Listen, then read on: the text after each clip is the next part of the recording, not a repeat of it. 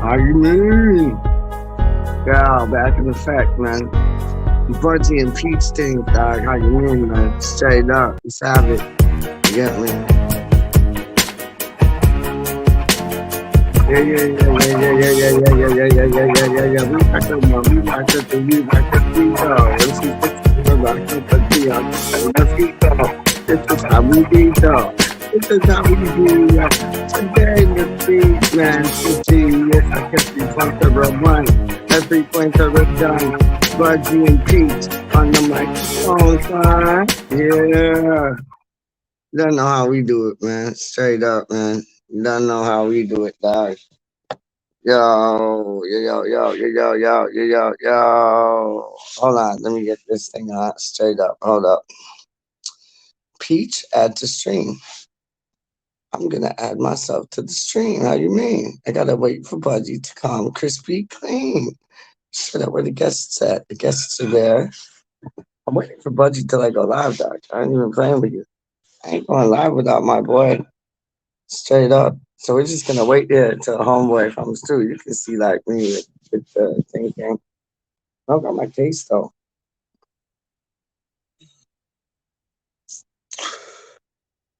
I don't got my case though, so it's just like bare phone thing, standing up.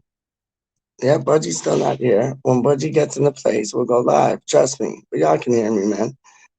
We got one person viewing in. That's probably Budgie. Yo, Man City today. Man City today. I can't sleep. I can't sleep like it's Christmas Day. Straight up.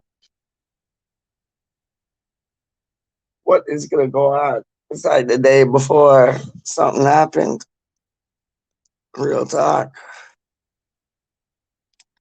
We need to beat these like sky blue Man City Utes. We need to beat them. We will. I'm confident, you know. The confident thing about me, you know. The text. What was the text? I forget the text already. It was so emotional. But you'll be able to read it because he got a computer and thing. I don't. I just got my cell phone. But Budgie got a computer and thing. And like the text was live. Basically like you're responsible for your own reactions. Like you don't have to react to everything. You know what I mean? I put it on the thumbnail. Basically be disciplined about your reactions because you control them. Like how much energy you give on a certain topic or subject, you control that. You know what I mean? Not everything needs your energy. Not everything needs like a reaction.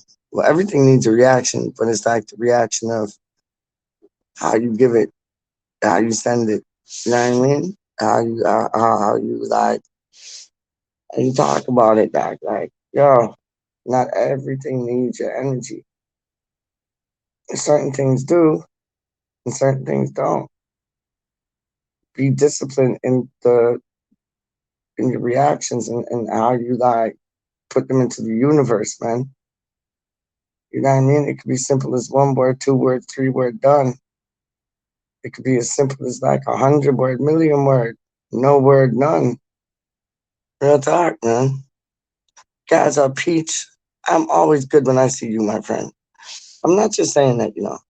It's like Gaza is the lick. And when I say lick, I mean the shit. I mean the Don Gargan. I mean the the person with the utmost, man. Straight up. That's Gaza. He's always here, doc. He always has something to say. He always asks how you are, puts himself aside, you know what I mean? And asks how you are doing, not how he's doing. You know what I mean? I always think Gaz is doing good because like Gaz is somebody who's asking how you're doing. That is a control of emotion right there. That is a man in control of his energy. You know what I mean? Like he's asking how you are doing. So you already know he's good. You know what I mean? Even if he's not good, he's letting you know he's good by asking you how you are. Thank you very much, Gaza, for being a beautiful beautiful, beautiful individual. Because I'm always good when you ask me how I am. I could be having the shittiest day in the world. And then Gaza comes on and says, Peach, how are you doing, my friend? And it's like, you stop and think for a second. And you're like, I'm doing all right. How are you doing, Gaza? You know what I mean? How are you doing, Gaza? Let me ask you that. Come on, you aren't, of course. But Gaza, how are you doing? Are you all right, my friend? Because I'm good. And I'm always good when you ask me how I'm dealing with, man. I'm okay, thanks, Peach. All the better for seeing you, man. Yo, same here. 100% same here. Guys, Bunchy is still not in the building. I do not know what he's doing. I showed him we're gonna go live. I'm not gonna get on some Franco shit like, oh, Peach is never on time. Peach is never on time. Like, look at Franco. I love Franco to bits and pieces. But does he take two things a bit too seriously, dog? Like, look. Welcome to probably the last ever episode of the Franklin Peach Show, because Peach can't get here on time, and I told him if he can't get here on time, then I'm done. I ain't got time for this. This isn't how it works. Son, I ain't got time for this. This isn't how it works. Son, I ain't got time for this. This isn't how it works. Son, I ain't got time for this. This isn't how it works.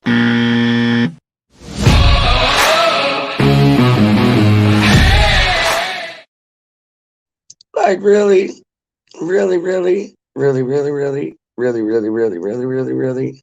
It's like, yo, my punctuality ain't on key.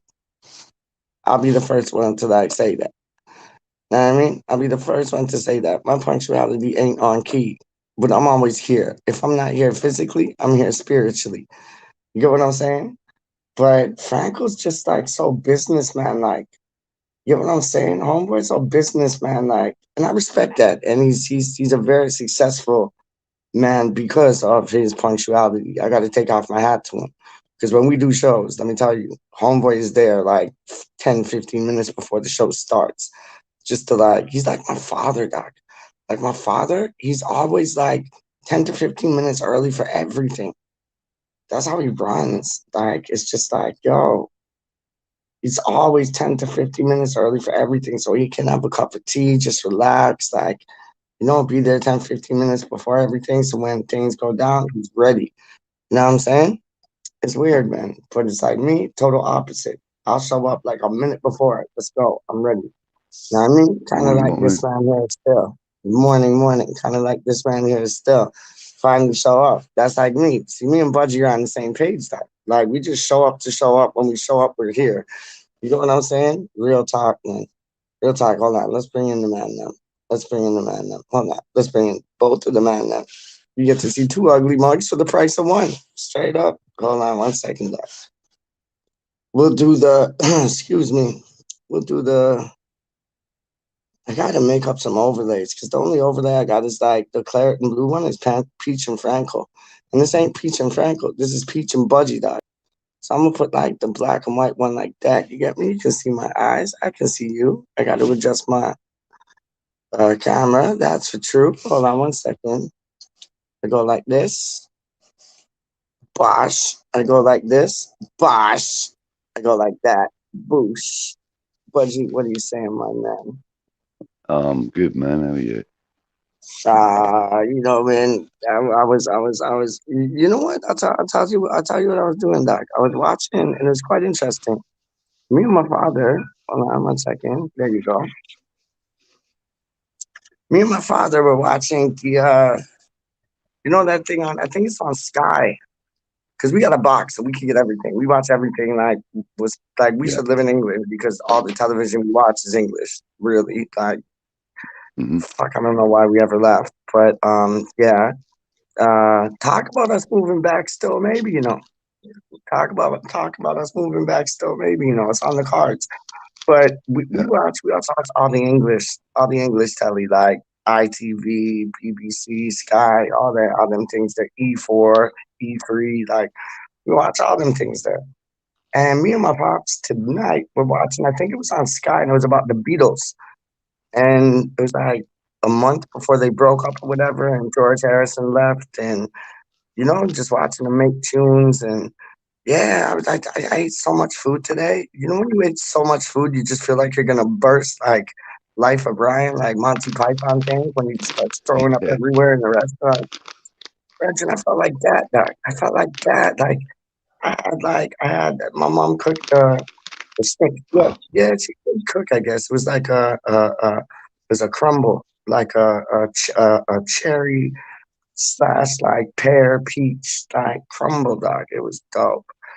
And like, oh, I had some of that with some Cool Whip and some vanilla ice cream.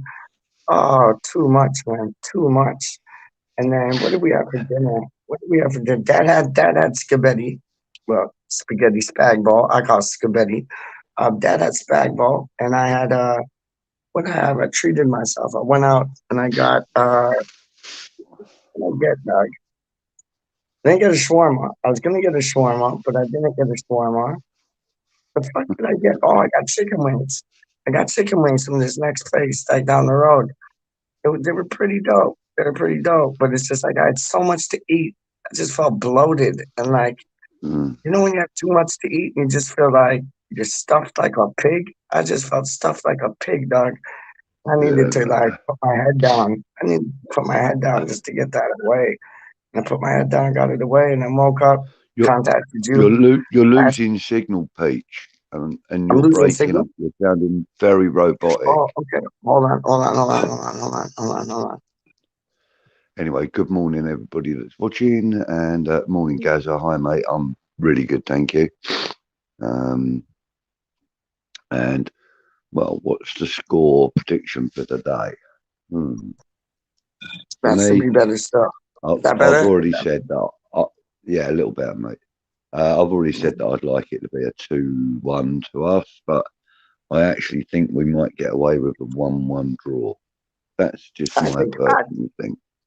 I think we're gonna But sneak a Pete, secret win. Peach wants me to commit to a 5-0 win or something, I and I think know I that think my good friend Pat Marn over in Ireland now, he would Ron. want us to win 18-0. He said, Oh yeah, right, one yeah, day yeah. he's going to be right. That's what he said. One day he's going to be right, and we win 18-0. It's not going to happen, Pete. Pat, sorry, not Pete. That is I can not see going us to winning. happen. I can see us winning today, man. I don't know what it Can is, you? but there's a feeling. There's a feeling in the air. Yo, my signal's all good now. Yeah, I sussed it out. Yeah, yo, buddy, I sussed out my signal. Yeah, Yeah. What's that? yeah, Sorry. we're gonna win.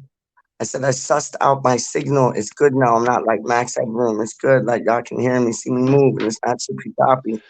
Yeah. I can see you. I can hear you. It's a little dark where you Yo, are, but that's not a problem.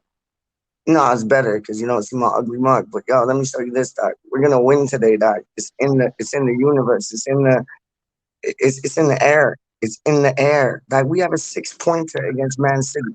When do we ever have a Yeah. 6 pointer against Man City? Never. We normally have 6 pointers for like Southampton, Norwich, and Newcastle. We have a 6 pointer with Man City, Doc. I know if we win, we'll still be on same Yeah. points, but probably below because like they got more goals and thing than us. But like Gaza loves my positivity. And you know what, Gaza? Mm. If you don't have positivity, what do you have? Fuck off. We're gonna win today, dog. Straight up. You watch. I'll tell you what. The Manx will turn up with complacency. They'll think that the game's theirs already. Yep. That's what I think. And I think West And you know Ham will what? go out there Yep. and show them that it's not necessarily going to be theirs. And I And think, you know, as you probably go on. say, I think we'll go out there strong. But I just, I wish I could share your optimism, Peach. But you know what? If let's say we do win, yeah. Let's say we do win. You know what everybody's gonna be saying? Oh, Man City didn't perform today. They had the match like midweek, like they didn't perform. No, we Yeah, overperformed them. We outperformed them. I hope we outperform them when we get the win. Dog. I really do. yeah. I Morning, really do, Gaza. man. Yeah, he's saying he would be tempted to put Sonny Perkins on the bench today. Oh Hey, yes, please. I'd be highly tempted to give him an opening shot. I Why mean, the not? way that boy, the way that boy came out the other day, Yes, and sir. and he performed. I mean, he was towering above everybody else with that cross. Yeah, He got his head on it, he got it on target, and then yeah, went straight back to work. Mate, that's the yeah. kind of player. That's the kind of player we need on our, And we got, yeah, you know, yeah. Diggs. How are you, Diggs? Nice to see you, sir. Or madam. Don't know quite which you are, actually. Got to be honest. It's a new name for me. It's a new name, Nah, me too, dog. you Me know. too. Big up, big up, big up, big up, Diggs, man. I mean, every new name is a good name, man. All you got to do is like Yeah, smash man. the like button, smash the subscribe Please, button, become a part of our yeah, family, dog. Straight up. yeah, man. Yeah, man. And just in case, because I was having trouble hearing what you were saying then, Peach. So, Yeah, Diggs, if you're new to the channel, you know, consider liking this video and subscribing to the channel. There's plenty of decent content on here. Lots of yeah, madness, lots of information, lots of yeah. fun, Right? Oh, lots of yeah, banter, and we've got a few guys on the channel that you know really do give you all the information you need, plus a bit of a giggle. I mean, come on, we do what have a could be giggle. better than listening to West Ham chat and having a giggle with it?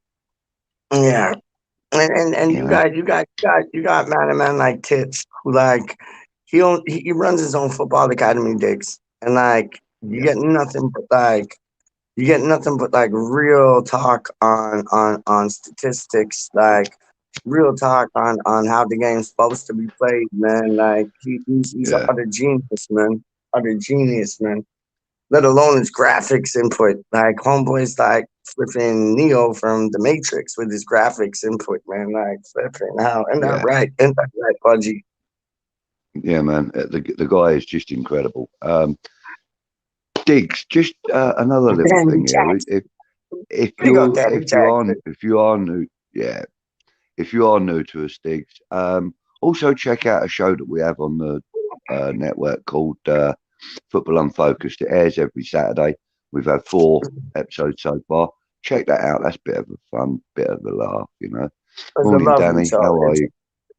It's a Yeah, man. lovely show. You got two West Ham United. Fucking hell, it's snowing here, man. I hate to see that, but it is.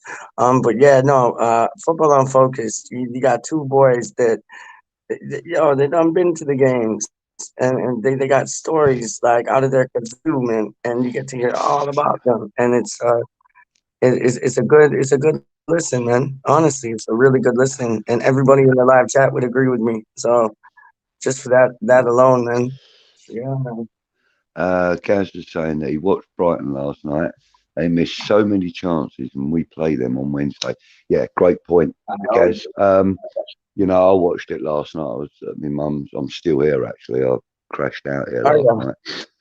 yeah, But yeah, I watched it last night with my brother and my brother-in-law, and we were jumping up out of our seats with every opportunity.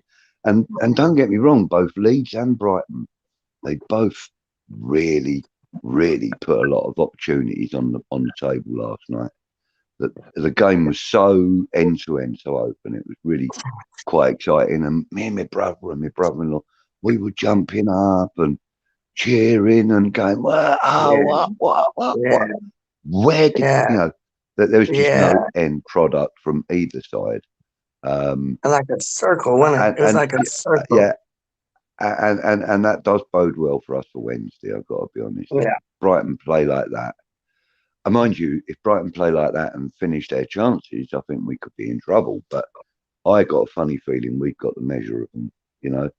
But we'll find that out later today. I mean, if we perform well against Man City today, regardless of the outcome and the result of the game, if we put in a good performance and a good, strong showing of ourselves, then on Wednesday night, Brighton will fear us.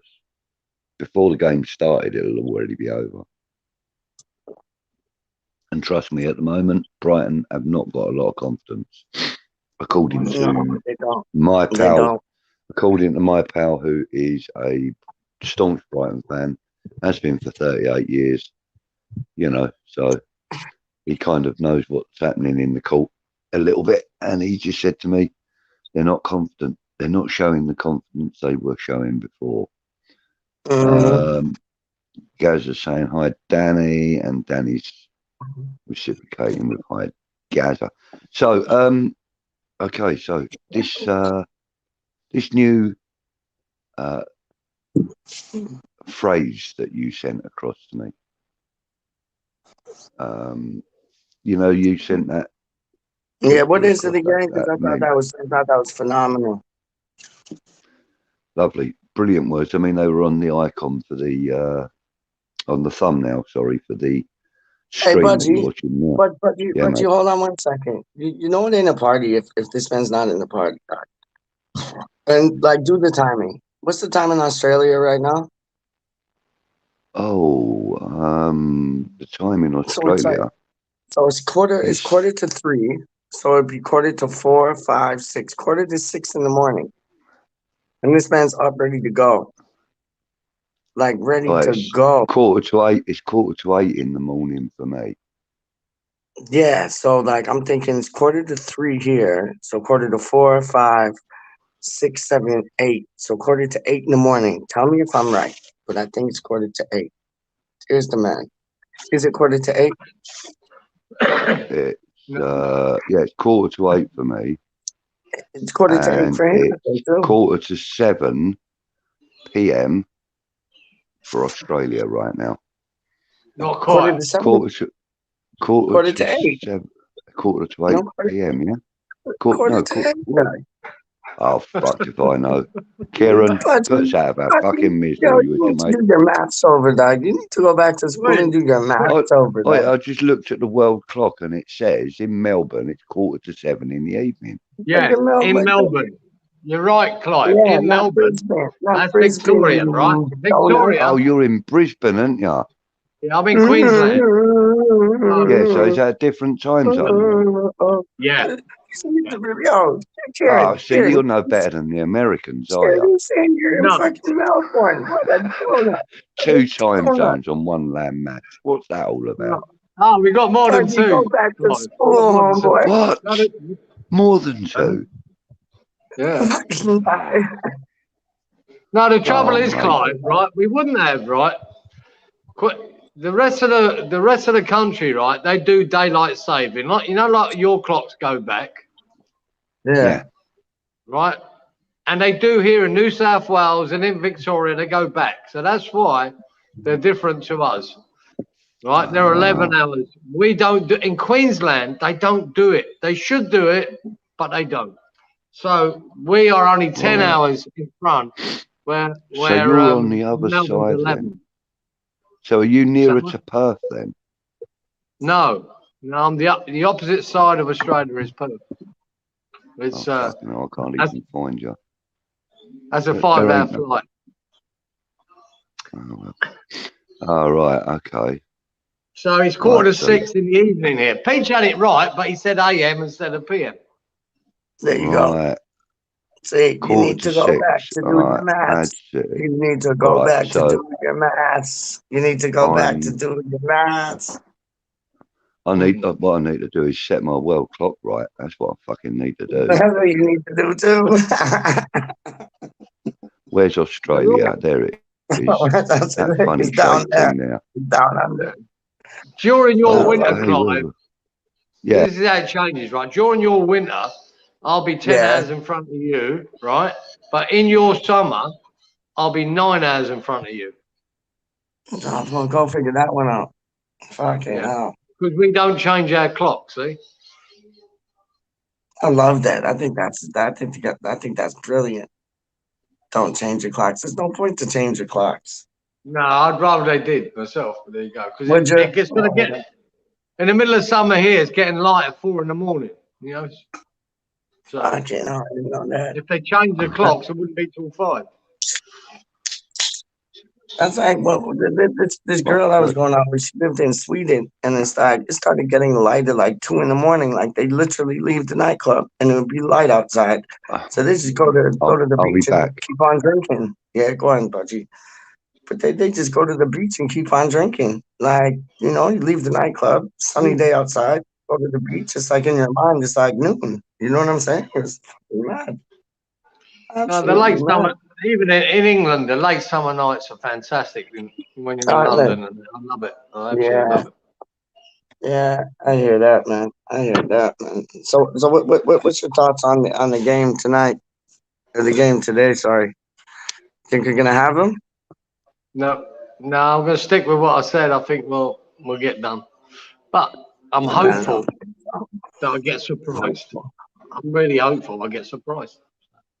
Yeah, I think we'll have him. I think we will. I hope you're right, mate. I hope you're both right. But no, I've not got many positive thoughts about this game. But I just want to be surprised again. I'd be so delighted if we get Yeah. have a go. You know what I mean? And give it to them. I'd be fucking over the moon. And even if we lose, Uh, if we lose by an odd goal and we've given it to them, yeah. we've given them a run for the money, I'll be delighted, man. I really will. Yeah, that would be Just to see phenomenal. an improved performance. Give me Oh, 30 mate, seconds. look at this. Look at this for a comment. Danny Jackson saying we have 4 time zones Holy in one shit. state in Arizona. That doesn't Fucking observe hell. daylight settings, makes it hard to keep up with. 4 time zones in one state. That's How mad. the fuck That does is that happen? mad. That is How mad. does that happen, man? That's That is mad. ridiculous. Damn it. Gaz is saying that he doesn't fear anyone anymore. I I presume we're love it. talking I about love it. I with love West it. Ham. Yeah, mate, I've got to be honest with you. I don't fear anybody anymore. You know, I mean, like even the likes of your Bayern Munichs and Real Madrids and that, I don't fear them. I think we got a chance against anybody at the moment. Yeah. You know, Yeah. I, I I, I, would, I, I, I would, I think we would probably struggle up against, some of the top world teams. I don't think we would be as convincing as we are in the Premiership, but we're talking about the likes of your Barcelonas and you know Madrid and all them. We probably wouldn't. We would probably struggle against teams of that caliber. I believe, yeah. but then today will show us because I put Man City above any of them teams that I mentioned Yeah, anyway. you're right, So Clive. That's the point. I think they are yeah, above them. Really I do. think they are, and I think that today is a massive test for us. Even though, as I Yeah. said, as I've said before on other streams, that when we beat them in the Carabao Cup or when we took them to penalties in the Carabao Cup, nobody expected that. Everybody No. expected a whitewash. No, you're They right. all thought that we would be, walking away from that game with our tails between our legs, thinking, oh, yeah, well, we ain't the greatest after all. But listen, we've never felt that we're the greatest. But, No. we are massive. And that doesn't always mean your league position and that, but what it is we've got a fan base that circumnavigates the entire globe like many other teams do, but it just seems that a lot of people are talking about the network of YouTubers that are connected to West Ham, like ourselves and us and Gatesy and Duke and them guys. That there are many more of us than there appears to be for any other team out there for some reason. I don't know why. I think it may be the fact that we've always had a passionate fan base, and that's evident every time we play away. Once our 3,000 people get themselves in their seats and stuff, 3 to 5,000 or whatever it is we take, Yeah. they're heard. They're heard every time. You hear Yeah. them singing Bubbles. You hear them singing Antonio, and you see them putting the effort in.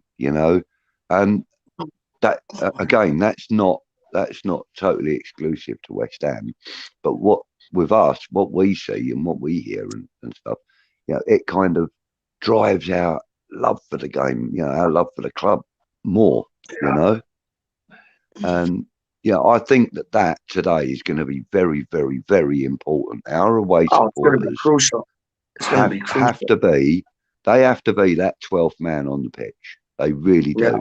And, Yeah. you know, I urge anyone that may be watching this that's travelling to Manchester or that's already in Manchester waiting to go to the game or whatever, I urge you all, please, please, please be that 12th man. Listen, guys, my mum's just rung the bell. I've got to go and deal with her. I'm the only one that's awake and she's bedbound. All right, So mate. bear with me for 2 minutes, guys. Not a problem. Yeah, I agree with what Budgie's saying. Everybody up, like, running to the game right now. Be in full voice when you get there because they're going to need us. And we are the 12th man. And we're a strong 12th man because whenever you watch the match on telly, if you're there at the match, you always hear us. There could be like 20, 30, 40, 50, 60,000 of the other team. You always hear us. We might be 5,000, 10,000 deep, but we're always heard, and we can. We're always heard. Yeah, you always hear that bit of noise, mate, don't you? In the background, you get the West Ham boys there.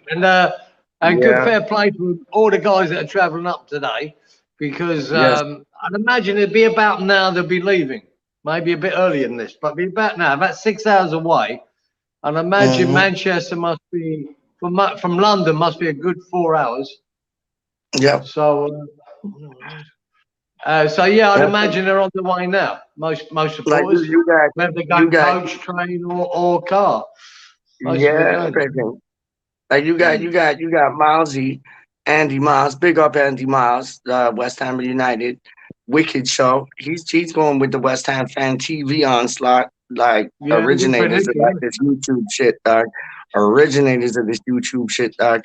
Yo, all the men are going up there to watch the match, and you know they're gonna be in full voice, man. All we need is like Archer, Nicky, and Milesy like singing two things, and yo, they'll flood out the stadium with their songs, dog. Straight up, man. Straight up. And they're going there. And I think Andy Miles went on a bender last night, dog, because he was talking about like how he was there was some like Jamaican theme party, dog. And the homeboy loves his red stripe. And they were having like jerk chicken, red stripe beers, curry goat, all them things. And I think he pulled an all-nighter, dog. Like, homeboy will be like half asleep in the ground there watching the match, just singing without even knowing it, dog. They'd be suffering. Trust me, man. Yo, the boys them are on their way, dog. Like Manchester watched them. It's a long time in the car if you're hungover, I'll tell you.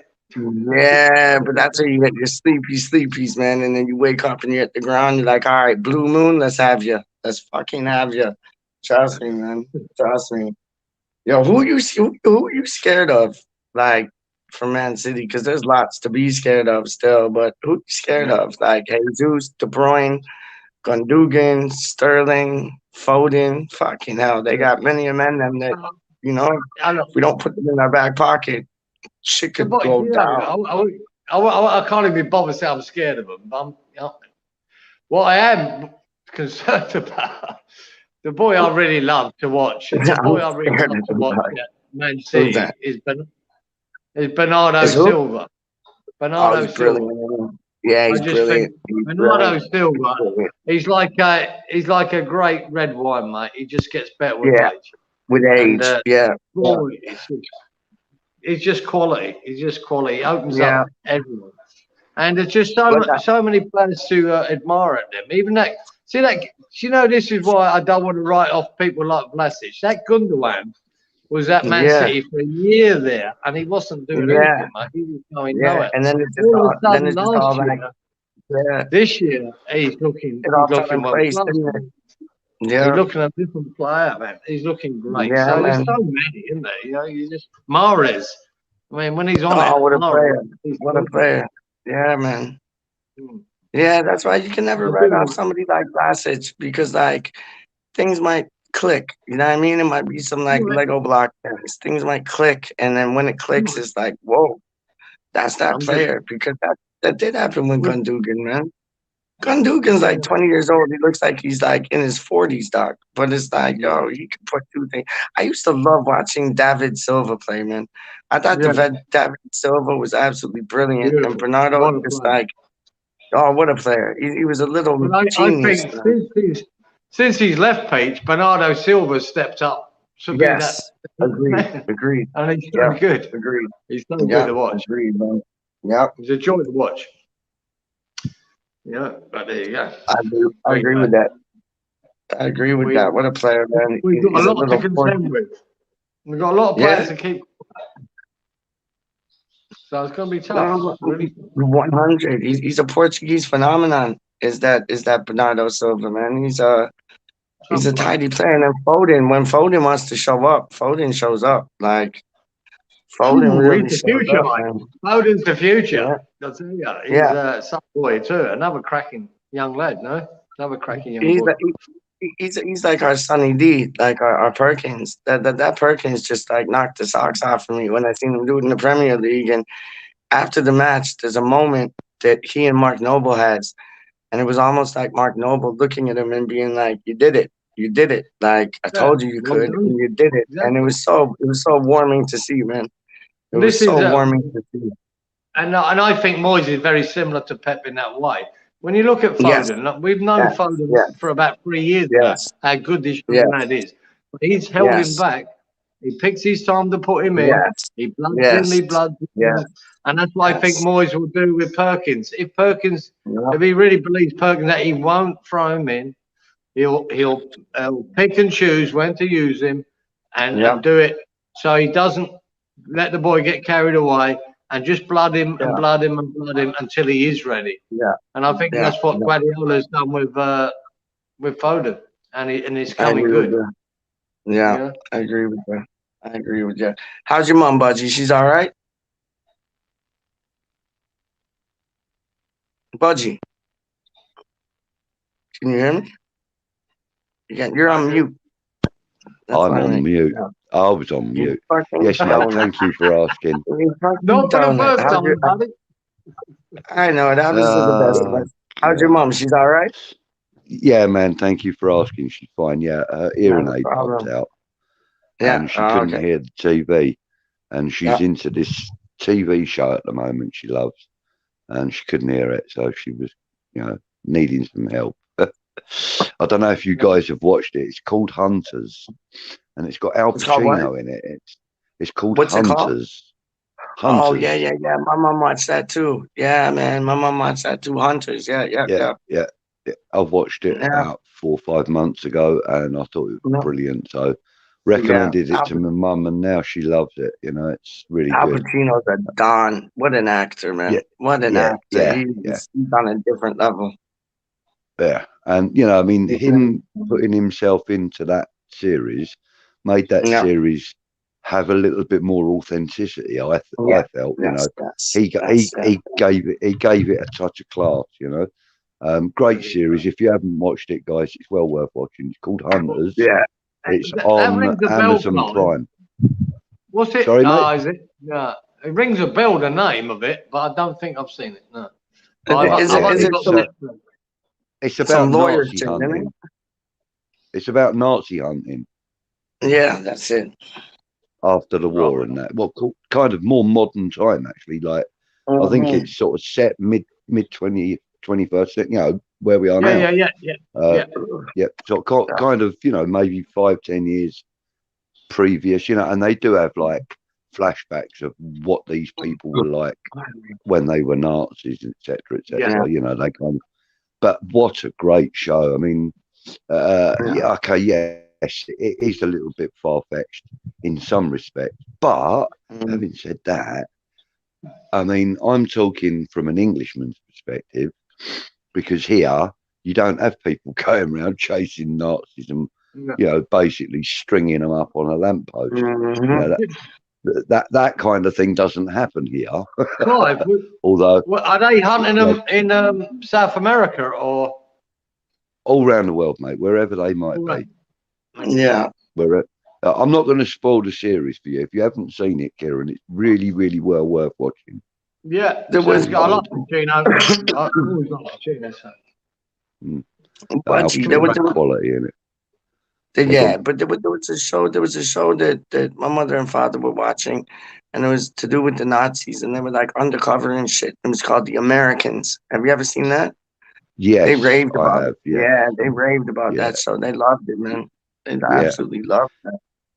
yeah, when they released that over here, they showed the first episode, and Mm-hmm. they, everybody was raving about it, and it was on the Mm-hmm. TV, and on the breakfast and everything, like breakfast news and stuff, Mm-hmm. and everybody was raving about it, and I thought, well, it's okay, And then I Mm-hmm. watched part Mm-hmm. two, and I thought, yeah, it's okay, Right. it's getting better, Yeah.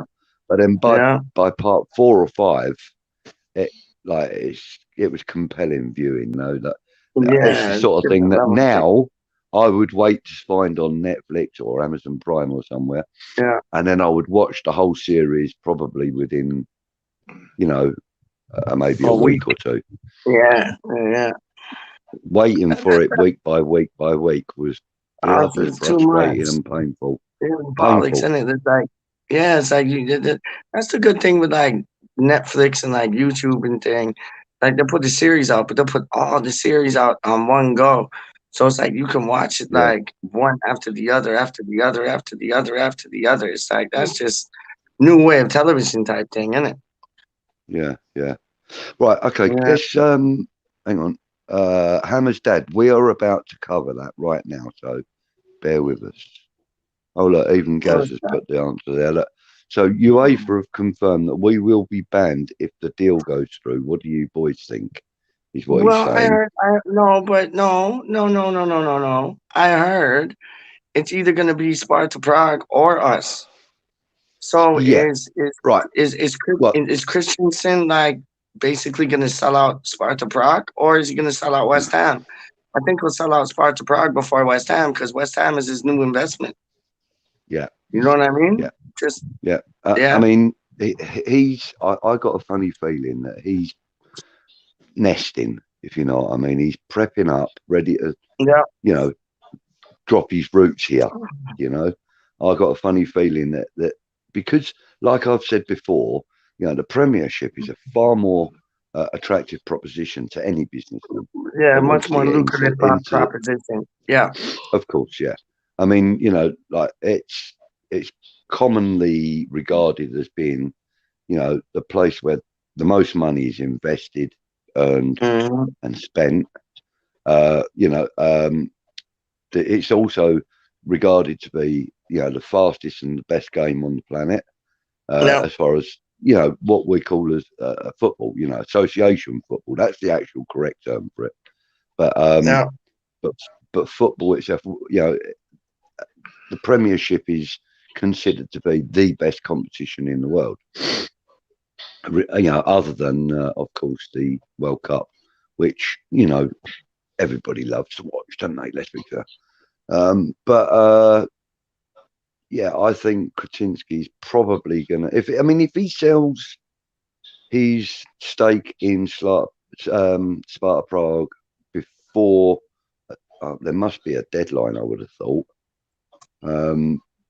Then I would have thought the investigation would have become null and void or something, or that any conflict of interest would then have been nullified, if you like. I love these big words this morning. What's happening? But yeah, I think there must be like a deadline. It can't yeah, be, that. I mean, the guy's only had 27% of our club in for what, 3 weeks, yeah, something. you yeah. know. So surely he must have some kind of like honeymoon period where he can, decide where his money wants to be or his loyalties wants to lie. Surely, that UEFA would give them some kind of leniency in that respect, But if we do, if things continue as they are, we do stand the chance or run the risk of being banned from European competition. Yeah, Is but that what I the can't. ban is about? Yeah, but I can't see him buy. I can't see him putting all this money into West Ham just for West Ham to get banned. I can't see that. Yeah, That just seems silly to me. It just yeah. seems silly I to me. mean, that's that's a good Well, point that you've got on screen now. What about Red Bull? Don't they own many clubs? Yes, they do. They have yes, major they do. investment in four that I know of. So maybe because that's a conglomerate and it's not an individual, Look maybe at that. the rules Look are at that. different. Could be made up news. A Spurs fan. I love it. I love it. I love it. Yeah, they got to get back at us some way, haven't they? Yeah. I But, love it because they ain't getting back in football ways, man. Oh my days. yeah, I think that maybe because the Red Bull model, if we want to call Yeah. it that, I think because they are a business that is not owned by a single individual, that, mind you though, Kretinsky doesn't outright own Sparta Prague or West Ham, so there's no kind of monopolization worries there, really, is there? So, whereas Right. Red Bull do, don't they? They completely own the club, any of the clubs, or are they part owner?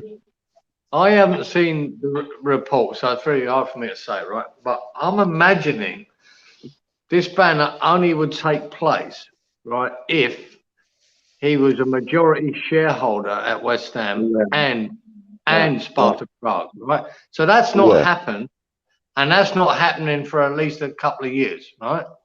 So I don't see, and like I said, I haven't seen the report. I can't see why they'd ban us now because he's invested in two clubs. He is a majority shareholder, I think, at Sparta Prague, but he's not the majority shareholder at West Ham. So I don't see why there would be an issue until he is. If he becomes a majority shareholder at West Ham, then there's an issue. I believe by that time he would have sold his major interest in Sparta Prague. Yeah, well, you would hope so, wouldn't you? You would hope so. If that's the case, like, I haven't seen the report or anything, so I don't know. I'm only guessing. yeah. I mean, at the moment, at this point in time, even those that have read the reports, it's all still a bit of guesswork and speculation because obviously, you know, no major details will have been released as yet. You know, that's just too early for that. You know, that's my opinion anyway. Let's move on to something a little bit more positive. Yesterday, the under-23s had a game against, who was it? Oh, Blackburn Rovers. 1-1-0. Yeah, that was a win. Good game by all accounts. Didn't you say that you'd had a look at it, Kieran? Yeah, well, he hasn't come up on my thing yet, so. Oh right, yeah, because you're in the outback, isn't it? Yeah, I don't know whether I didn't look for it today, to be honest, but I did. Still waiting for electricity. Still waiting for electricity and running water. Kangaroo's got to pump a bit harder to get us fucking internet. Yeah. Oh, it's you that sounds like a robot. Yeah, that's it. Yeah. Oh, Hang on, let's wind up the old internet meter. Yeah, that's there you go. It's not bad for 12,000 miles away. We're doing all right. Yeah. Oh dear. Oh look, who's in the house? Happy Hammer Happy Hammer Good morning, Hammer. How are you? How's your head this morning? My girl. How do you mean? How's your head this morning, young lady? I hope it's all right. Why she went on a piss last night? Yeah. She went on red wine last night, red wine, mate. I'm telling you. All the girls don't love the red wine. She put it out there for the world to know. So you know, love it. Let's hope that she's got, you know, she's got a decent unfuzzy head this morning. A little bit worse for the wear, she says. Oh, bless. Our sympathy levels are really low this morning, Hammerette, by the way. You'll recover. You'll be right. Hammer's dad says we're all pissed and stoned, H. Speak for yourself, mate. I ain't pissed. But I'm getting there with the other. You were on the drink last night, Hammerette, says Gaza, and she says a bottle of red and a bottle of rosé, not good. Oh dear, look, mixing your drinks now. I Yeah. suppose that's not really mixing it, is it? Really, Peter. Oh look, Peach is Sort of. off again. Look, it's now live with Kieran and Clive because Peach has done a Sorted. bun. Not for the fucking first So, time. As he left us to it. well, Gator. you know, don't you? Yeah, you know. But yeah, He's off so for a takeaway. he's probably going to get himself a chicken shawarma. Yeah, the old shawarma, Yeah. mate. Get it in the fridge for later. Yeah, so I just want to stick something up on the screen. You can still chat. Just want to pop something up on the screen just to show you guys. For You a pop minute. away. Here we go. Look, what you reckon on that then? That's our new like interim screenshot, as it were. Is it interim or what? Is it, Yeah. fuck, we got your ugly head on it. It's all right, I have a rep. You What know, the fuck you are know, doing on it? you know, like when you're on with Peach, and then all of a sudden he disappears and he leaves you on the screen on your own, and you really bust in to go for a pee. You know, Oh, that's what you do. You stick that on, and then you just go, "I'll be back in a moment," and then it's a P you go cover. off, you go do your thing. Yeah, that's Yeah. it. It just covers the screen, gives somebody, gives everybody something pretty to Hammerette look looks at. nice. You know what I mean? Hammerette looks nice. Yeah, I know. Yeah, go on, go on, Mr. Weatherman. I'm not going to push it, man. and then there's this one. Yeah, little look, Budge Young. all I fucking noticed, right, is a lot of fucking photos of you. Where's my fucking photo? I ain't got none, mate. You ain't sent none to me. Well, I No, didn't know how come to do seriously. Yes, seriously. You know how to use WhatsApp. Fuck's sake. WhatsApp. Stick a picture into WhatsApp or get Kieran to show you how to do it, and then send it over to me. Yeah, send over some pictures, and then I'll listen. I made up a nice little like a montage thing with a legend on it for Hammerette yesterday with a few of the pictures that I've got from when we were at games and stuff. Yeah. So I just put this little montage together and sent it over to. So I'm thinking about doing it, for a bit of fun, just But send me over some pictures, Kieran, of yourself, your missus. You don't need to see my ugly mug, mate. You're good. No, seriously. Send me over some pictures, Kieran, of you and the family. It'd be nice. You know what I mean? It'd be nice to know what your missus looked like and your kid. How many kids you got? Just a boy. There's no missus here, mate. Oh, in it? No. There's just me and the young fella. That's it. Oh, right. She went a long time ago. We're still good friends. Yeah. I've got a few exes, and they're all still good friends. And I've got a few exes. He says, "Yeah, we've yeah, got a few exes, but mate." none of them can live. None of them can live with me, so that's fine because I can't live with them. So it's all good. Well, yeah, I'm in a similar position, mate. I didn't marry them all. I only married one. There was that was it. Yeah. Once was enough. But no, they're all good, still good friends, and I ain't got a problem with them. Yep. Gazza says we're back to the Bert and Ernie show. Yeah, we are, Gazza. Waldorf and Statler. How good did Titch do last night with it? Really good. Sorry, mate. How good did Titch do last night with his little editing and that? Done really well. Oh, lovely. Yeah. With the train and everything. That was nice. Yeah, that was. Yeah, I didn't expect that. That was quite clever. Yeah, it was good. Yeah, Titch is good like that. I mean, he's artistic. He's got a good eye for detail. Yeah, sure is. Yeah, and that's why I gave him a shout out on the show, because he does all of that and he don't get nothing in return for it other than the satisfaction of people enjoying the shows. Welcome back, Pete. He gets no like remuneration he doesn't get paid or anything like that for it.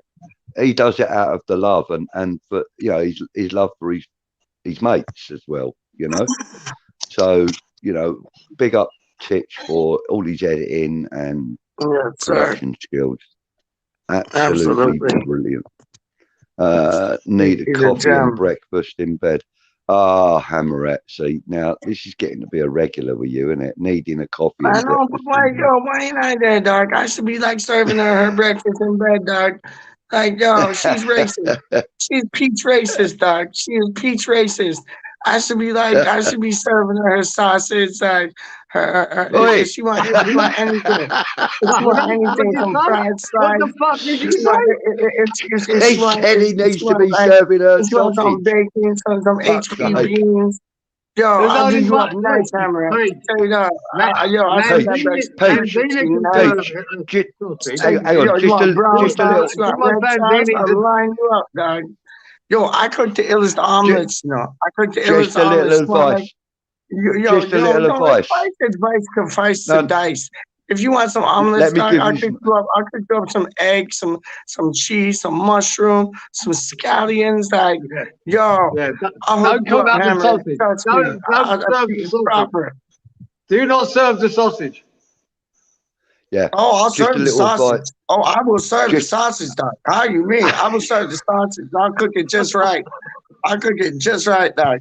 Trust me, in the fried slice, out of this world. Tomatoes with like some salt and pepper on them, just right, dog. How you mean, man? Mushrooms, just right, dog. Like, yo, happy Can Hammer. I give you some advice, Pete? My G, I got you, girl. Trust me. Yeah. Yo, Can I give you some advice, though, Peach? Yo, Let me give you some advice, can't. mate. No, you next can't. time. No, you can't. No. No, Listen. No, Listen. no. Next time you offer to cook a woman breakfast, don't lead with the sausage.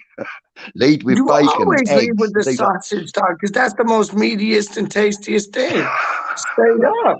You always leave with the Well, sausage, that's yet to dog. be seen, isn't You it? always leave with the sausage, dog. Come on, man. And then you got the bacon. Where's the mute button? And I'll mix it up. I'll go with some English bacon, right? But then I'll go with the we're in salty. Benny Hill I'll go with the country now. salty Canadian streaky bacon, dog. Trust me, I'll run two things, dog. And then we'll put some omelets up in the mix, fried slice up in the mix, some tomatoes with some like salt and pepper and a bit of malt vinegar up in the mix, dog. Y'all didn't even know. I cook a breakfast like Babe Ruth things, dog. Trust me. Brooklyn Dodger thing, dog. Trust me. Big up Charlie boy. Trust me. I'll ruin them things, dog. Ruin them things. Anyways, back to the schedule that plan. Peaches always in hand. Right. TDT's in the house. TDT's Morning, Stuart. What's TBT saying? Hi, everyone. You know, TBT's a legend, dog. Straight up. I love that, man. Stuart. Big up, Stuart. Big up, Stuart, man. Yo, don't we have the best, live chat people? I don't business. Because you see all the people on the live chat and other shows.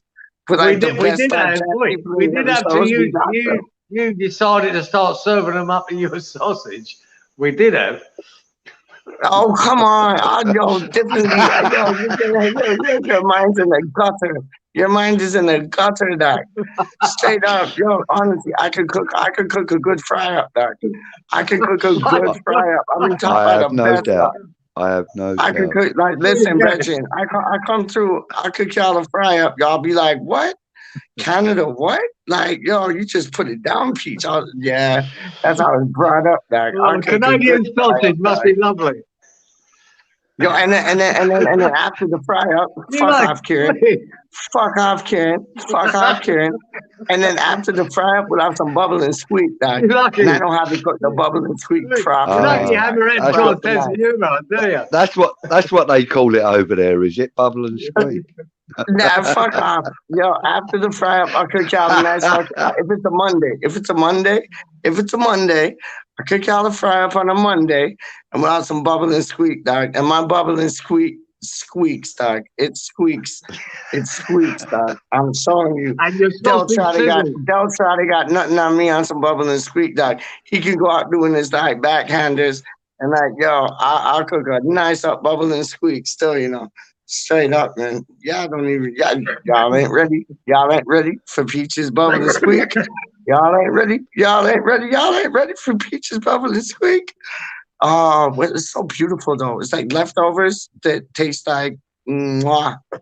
I love it. I love it. Budgie, what did you have last night for dinner, my son? Oh, really? Okay. Yes. See, you Butter, forget already, don't you? all right. Okay. Butter Come on, chicken, son. What? pilau rice. You had butter chicken and pilau rice. Yeah, with what do you Ooh. call it? Onion barges. Potato. No, potato bhaji. What's it called? Bombay Like potato. That's the one. samosa thing. Yeah, no, Bombay potato. This is like curry fried Ah, potatoes, lovely, isn't it? lovely, lovely, lovely, lovely. Yep, yep, yep. Yeah, with a naan bread, and I just sat there and it was a massive, huge meal. Really Oh, enjoyed love it. it, Lovely, love it, lovely. love it, love it, love it, love Do, it, love do it. you get black pudding in Canada? Hammers Dad Yes, we wants do. to know. Yes, we do. Yes, we do. And do you get white? And Do you get white pudding there? no, no, definitely No. no. Black pudding, yeah. Black pudding, yeah. White pudding, no. Weird, isn't it? White Do you Like, know what? yeah, we get white, I we think get what. white pepper, like we got with the jelly deals and thing. We get white pepper, Yeah. but we don't get white pudding. We get black pudding, and it's Mm. good. My mate, he runs a shop called British Grocers just down the road. Sean Keld, big up Sean Keld, and like, yeah, man, they started one just outside of Oakville where I live, and then he started his own shop in Oakville, and yeah, you get pucker pies, you get black pudding, you get all the good sorts like you get some like Scottish haddock, smoked Scottish haddock, kippers, all them Canadian things there. sausage, Like, yeah. Was that Karen? Cumberland sausage. You get that? Yeah, No. yeah, yeah, yeah, yeah. You Yeah. get that. Yeah, you get Oh that. We man, don't get the we my don't get the white favourite that pudding. is I love Cumberland sausage. yeah, I love the black pudding. Like people are scared of it because it's just like it's Mm, like blood pudding, right? People are scared of it, yeah. but don't it taste so I good? think, oi, Don't people are it taste scared of so that good? Canadian sausage. Oh, I'd be scared of the Canadian sausage, dog. I'd be scared of Hammeret's the scared of the Canadian Canadian sausage, but sausage. apparently the gals love it. But no, differently. I'd be I'd be scared of the Canadian sausage still. But it's like the black pudding. You get a lot of people here like, oh, that's just blood. And it's like, yeah, but when you eat a steak, the best part of the steak is having it like medium rare, and that's blood. All the juices that like ooze out of it is blood. Like they don't get it, man. They don't get it. Like black pudding is absolutely beautiful with some malt vinegar on it, some salt on it. Like yes, please, all day long, all day fucking long, dog. How do you mean? It's lovely, man. The taste, you can't find a taste like that anywhere else. It's like Marmite. You can't find a taste like that anywhere else. I've never had Similar. Vegemite. Kieran, tell me, Similar. how close is Vegemite to Marmite? Because like Marmite has a Very taste similar. about it.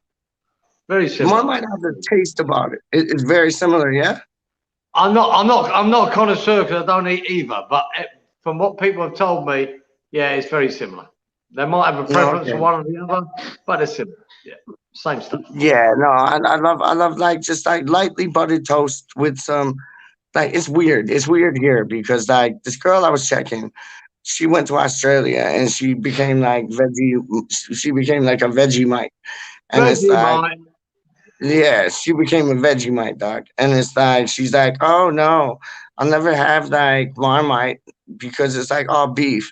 And I'm like, yeah, but you have Vegemite. She's like, yeah, but I have Vegemite with tomatoes and like Vegemite and avocado, and it's healthy.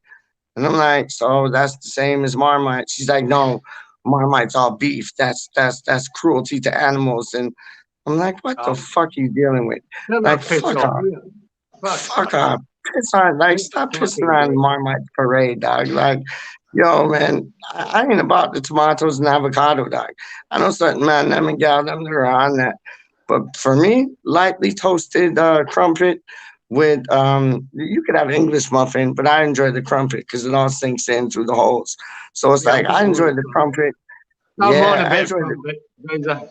Oh, I love me some crumpet in other ways still, you know, my friend. But it's like, yo, I enjoy the crumpet, lightly buttered. Put some Marmite on that. Bob's your uncle, Fanny's your aunt, Vic's your best friend. Straight up. And it's like, yo, I love that. I love that. But it's like, yo, people here, they're like, oh no, Vegemite with avocado and tomatoes. And it's like, just because they put avocado and tomatoes on it, they think it's like, oh, fucking, I don't know, super Glen friend. Go, Brandon. Let's go.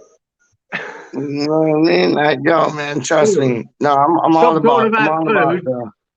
Hammeret's Go going to on. have to leg it to the calf now to get an egg and bacon sandwich because you keep talking See, about food. There's not the food on there. this is the effect I have on people, dog. This is the effect I have on people, dog.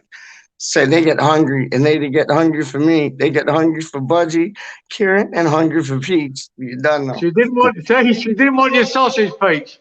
She's not too keen on But Canadian sausage. that's differently.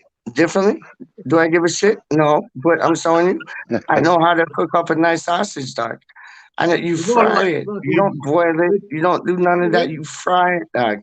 You fry it. Yeah, I You get know. your Yeah, fork. well, You put your fork into it. Damage the sausage. yeah, You gotta don't do that, damage the mate. Don't do sausage, that. dog. You'll be You back gotta in hospital. damage the sausage.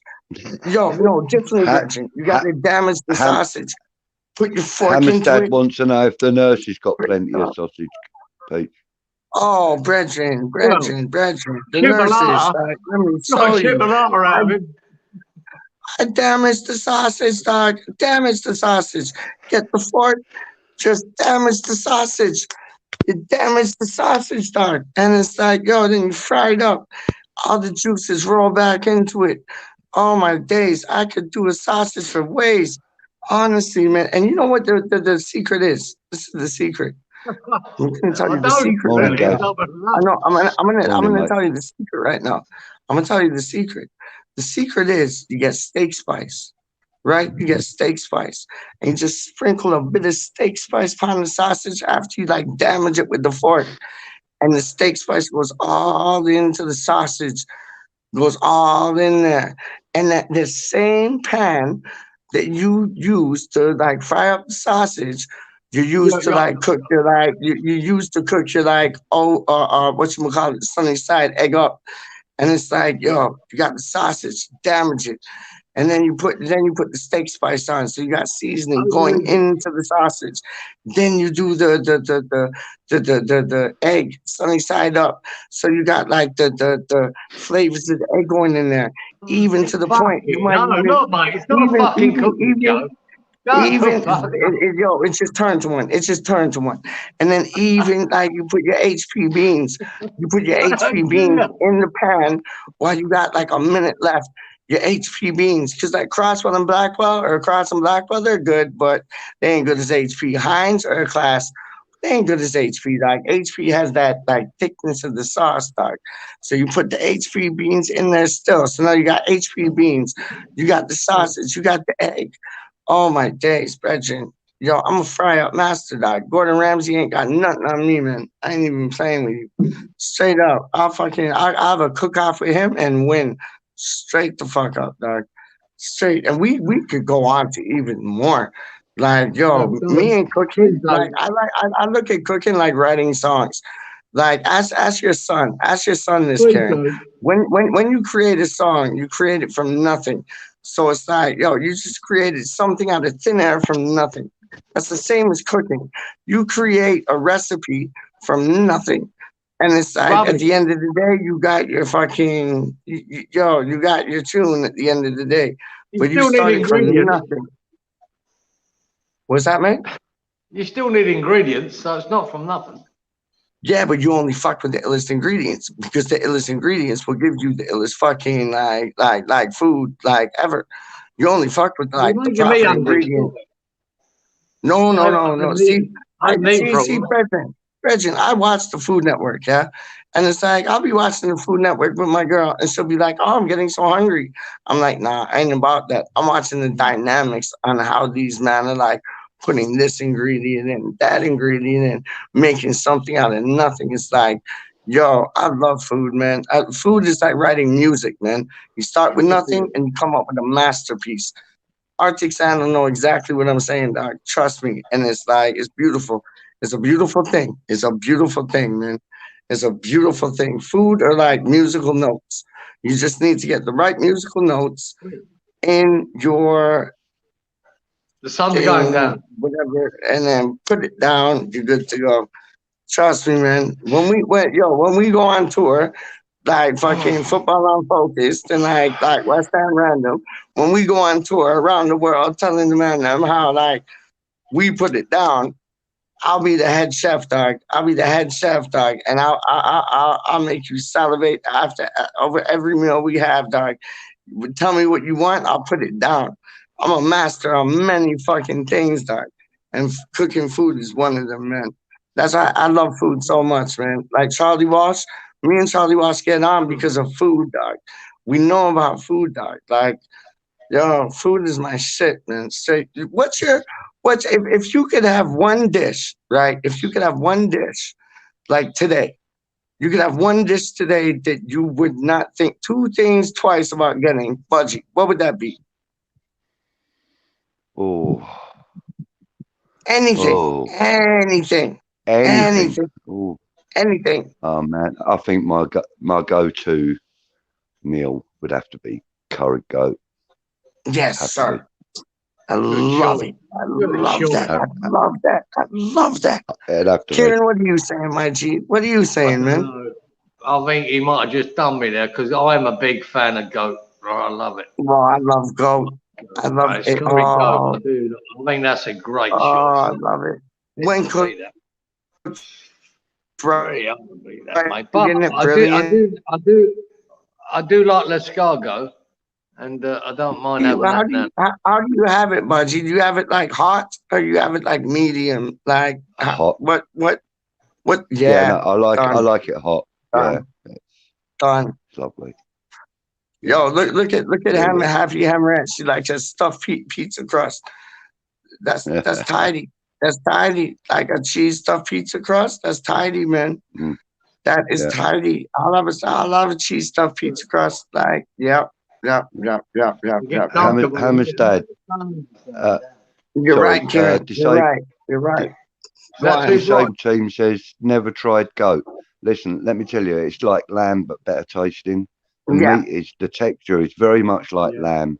yeah, yeah, And it cooks like more like mutton. You cook it yeah, slowly, otherwise you get a yeah, tough meat. yeah, But yeah, it is very nice. It's a slightly better flavored lamb, if you like. yeah. Um, Well flavored, isn't it? Well Afternoon, flavored. Darren. Welcome to the show, mate. Good of you to Guys join are us. from Thailand. You don't?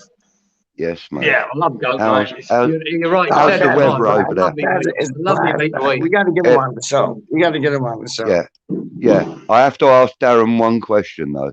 How's the weather over there, mate? Oh, look, my mum's calling me I again. know. I just I'll be heard. back. I I'll just be heard. back. I just heard. I Two just heard. I just heard. 2 seconds. Not a Ding problem. dong. Not a problem. Avon calling. Fuck off, Karen. Fuck off, Karen.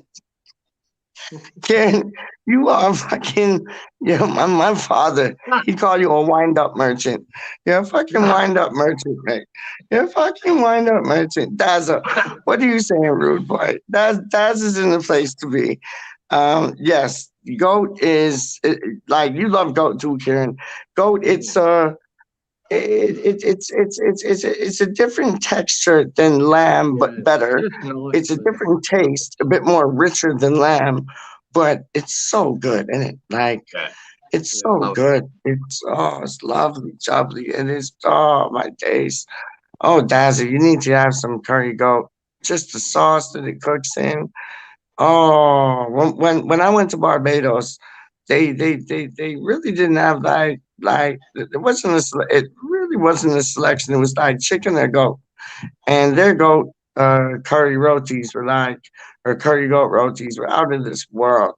Like and the thing in Barbados, you could have like an all meat roti.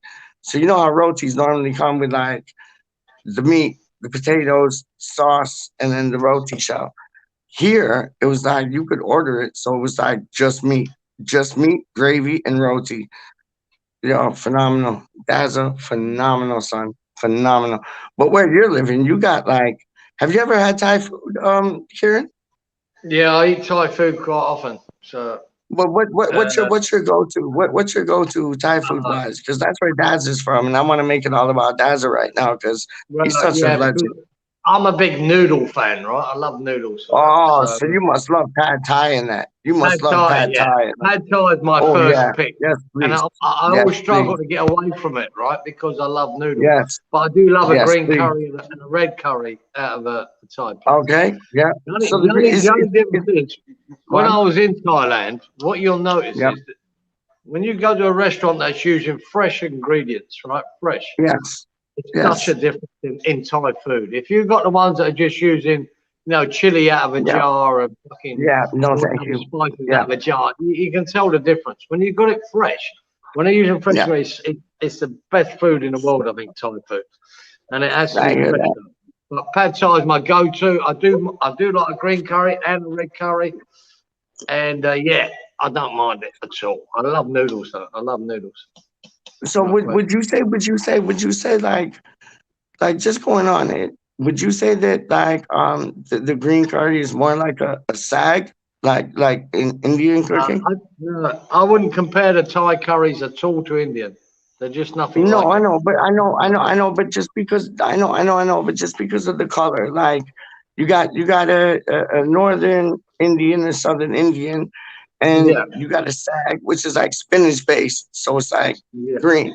You get what I'm saying? Like, would you No, compare nothing the like it. sag? No. Okay. Okay. Nothing Okay. like it. So Nothing like it. what's the green that they use in Thai curries? That's I a didn't ask him. please help. I just Like said, help thank me you out. very much. That was very nice. Love it. I never asked him what was What in it. what's that? Come again? What's that? I didn't ask him what He was in don't. it. He He was don't know. enjoying it. I ain't Oh got no, fuck fucking off. clue. You numpty. So sag is like spinach based. So it's I like know you got Craig a is lot of spinach. green in it. You're No, I talking think shit. I think they put food coloring in it. Just make it green. Fuck off. It's not like a strawberry milkshake, dog. Fucking guy.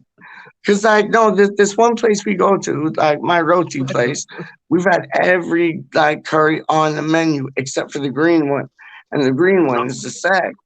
And Wait, we've had every one except for the sag. And it's like happy they do Amaret. it. See, ramen Come again? noodles. Nice. Really nice. Ramen noodles. What Happy Amaret said. Lovely. Lovely. Well, Very listen, nice. if you're gonna talk about noodles, I want Ben Rama noodles, and those are Algerian dogs. So like, yo, I ain't even fucking with you. I want some like Ben Rama noodles, Algerian noodles, dog, straight up. I think Ben Rama's gonna have a blinder against Man City. I think after He's we play fucking, Man no, City he won't. today, How's he going to yo, have they're gonna blinders? want to sign him. They're gonna want to He'd be on sign the him fucking bench. straight up. He'd be on the bench. He'd be on the bench, No, mate. he won't. No, he won't. Yeah, No, he won't. it No, he could, it won't. could So, be. so It could no, he be. won't. So who's starting? Who's starting in this place? Yarmolenko. No, Get out. no, thank you. No, Get thank you. out. For his No, He's pace. not thank going to you. start. He's not going to start Yarmolenko over Thank you, Ben but you Rama. talk some sense into this Not man's head. happening. No, there's a Right, Go possibility. on, buddy. There's a slight possibility, right? Ben Rama stop could be drinking. rested Happy for Hammerette. Lanzini. Dun, dun, dun, dun, Lanzini. dun. Happy Hammerette. Possibility. Dun, dun, dun, I dun, don't think it'll dun. happen, but it's a possibility. Stop There you drinking. go. Nah, never Thailand. Happy Hammerette. No, We're a bit Canada. late in the Happy day for Hammerette, that, Gunther. Canada. You know you want to. You know you want to. You know you want to. Canada. Happy Hammerette. What's Darren sounded like still Happy Hammerette out of Peaches, like under Peaches' nose, dog. Said, what's this? Like, yo, Thailand, Happy Hammerette. No, Canada. How you mean? Wow, Daniel, Darren, nice. No, not nice. She, Not nice at all. she Base asked noodles where are he weak. was. Base noodles.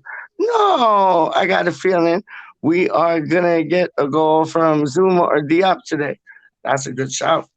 That's a good shout, boys. How do you feel about that? Goat shoulder or goat leg, goat shoulder. Cook slow. Be great to see Sufal, Trip Up, Grealish. Hope they both play. Yes, word up. So the question was, okay, now Happy Hammerette is what? She feels that there's gonna be a goal from Zuma or Diop. What are we saying? Zuma or Diop? No. Maybe? No, I picked I 2 think 0. I think she's I right. picked I 2 think 0 to she's Man right. City. I don't think anyone's scoring, so I can't I say. know, I know, but you're just a negative Nancy. I think, you know what? I think Zuma might get a goal. Budgie, what are you I saying? think I, I think we should put Kieran on a timeout. I think we should too. I think we should too. Wouldn't that be amazing? Wouldn't that be Wouldn't that be amazing? Budgie, funny? if you can do that, run that. Don't Put worry. him on the Nazi Don't step. worry. Put him on the Nazi step. Straight up. That'd be lovely. That'd be lovely.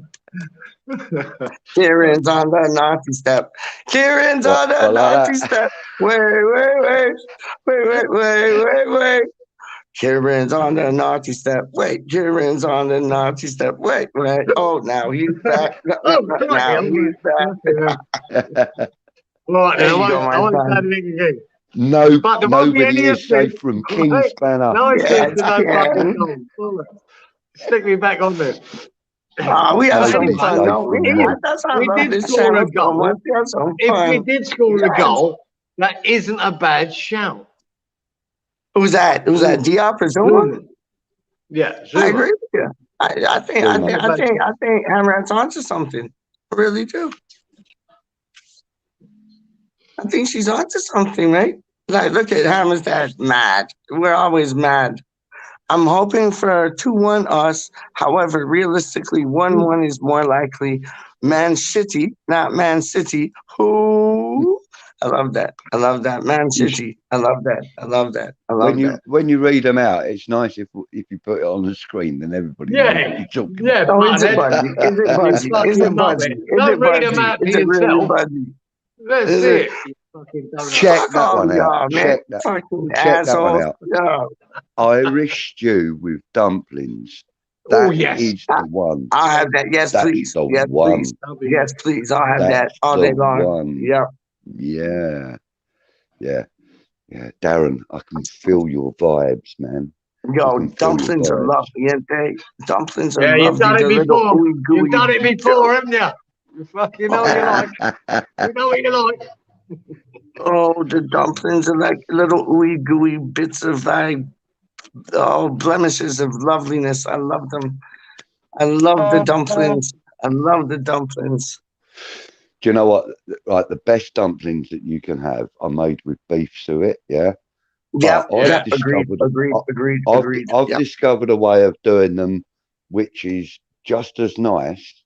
But if With you what? haven't got beef suet, What do beef you suet, use? yeah, and you want to make Yeah. dumplings, which happened to me the other day, Go on. I used some of the oil from the meat when I cook the meat before I put it into the stew. I always like fry off the meat and just seal the meat. So the oil and that comes out of that, put that into Similar the to dumpling Yorkshire mix. pudding. Similar to Yorkshire pudding. Basically, it's drippings, isn't it? Yeah, but you put the drippings into the into the dumpling mix with some like full fat margarine. Man, I'm telling you, them dumplings. I hear that. Banging. I hear that. They are banging, mate.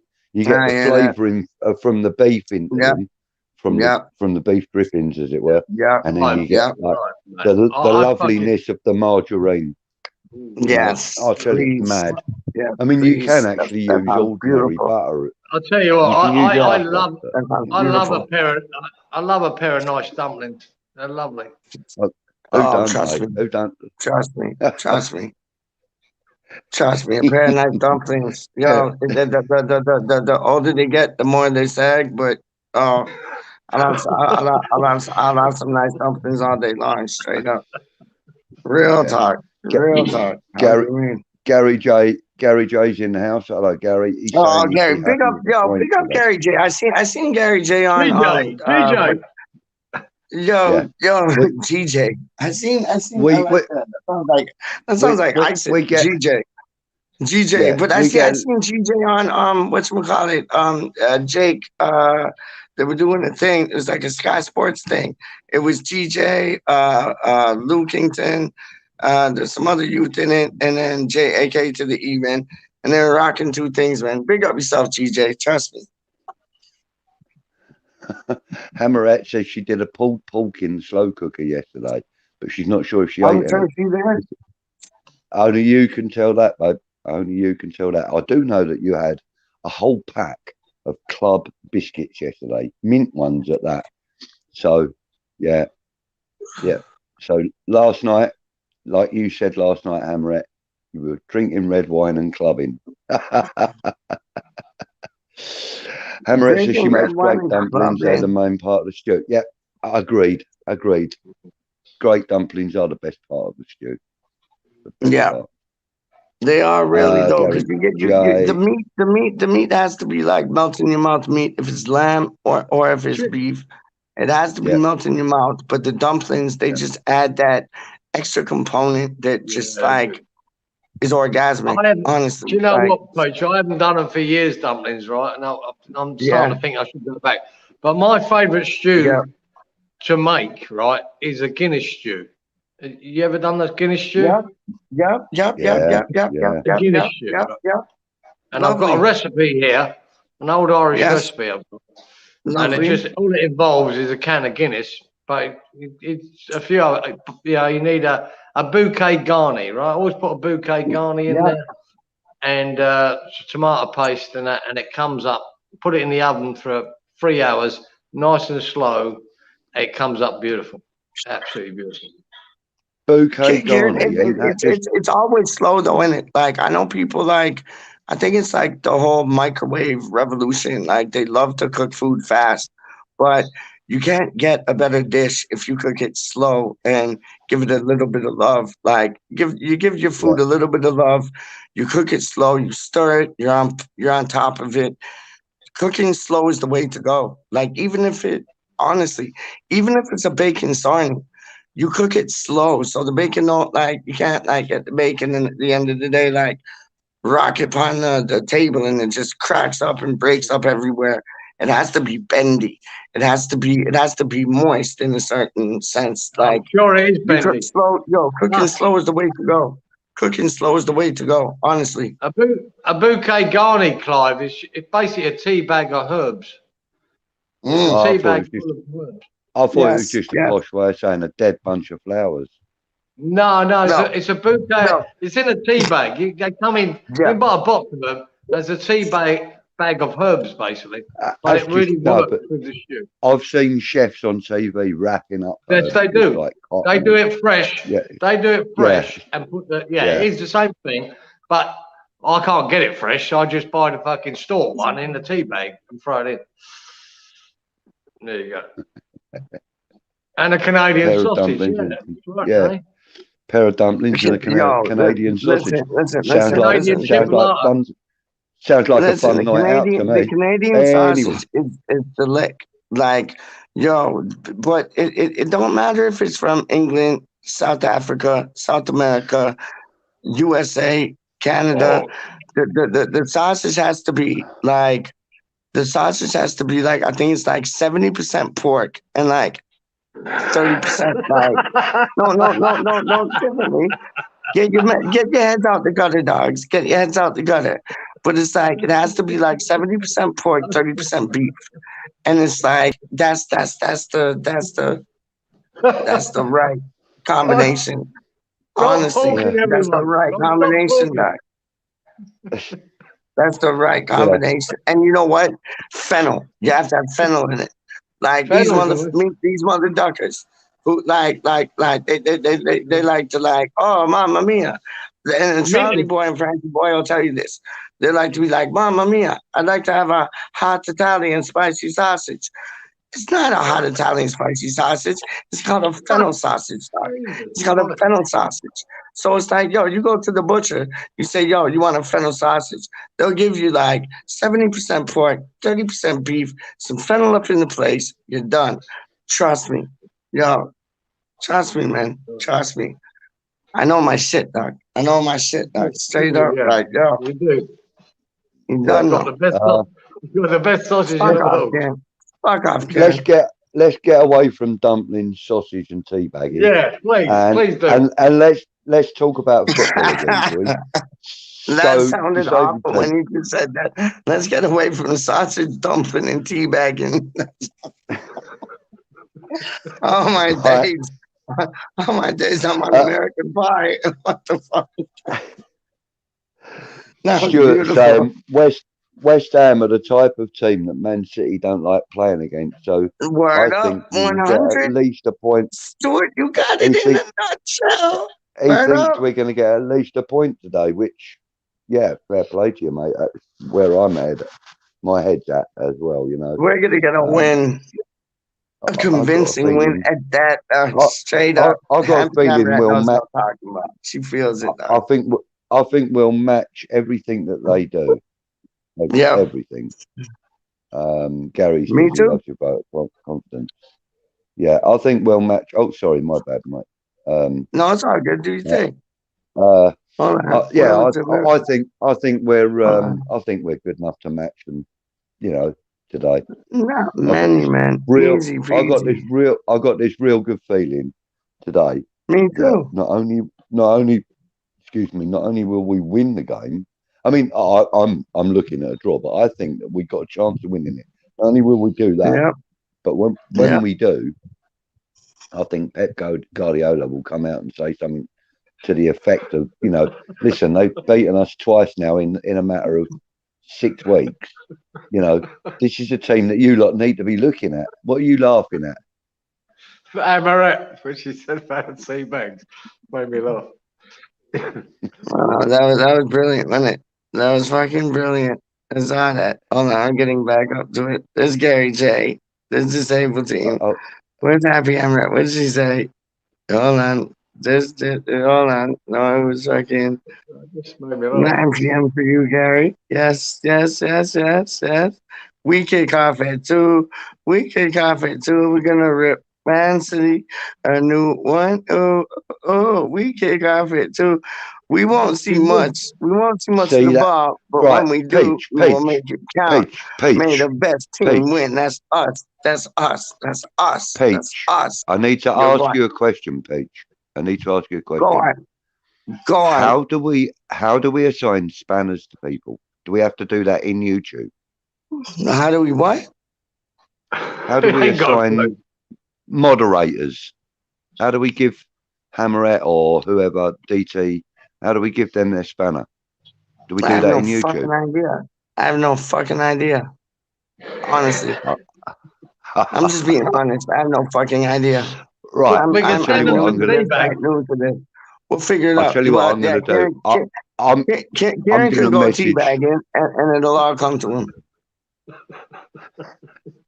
No, I'm but what do you gonna. mean, like the little wrench beside the name? It's like the little wrench beside the name.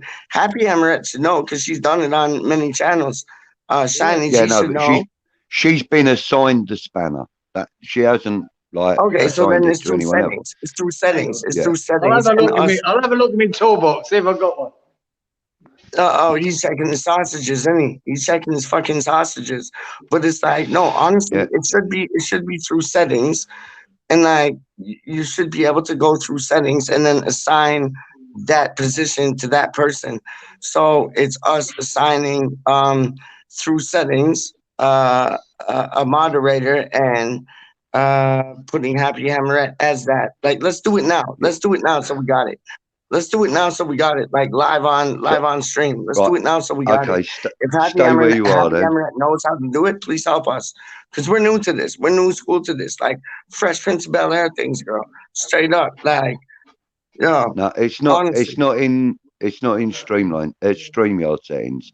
So it's got to be in YouTube settings. So shall I Why come isn't off it the why is it in stream StreamYard settings? Why is it in the StreamYard settings, Budgie? Budgie to the B to because the O to the Y. because the Yes. moderators are assigned to each app. So you have to Right. assign them in the app. So none either of like them lot. YouTube, Facebook, like Twitch, Yeah, like those things there. none Yeah, of I got those you. are in StreamYard. They're all in, as you say, Facebook and that. So right, listen, I'll come out of the stream Go and on. I'll go in. I'll sign into YouTube on the account on the Okay. random account, and then I'll see if Yeah, I can yeah. assign Stuart and Hammerette. Okay. Oh, big up All right. Stuart. Of course, Stuart. Yes, please. My man. All right. See you in a few minutes. Done now. So Budgie is on the case like Batman and Robin. like me and Kieran and Batman and Robin right now, and like, yo, you got Budgie being like the Joker, but like the Joker in a good way, because he's trying to like figure this out. And we need moderators because the moderators could help us, Kieran. They could help us in the sense that, like, when the comments come up, like they can press the comments, so we don't have to like, Yeah. go to the comments and like press them ourselves. Like the moderators can press the comments, and then we got something to talk about. But You know what I mean? you, Like, you, you know, honestly, I'll end up. honestly, my You dude. know, I'll end up getting banned. You know that. No, you won't. I'll unban you in a second, dog.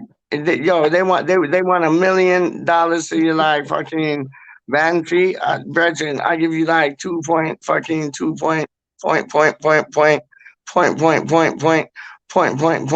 million, dog. You ain't getting banned nothing, dog. You're a breath of fresh air, man. Like, you know what I really like today, and people don't know this, and they don't have to know this, but I'm gonna say this. Me and Kieran had a beautiful conversation with Tits today. And we won't go into details, but we had a beautiful conversation today, and we summed up this whole YouTube game in a second. And it was beautiful. It was absolute. Oh, Duke just got a hold of me. Good morning, you wonderful person. I want to get him on. Oh, Duke is such a fucking legend, man. My favorite, dog. He is such a legend. Yo, Kieran, you talk to the people. I'm gonna try to get Duke on through WhatsApp straight up, because that's my boy, man. Hold on one second, dog. You talk you talk two things. We've You been talk talking two about things. sausages, right? Tea bags and Yeah, tea food. bags and sausages. Go on, have a laugh. Well, we've Go gone on. past all that because it bores the shit out of me. You talk about food, you donut. Where is he now? He gets one message and he's off, mate. It's meant to be your show, you donut. Anyway, chaps. Yeah, anyway, we know their feelings, my feelings on tonight. I think we're losing. I know it sounds really negative and that, but just the way I think. I look at it as because I've watched too much of Man City lately. I just see how good they are. And I think they're too much for us. Unless we do a Liverpool on them and just break quick. Our only chance of scoring goals for me today is breaking quick and getting at them. Because we will spend, I reckon we'll spend 70% of that ball they'll have. And we'll have about 30% of it, maybe 35. So we need to defend well, keep them out. Fabianski has to be on his game. The centre-half pairing now, I'm agreeing with Diop and Zuma, but I don't think it will be. I think he'll still play Dawson. I think Dawson still is first pick centre-half next to Zuma. I know what you boys think, but I think Dawson will still play. And I think one of the reasons is when it comes to set pieces, I think Dawson's our biggest threat. He's our biggest threat. He attacks the ball regardless of whatever. So if we can win set pieces, if we can win enough corners and make them count, but they'd want to be better than the corners we done in against Vienna. My God, for all of a sudden their corners were piss poor. Couldn't understand that.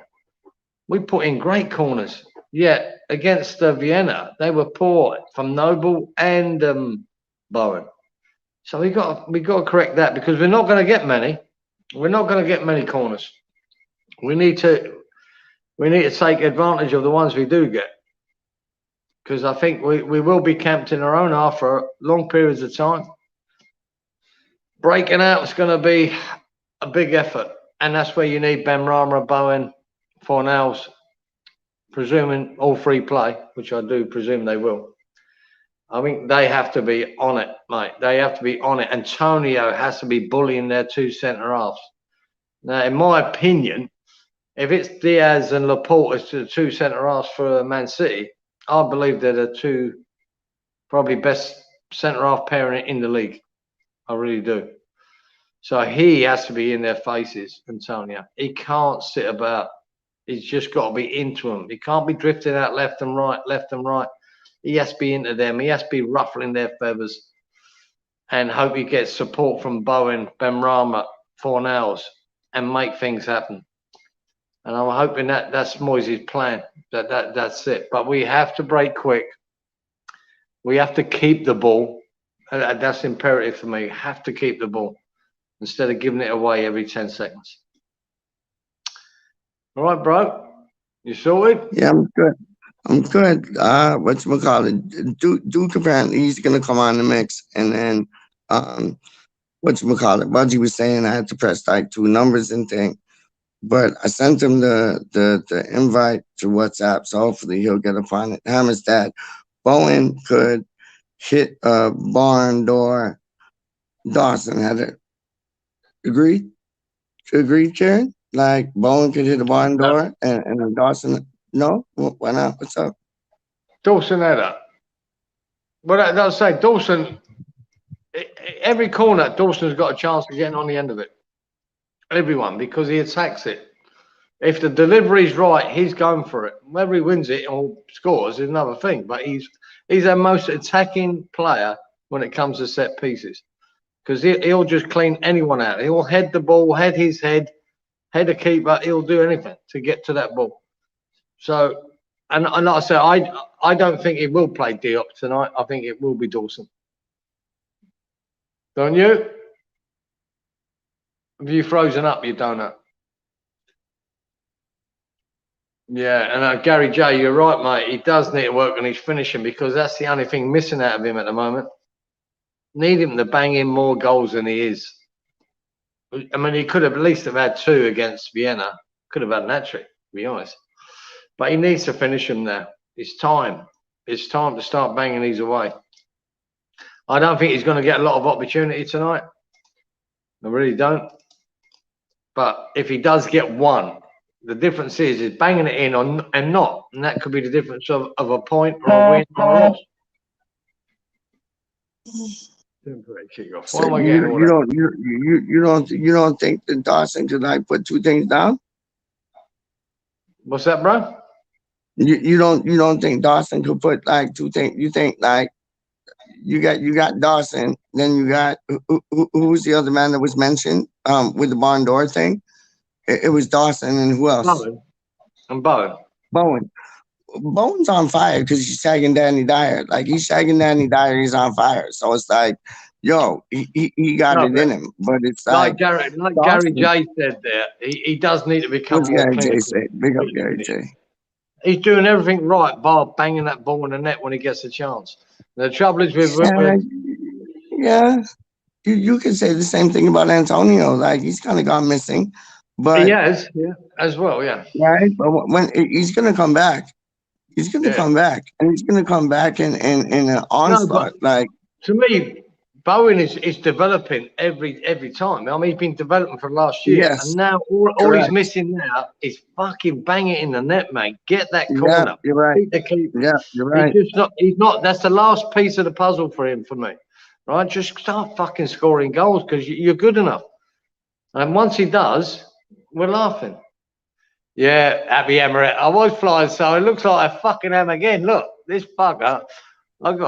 We got him getting fucking frozen every 2 minutes.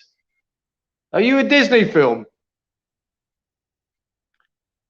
Fucking donut. Fucking hell, Budgie's gone fucking walkabout. Jesus Christ. It's a fucking shit show, isn't it? And then leave to me. I don't know what the fuck I'm going to talk about. Anyway, the weather today. I'll give you the weather report today. It was very cloudy. It wasn't the best, but it was still quite about 26 degrees. In case I know Darren's always interested, so I thought I'd tell him. It's about 26 degrees, and the mozzies are out now because we've had so much rain and then a little bit of sunshine. Me, I've got bit to shit out there early on. Mozzies are coming in their droves. And there you go. And then there was one. He's more worried about the people that are not on here than the ones that are. I think it'll happen for Bowen. Honestly, I think it'll happen for Bowen. It's just a matter of time. Honestly, like. Yeah, I'm confident. He just has to start doing it, though. He hasn't done it. You're right. You're right. Clive, you got it. Yeah, you're good. You're good, Clive? No. Because I had to keep coming off of the link. No, you're good now, though, mate. You're good now, though, mate. Yeah. Shut the fuck up. You're good now, though, mate. How do you mean? Listen, Yo, Duke, I'm Duke, gonna. hey, Clive, Duke's gonna be joining us Yeah. in a second still. Big up Duke, man. Honestly, that's my boy, man. Big up Duke, man. My brother from another mother still, man. How you mean? Big up Duke. We all love Duke, man. Duke is he's a Capiano. How do you mean? Capiano, man. Trust me. You sent. Hang on, wait 1 second, Kieran. You sent me the link, so I've sent it to Duke. Fuck off. I done sent it to Duke, you I'm fucking monstrosity gospel, singing the telling you, you gospel. sent it to On me. some Arsenal, possible. On some possible, teabag and Arsenal. Shut up. Have you talked to Duke before on camera, Clive? Oh, he's a legend. He's a legend, Clive. He's a legend, trust me. Yeah, I've spoken to him, you know, on the chat and that a couple of times. Yeah, same here.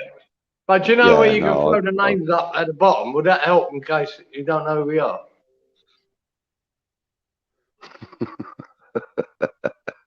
What you mean? Oh, I know what you mean. You know what I mean. Yeah, you mean this. Hold on, there we go.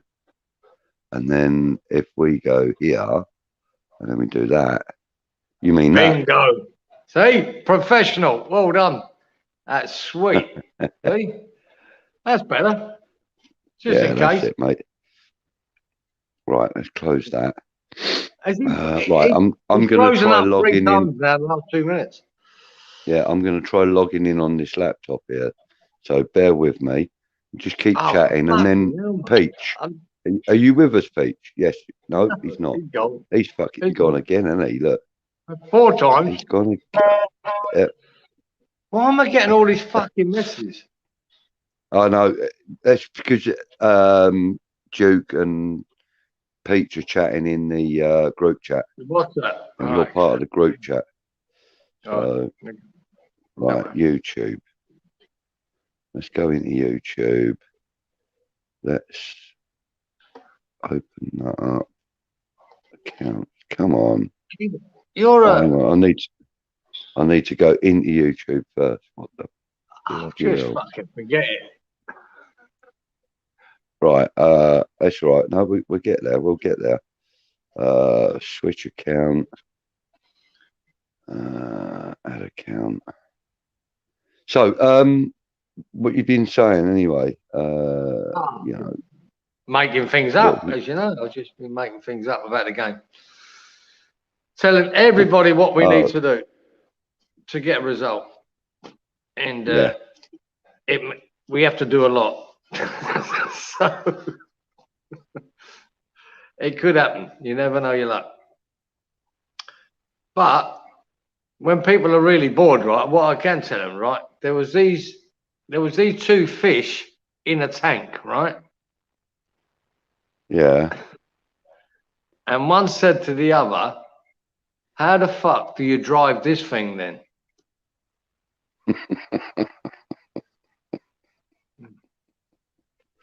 You dickhead. Absolutely. Well, it fills in 10 seconds, doesn't it? Yeah. So I'm at this moment in time, I'm trying to sort out I'm trying to get into, look, I've got to do this without talking.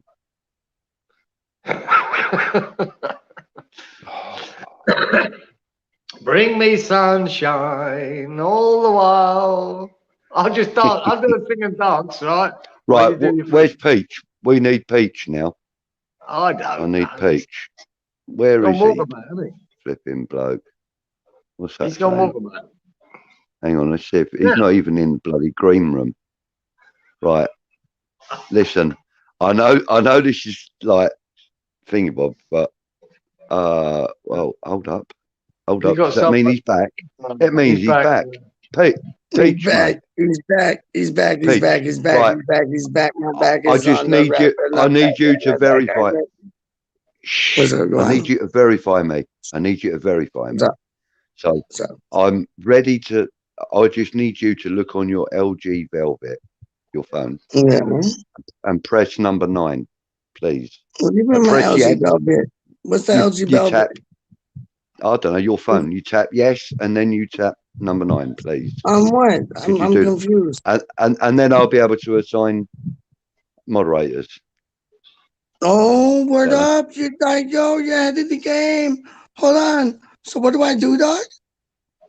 You have to press yes, and then you press number 9. From where? From where? From where? From where? You should have had a notification. Hold on, let me check. West Time Random. Hold on. No, It's not the Google two-step verification. I West think. Time Random. Hold on. Let me try this. God, sorry, mate. It's not too. Hold up. Let me try this one.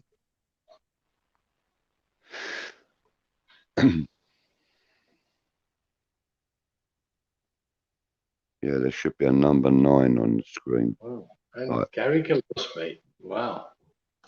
Right, That's so we've got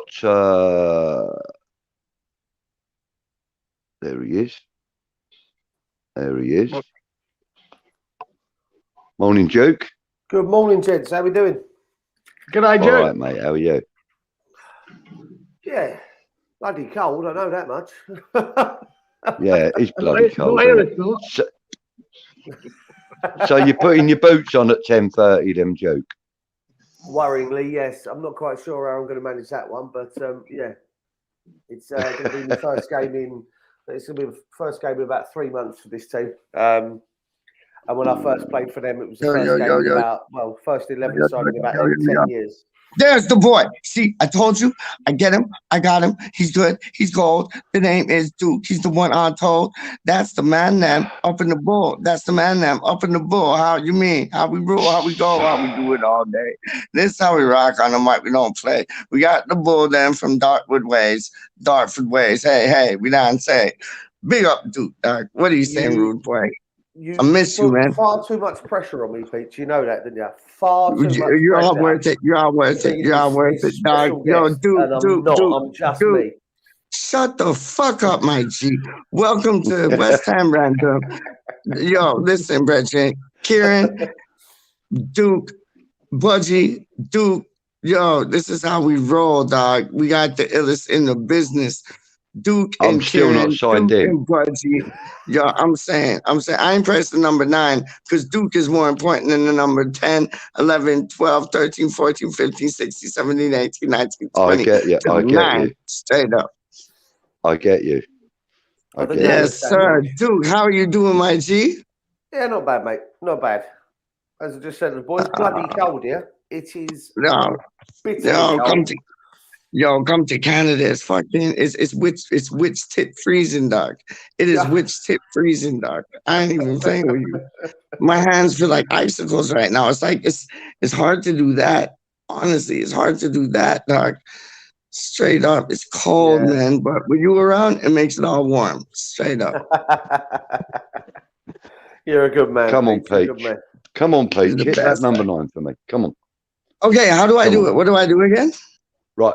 You have to go into your email notifications, and it'll say, "Is this you trying to log in?" You tap yes, and then you tap number 9, and then you tap number 9. Okay. All right, you guys have a chin wag. Pete will be back. All right. Peace out. Cool. Hold up. Right. Come on. Okay. So, Duke, who are you playing today, and where are you playing? More importantly, I haven't got a clue who we're playing. To be honest with you, I just but I play for the local veterans team, so it's 41 and up. I think 38 to 40, 38 to 43 is the vets, and then super vets is 44 and above. So next year I'll be able to play for the super vets, which is even slower football, which will suit me even more down at the ground because there will be no running. But no, I'm looking forward to it.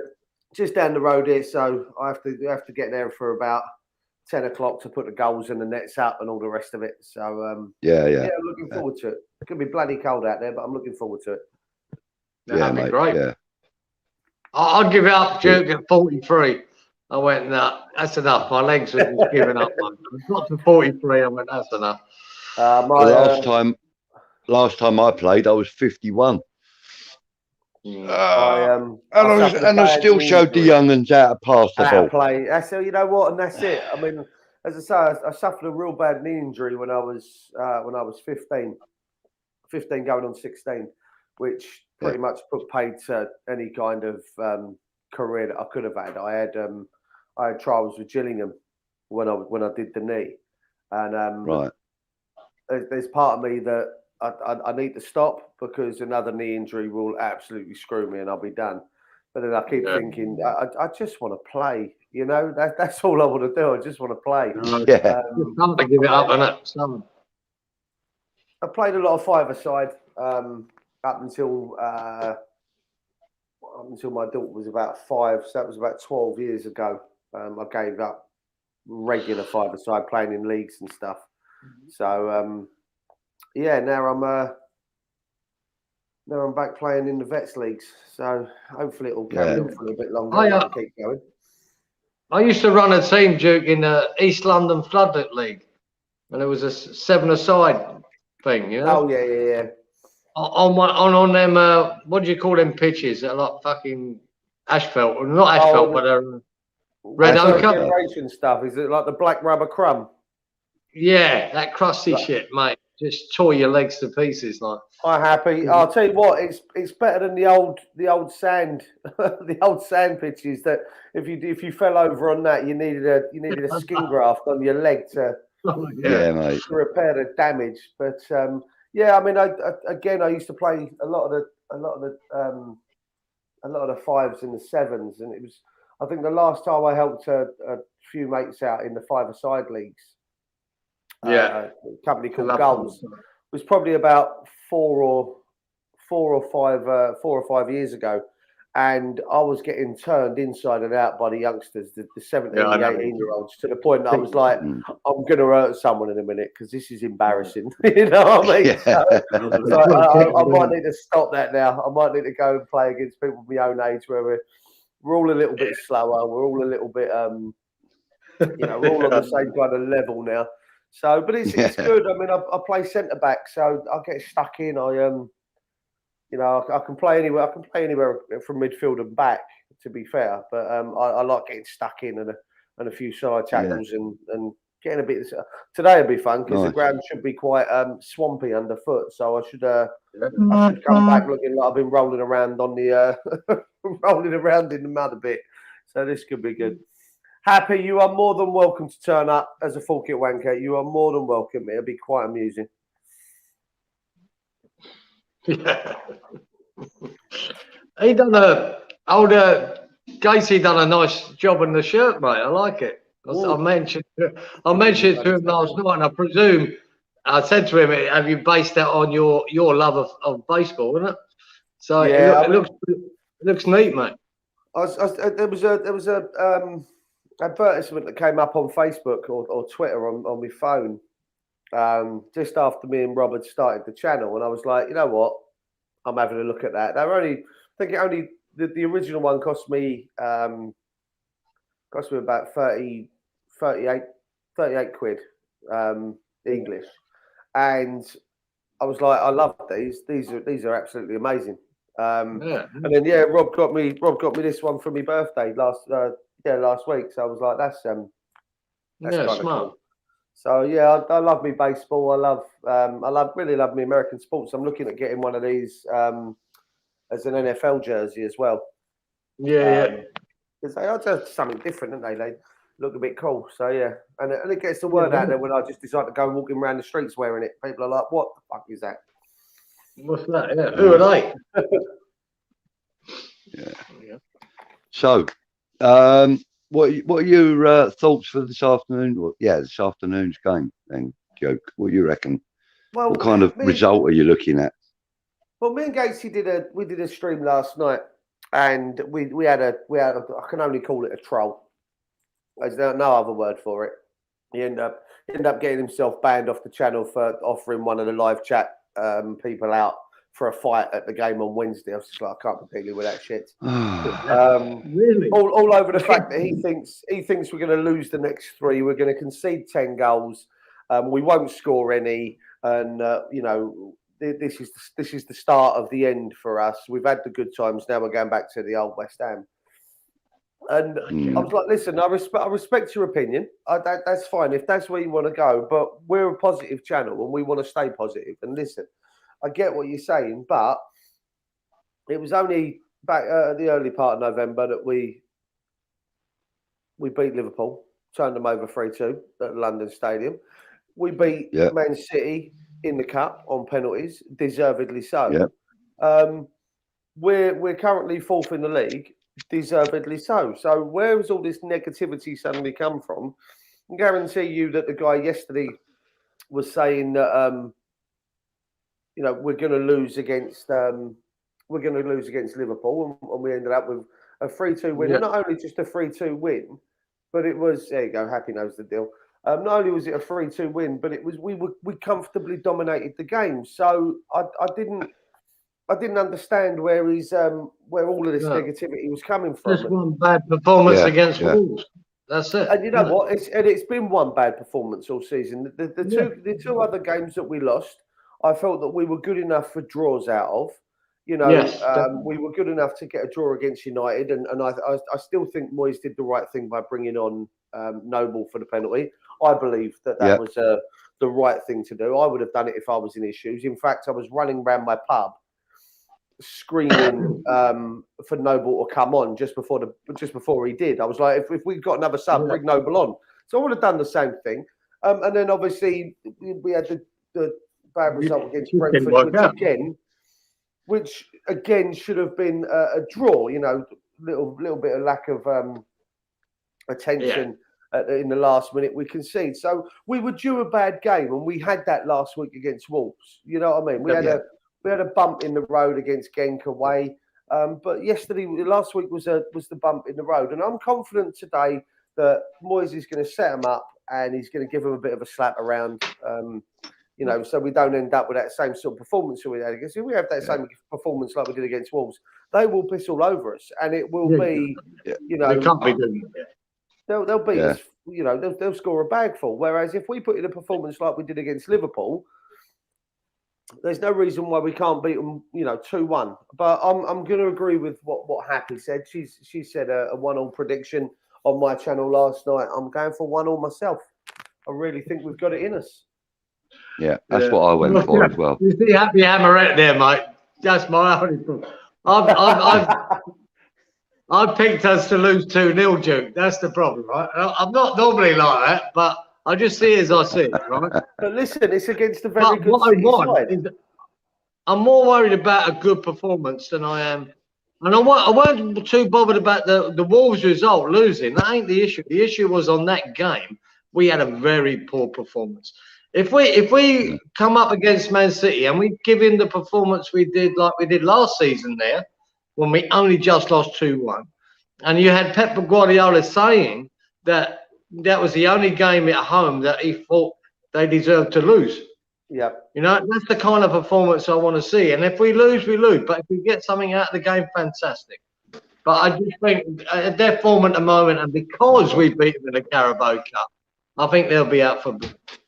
And I just think they'll be. I'm just going. I'm thinking with my heart now. I'm thinking in my head. I'm just thinking. I think the turn is over. But can we upset them? Of course we can. Of course we can. Can we get a result? Yes, we can. So yeah, we've got it in us. We've got it in us to upset anyone, and we proved that against Liverpool. No one gave us a chance against Liverpool. And we dominated the game for a lot of the game. We dominated. You know, that second half, I thought we were superb. Absolutely superb in that second. And we've got it in us to do this against anyone. You know, you look when we went up to Old Trafford in the earlier round of the League Cup, you know, and we beat United 1-0 up there. Again, it wasn't our strongest team, and granted, it wasn't United's strongest team, but we still went up there away from home against a team that against one of the teams that Moyes predominantly sets up shop to be a bit, a lot more defensive.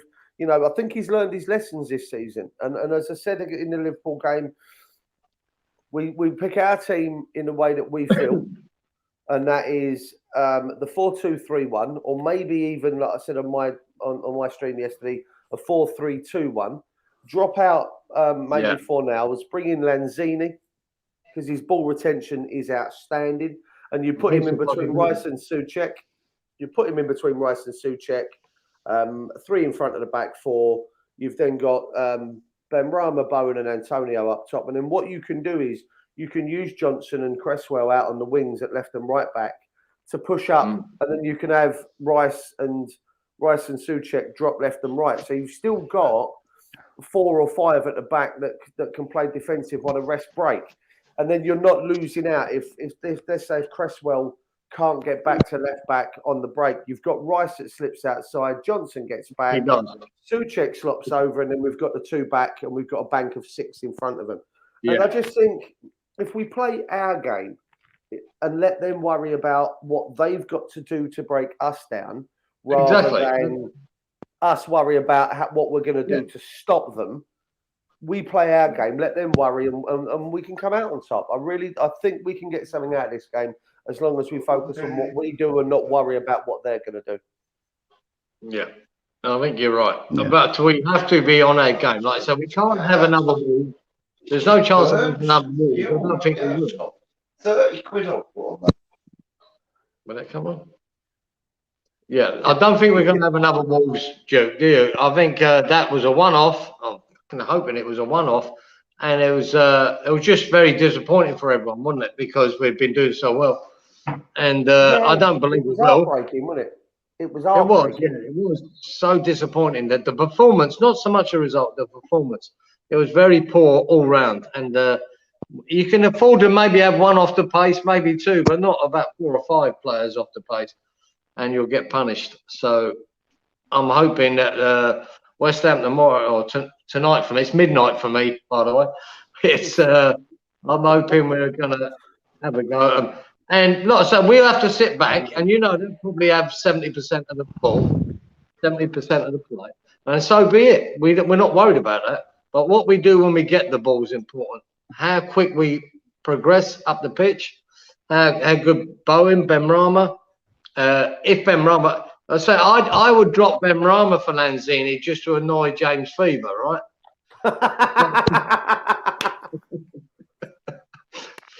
So whoever plays, they need to be quick on transition. Transition is everything here. We need to be quick and at them. And I need Antonio to bully their 2 centre halves and really get in their faces. Really get in their face. Don't be pulling out left and right. Just get in them 2 boys' face. Because I do believe, Duke, that the Diaz and Laporte are probably the best centre half pairing in the league. So that's what I like to see. I actually do believe that a lot of our success today is going to come from our set pieces, corners, free kicks from deep. When you can throw the likes of Souček, Rice, Zuma, Dawson. If Dawson plays, even Diop, I don't think it matters because they're both big lumps. Then you've got Antonio. You kind of put you put Antonio on the toes of the goalkeeper. You make him, frustrate him, not giving him the chance to come out and play. And a lot of our success is going to come from them corners because Antonio will bully, Souček will bully. Listen, we all know that Souček doesn't care about getting hurt when he puts his head in there. You're not being funny. You've seen the guy have his face stamped on so far this season. The game last season when he went up, was it against Spurs, and he split his face open and was still insistent on getting up to try and win the ball back in case they scored. These guys ain't afraid of getting hurt. They're willing to put themselves in there for what is the cause. And I honestly do think today that a lot of success that we get will come from corners and will come from free kicks. And even if it means that, the ball into Antonio, the ball's out wide to, Bowen, Benrahma, whoever's out on the wings today, they win the corners, they win the free kicks, and that's where we're going to be dangerous. We might not be as dangerous from open play. But like you say, that back pairing are they're beasts for City. They are absolute beasts. So we need to make sure that when we get the opportunities, i.e. the corners, the free kicks, even the quick breaks in open play, is we take advantage of it. Because I'm telling you now, if we give City half a chance, they're going to take that. And they're going to take their chances. And we have to do the same. If we want to be in the game, we have to do the same. Do you know? Yeah. I was saying that just to Clive the other day, Joe. No, it's when Man City played Everton last week. They threw Sterling out on the lawn against that Dino. You Yeah. want coffee? Yeah, I'd love And one. he really, and I rate that Cheers. Dino as a good left back. And he gave him nightmares. He was all over him, speeding past him with a part. I just wonder whether that'll be another little tactic against Cresswell.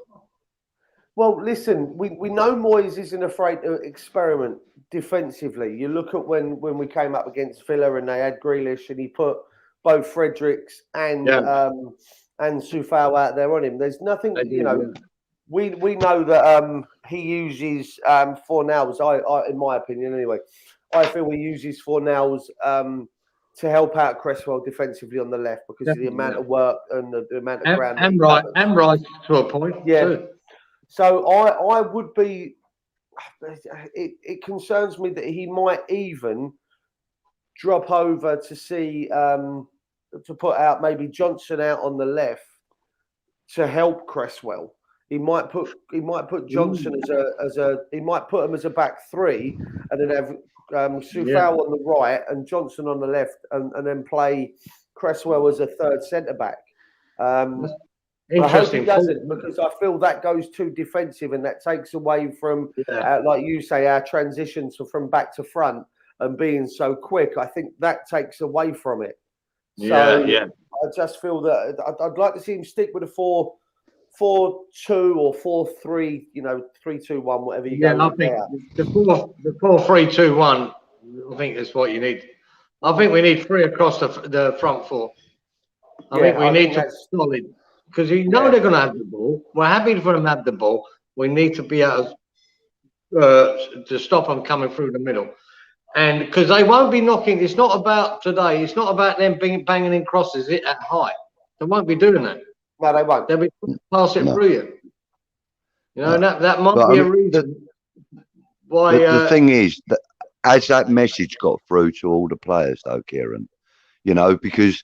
You got to think that you got players like Soufal who will burst down that wing, and he'll get it down to that corner. And what other options has he got but to put the ball into the box? You're going to see a lot of that today. You're going to see a lot of that probably from Soufal. You'll probably see it from Cresswell. You'll probably see it from Bowen and Benrahma. And I bet you any money you like, if we do score today, which I'm pretty sure we will, but it will either be Antonio or Fornals that gets the first goal, because that's how we're going to set up, I reckon. And I actually believe that he's going to play closer to a 4-4-1-1. That's what I think he'll play.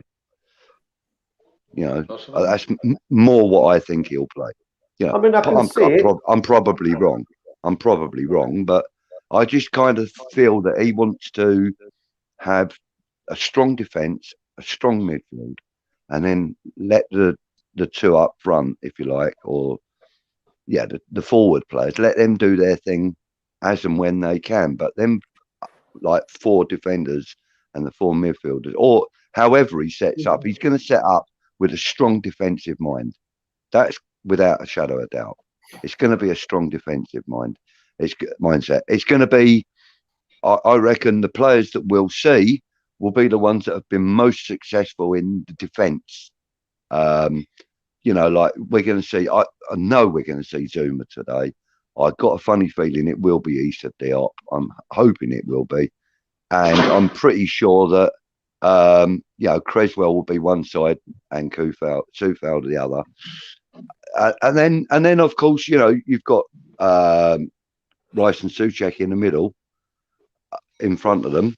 So it's a fairly strong defence that it's the strongest, I think it's the strongest we can field at the moment without Oggy, So, and I feel that that's the way he's going to go. He's going to set up with a strong back line.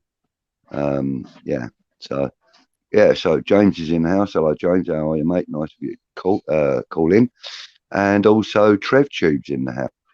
Nice you to pop in as well, Trev. Yeah, Trev's spot on there. Delivery and set pieces are going to be our, I think, are going to be weapon our of choice. So, Yeah, right, gents, listen, I've got to fly because I've got to go get ready because I need to go be up the ground in about 20 minutes to put the goals in. All right, mate. Oh, he's gone anyway. I'm here. I'm chatting away. Yeah. Oh, and he's gone again. Peach. Peach. That's Peach. Behave yourself, mate. I'm fucking with you. I'm fucking with you. I'm fucking with you. I'll let you know. I was going to say, Duke, your son's defending. Duke, listen, Regin, thank you for coming find this stream, man. There's only one Duke. Yeah. If y'all don't know about Forest of Mine, you're fucking stupid. Go check them out, man. Duke and Katie, Forest of Mine. Done know. Duke, let me ask you something, man. Don't forget to subscribe to the channel. You something, Doc. Let me ask you something. What's the result going to be today, man? Straight up. What, my result or the West Ham result, Peach? I want your heart result. I want Logan's result, dog. Go on. I've got 1-1. I've got 1-1 today. So you're going for a draw too, yeah? I am indeed, yes. I think we're going to batter them. I think we're going to batter them. I think you're going to see the West Ham of 2021, 2022. I think they're going to batter them. I think Bryce, baby. I think he's going to have De Bruyne in his pocket. I think, Duke, honestly, my friend, my G, straight up, me and you had a good talk the other day, and it got done up because stupid like Wi-Fi connections and this, that, and the third. But it was a pleasure talking to you the other day, and I'll show you this, man. The true West Ham is gonna prevail tonight, dog. Today, what? It's 9 o'clock our time, so it's like like 2 o'clock your time in the afternoon, yeah. We're gonna do them in. We're gonna do him in. You watch. Peach's promise. PP things, dog. We're gonna do him in. I fucking hope so. What's that? Thank you very much. Joe, it's a pleasure seeing you, mate. Take care, buddy. We're gonna do him in. I'll see you soon. Duke, I love you, homeboy. My G, my brother from another mother. You don't know. I'll see you soon. Take care, guys. All right, my G. Peace out. Yeah. Yeah. The one, the only, the D to the U to the K to the E, in the place to the B, the Duke, baby. What a gentleman, huh? What a gentleman, huh? Yeah. What a gentleman, man. I had to remove myself because I wanted y'all to like feel the presence of the Duke. And the Duke is the bull and the bull is the Duke. What a man. What a fucking man. Yo, that's my boy, man. Real nice guy. Oh, he's a legend, dog. He's a fucking blood clot legend, dog. Straight up. I love that, man. I love him. I love Gatesy. I love Forest from Iron. Straight up, man. Like, those are my people, man. And like, this guy here. And this guy here. Yo, there's the one, there's the only, there's the P to the H to the A to the T to the B to the O to the I. That spells fat boy. Dag them things. I can't lie. Don't know. Big up. Big up. Yeah, man. Big up. What are you saying, rude boy? Yo, what are you saying, rude boy? You all right?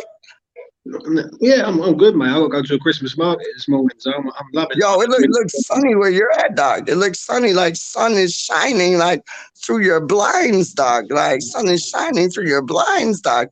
You got like sunshine on your face, like this, like everywhere. What's going on? Sunny days in Dagenham. Yo, Dagenham. What is it? What is it? What is it? It's like sunny in Philadelphia with KDK. It's sunny in Dagenham with Fat Boy. Straight up. I'm not in Dagenham. I'm in Costa del Suffolk this week. Well, that sucks for you. That sucks for you, but it's still sunny where you are, dog. Straight up, sunny del Costa. Fuck off, yo. It's still sunny for you, dog. How you mean, yo? You had breakfast yet? No, nothing yet. I thought I'd see you boys have a cup of tea, and then after that. All right. You need to put some food on your belly, dog. Straight up, man. You need to put some food in your belly, dog. Straight up. Fat boy can't stay fat boy if you don't have food in his belly, dog. Peach, is Titch doing a watch along today? Excuse me. I don't know. Honestly, I don't know. I hope so, but I don't know. I'll find out disabled team, and I'll pop it up in Discord Yeah, in a I little don't know. while. Honestly, I don't know. We should start doing a watch line, like Fat Boy Thief. Still, Fat Boy Thief should start doing a watch line because he got the gift to gab, and it's like, yo, homeboy could like do two Yeah, but watch line things, you like know no what does me with problem. them watch Still, alongs? Do you know what does me with them watch alongs? Is no no, I one know, really but you could run that. You could run that, dog. there's You no could one run really that on celebrates business. You could properly. run that, dog. Like you got No the one, gift to the gab. You could run no, that, man. but no one really celebrates properly. Like when I had done my Pablo Fornell celebration, I went berserk. All people go, Yeah, yeah, and it's like it. yeah. I'm prepared just to go run through walls, mate, and shit. You get me? The Incredible Hulk shit, dog. I get you. 100% get you. Done now. So what we all saying about today then? Are we going to win 5-0 or what? We're gonna batter them, dog. We're gonna batter them. Batter them, dog. 5-0. Them. Come back to me. Come back to me like fucking what? Like what? It starts at 4 o'clock, 5, 6. Come back to me at like fucking dinner time. And yo, we're gonna batter them. We should batter. Honestly, no, but differently. Honestly, we should batter them because like we're on the same page as Manchester City. We're on the same page as like all these top clubs. It's like it's a point of error where we lose our concentration and then we get a goal like against us. Like we score a goal and then they score a goal right after. It's like if we can band-aid that, like we score a goal and then they don't score a goal right after, we got it under control. And it's like we just need to like run by that system. We need to run by that system where we score a goal and then we hold them off. We don't score a goal, celebrate, then bang, they score a goal like some stupid like, yo, you're not thinking type things. We got to think always. We got to think always. We score a goal, we get right back to like how we're defending. But that doesn't always happen, does it? So yeah, man. I feel we can do it if we hold our concentration still. Real talk. What are you saying, Kieran? No, well, I can't say too much because I'm trying to make everything positive. I always think we'll lose 2-0. So there's no That point is in saying anything positive. It about could that. be 3. That is positive because it could be 3-0 or 4-0. You said so. 2-0. No, I never. No, I said we'd lose 2-0. I didn't think it'd be any worse than that. I don't think it will. Do you know what? Your Do I- negativity. Well, if I looked on the Your flip side, No, negativity. negative Nancy type thing still, you know. do I think Yeah. we could get a result? Yes, I do. There's no fucking result in the Premier League that's not that can't happen. There's no result, right? Do I think we could get a result if we're on it? I mean, at our best, yes, of course I do. I just think they're too good for us, and I hope I'm fucking wrong, boys. Believe you me, I hope I'm fucking wrong. And when I get up here at midnight tonight when it kicks off, I am going to be screaming and shouting for every ball, and hopefully we come good. That's all. Yeah. And I don't want to be Cool. right, boys. Believe you me. Cool. If Man City win fucking 2-0, I ain't going to be sitting here fucking gloating. I'm going to be pissed off. I'm going to be annoyed. Word up. Word up. Yeah. Cool. Do you know how close you were to getting timed out then? I had my thumb right over the button ready to give you a This go. fucking guy. No, You there's no point in me saying swerve. anything, You 'cause know where I swerve. stand. You swerve. Yo, You know why? I want to turn into like a warden, like a prison warden, dog. How do you mean? Now, listen, I think today it's all about the first goal today. It really is. Word up. If we can get Word the up. first goal, then we might have half a chance of getting something. Word up. I think if they Don't score ask me. early, Exactly. Don't ask me. ask me. Yes, What do you please. mean? I'm gonna. If we win, I'm gonna get fucking slaughtered out of this. Isn't I? Oh, if you mate. do that, I'll be the first one in the queue. You know? First one in the queue to get some And you know- BB. If we do lose 2-0, I won't be slaughtering anyone else for saying that we're going to win. I won't be. I won't be saying nothing. You know what my response. You know what my response will be if we lose, don't you, Kieran? Well, That's what my response will be. Uh-oh, nothing. Silence. Rabbit out of the Yeah, hat, maybe, dog. Yo, That's twice. I've been on the naughty step yo. twice. yeah, mate. But at least you only get 30 seconds. Poor old bloody Darren got Yeah, 5 poor minutes. Darren. Poor sod.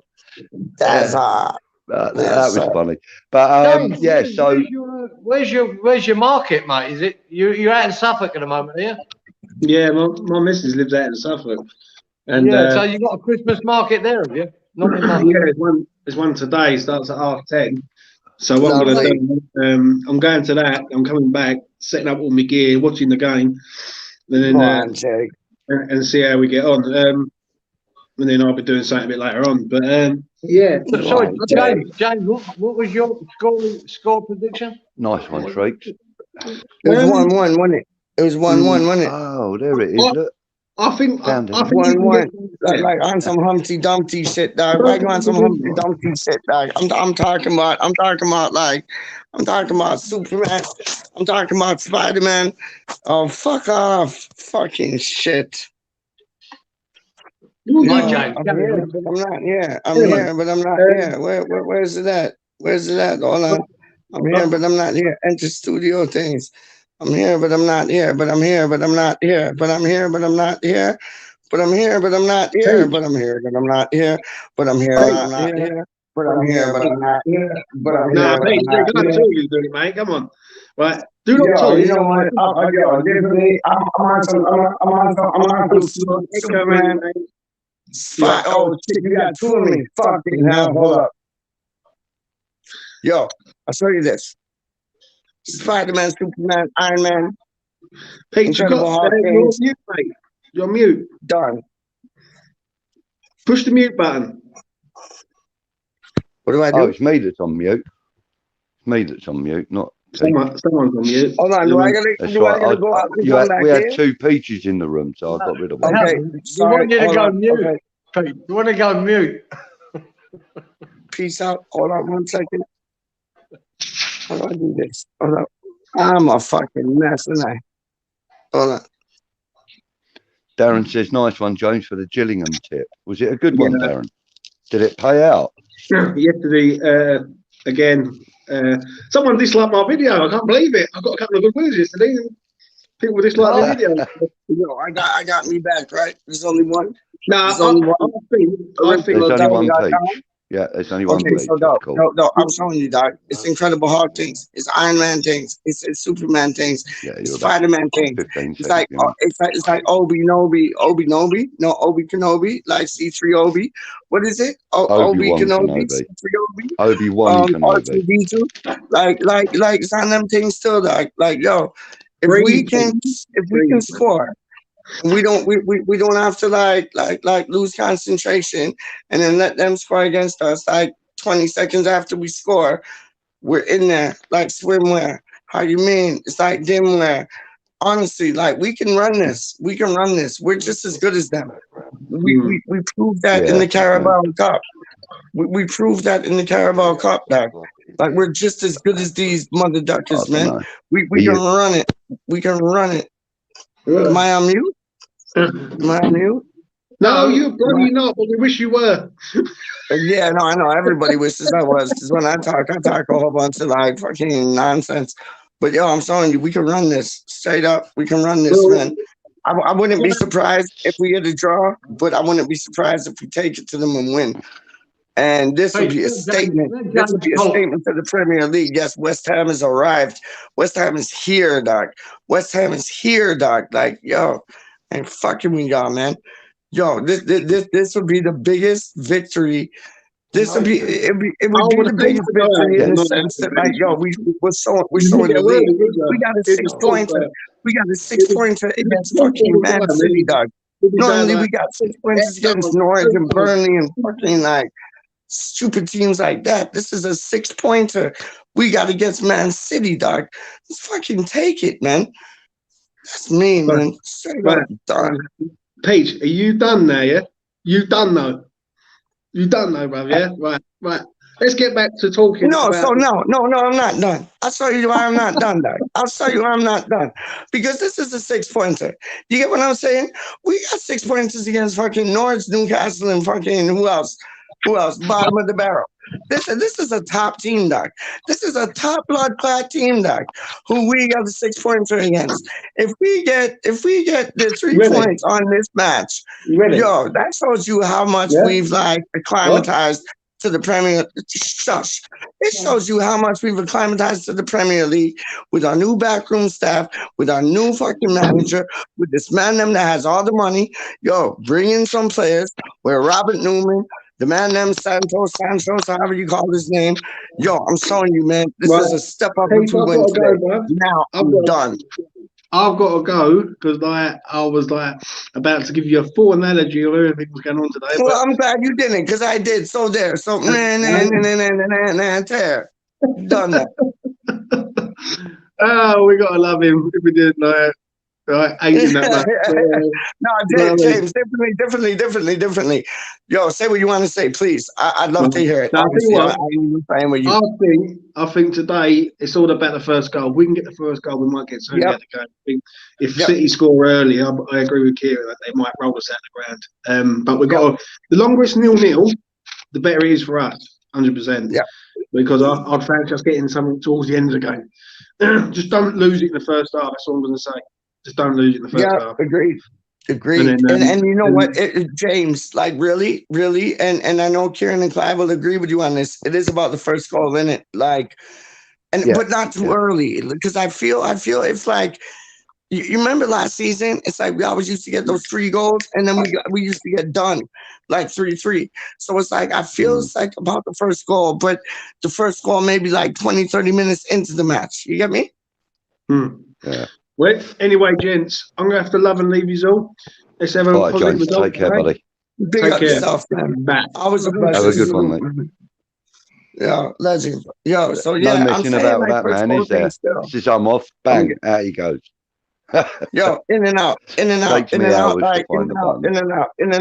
out. But I feel like it's about the first goal still. I agree with him on that, but not too early, Scurly. Not too early, Scurly. Like 20 minutes, 30 minutes, goal done. And then wouldn't it be lovely if we get like, wouldn't it be lovely though if we get like first goal, like let's say 20-30 minutes, and then we get like a next goal just before halftime. So it's 2-0 going into the dressing room. I think that would be butters. I think that would be butters, man. Like first goal, 20-30 minutes, second goal just before halftime, another Mark Noble penalty. I wouldn't pass it by. Like the far side, honestly, like Karen, what do you think? I can't see Noble getting a game today. No, I didn't say Noble. I didn't say Noble. Yeah, he did. I didn't say Noble. You said Noble penalty. Okay, sorry, I take that back. Penalty, not Noble. Who's going to take penalty, buddy? Fuck you, Ken. Fuck you, Ken. Who's going to? I love you, pieces, but fuck you. Who's going to take penalty?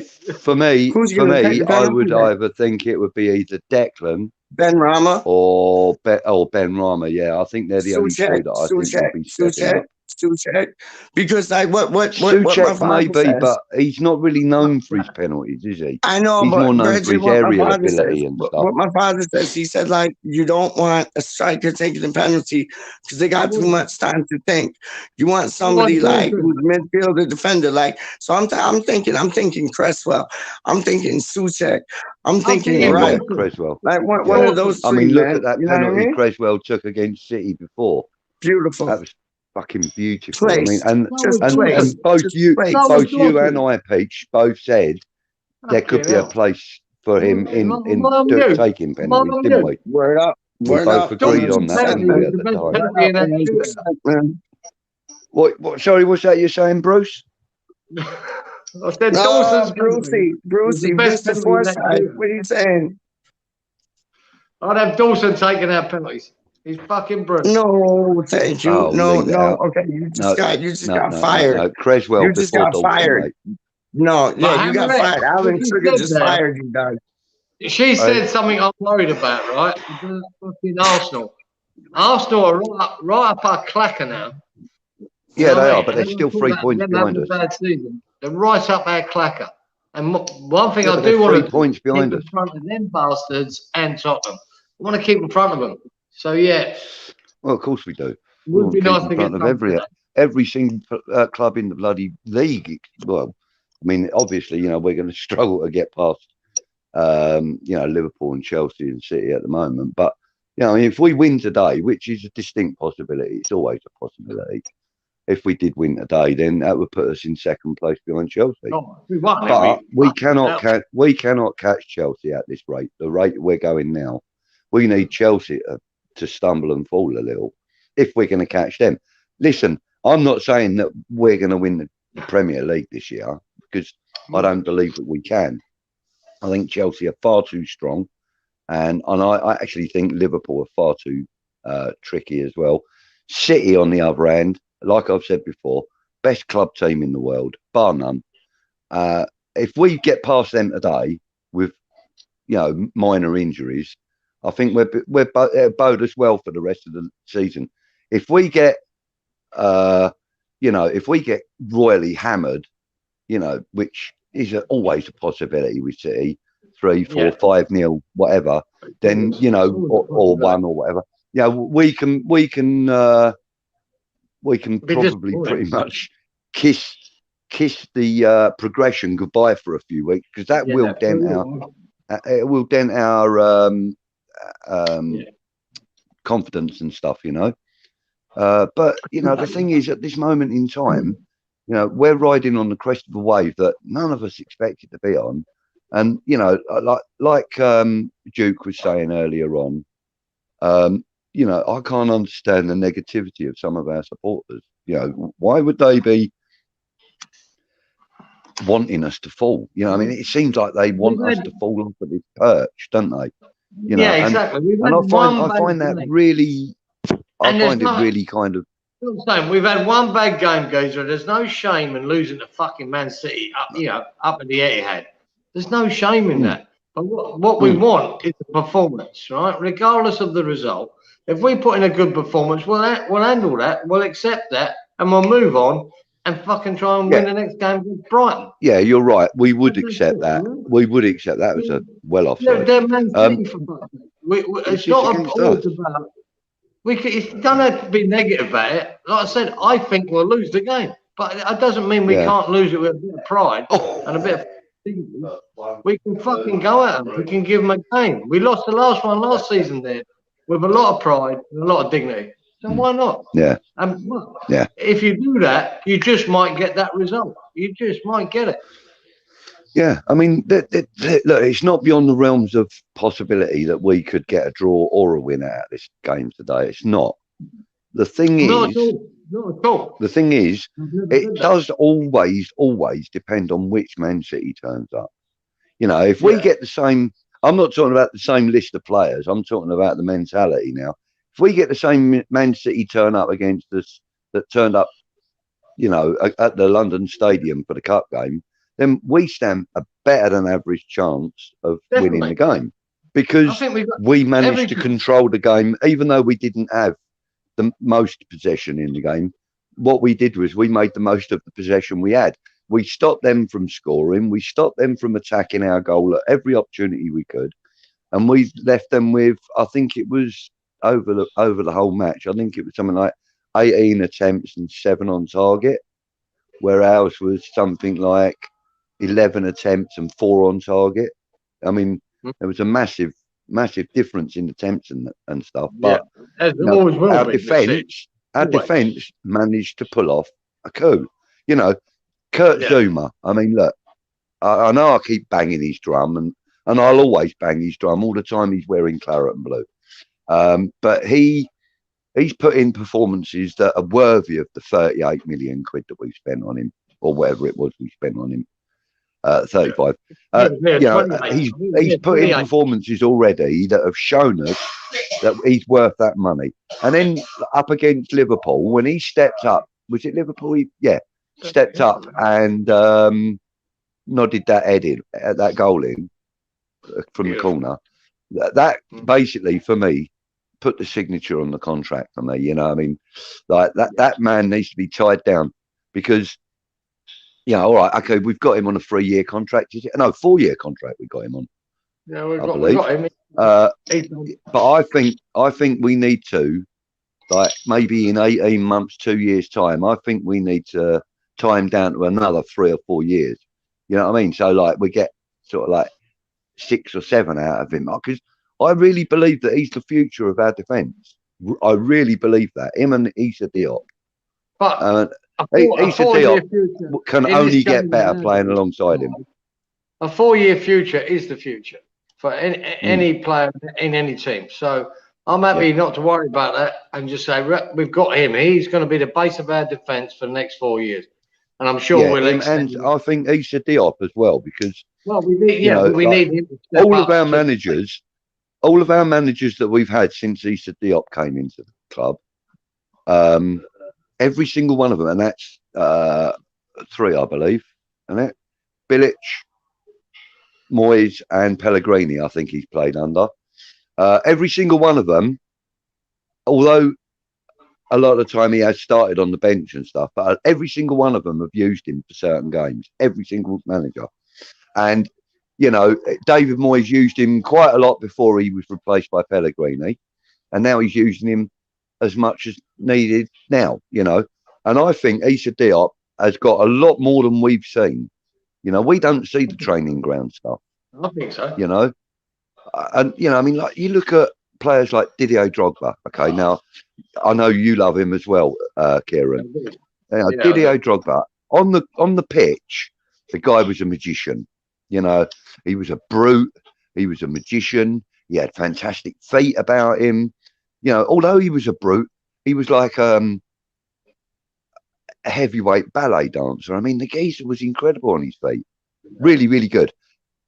But, you know, what we didn't see is the impeccable stuff that he put on the training ground. I mean, you watch interviews with people like Lampard or John Terry or any of them other lot in Chelsea, and they all tell you that Didier Drogba's work rate was highly impressive, you know.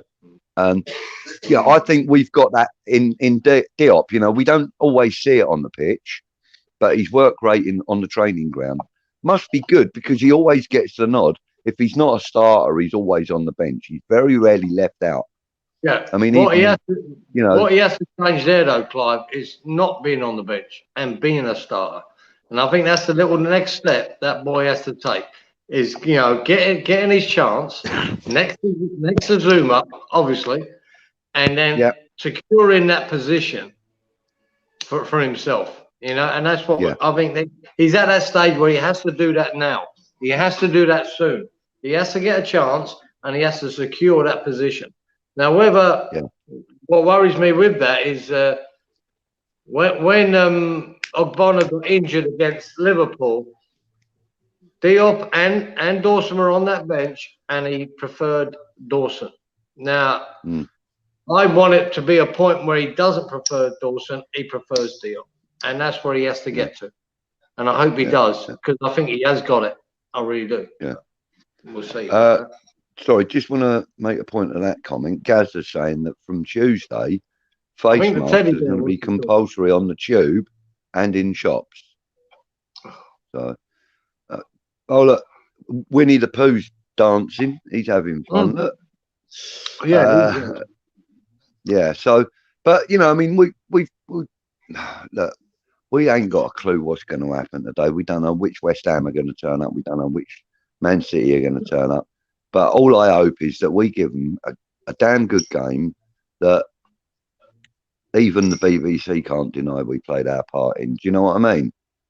Because, you know, as we all know, the BBC are very, they're very biased towards certain teams. You know, they love the likes of your Liverpools and your, you know, and when you've got like Shearer on there, they highlight Newcastle and stuff like that. But, you know, it's hard work. It's always uphill for us when it comes to getting acceptance from, you know, the media, etc. What's that you've got there? Is that a coin or is that a mint or something? No, I was gonna. It's just a little ditty. You know, the beer I drink, right? The VB. Yeah. Under every cap of the beer, right? Yeah. There's a little ditty. Tell you a fact about something. And I just thought you'd like this because I know you're a dog lover. Yeah. It says here The oldest dog ever recorded was in Victoria. Bluey was his name, and he lived to 29 years of age. Wow. Does it say? I don't suppose it says what breed it was or anything, does it? No, that's it. That's it. Oldest dog ever, called Bluey, lived to 29. 29 years old for a dog. That's bloody incredible. Massive, That's got to be.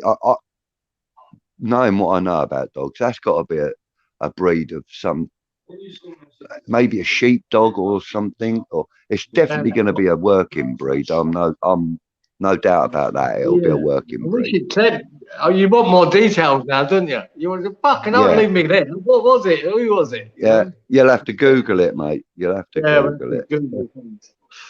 Yeah. Some age. Disabled team are asking Peach if the hospital put rechargeable batteries in while he was asleep. Oh, God. Oh. You know what? Honestly, you know what? I think honestly, like listening to that, I was just like cleaning my glasses. That's why you got the speckles, like fresh look now. What? Yo, gosh. But it's like, yo, you know what? I think it's a sheepdog. I think it's a sheepdog that lives the longest. Because I remember this gal I was talking to, Tamara. She was like, she wanted to get a sheepdog. She originally, or at the end of the day, got a Rottweiler named Scrappy. Beautiful dog. But I think it's the sheepdog that lives the longest. Honestly, I really think it is. Mm. The only thing, look, I don't know because that's all it says, but here, the Kelpies here are an Australian breed, right? And they are really grey blue in colour. Most of them. Some of them are a bit browny, but a lot of them are and they do. A lot of people call them bluey because of the colour of their fur. Yep. That makes sense. Could be a Kelpie. It could be a Kelpie, an Australian Kelpie.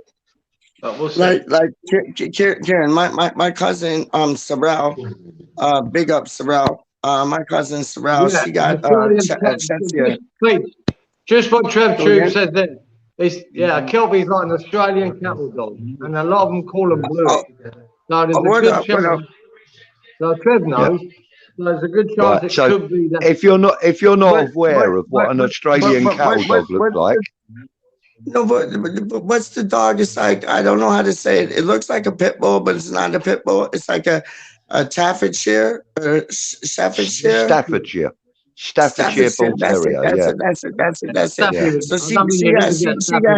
Oh man, you should have seen the Staffordshire that my brother had. My God, honestly, this dog was fucking mental. Honestly, my cousin Sorrel, she had a Staffordshire, and it was like blue. It was like blue with blue eyes, blue fur. Yeah. Wow. It was wow. And like I'm showing you, this dog was the most beautifulest thing in this world, the Staffordshire. And it was but here, you know what? Just in case you don't know what babies. It was so good with babies. It was so good with kids. It was like dogs. It was the best dog ever. Staffordshire. Yeah. Oh, it was so cute, man. I loved it. So going back to this one, the Bluey, the Australian cattle dog that lived to 29 years old. If you don't know what one of them looks like, all you got to do is watch the first and the second films of Mad Max with Mel Gibson in. He's got that dog with the speckles. That's an Australian cattle dog, and a real good one at that. He's really well trained. I watched the documentary on that dog. I love animals, man. Animals are my people. My brother-in-law's got one, right? Or ex-brother-in-law. Yeah. You ain't Sharon. And they are fucking mental. They're the most protective dog I've ever met. Yeah. Right? Yeah. What he would do, he would take his hat off, throw it on the floor, and just put his fingers, say, protect that, right?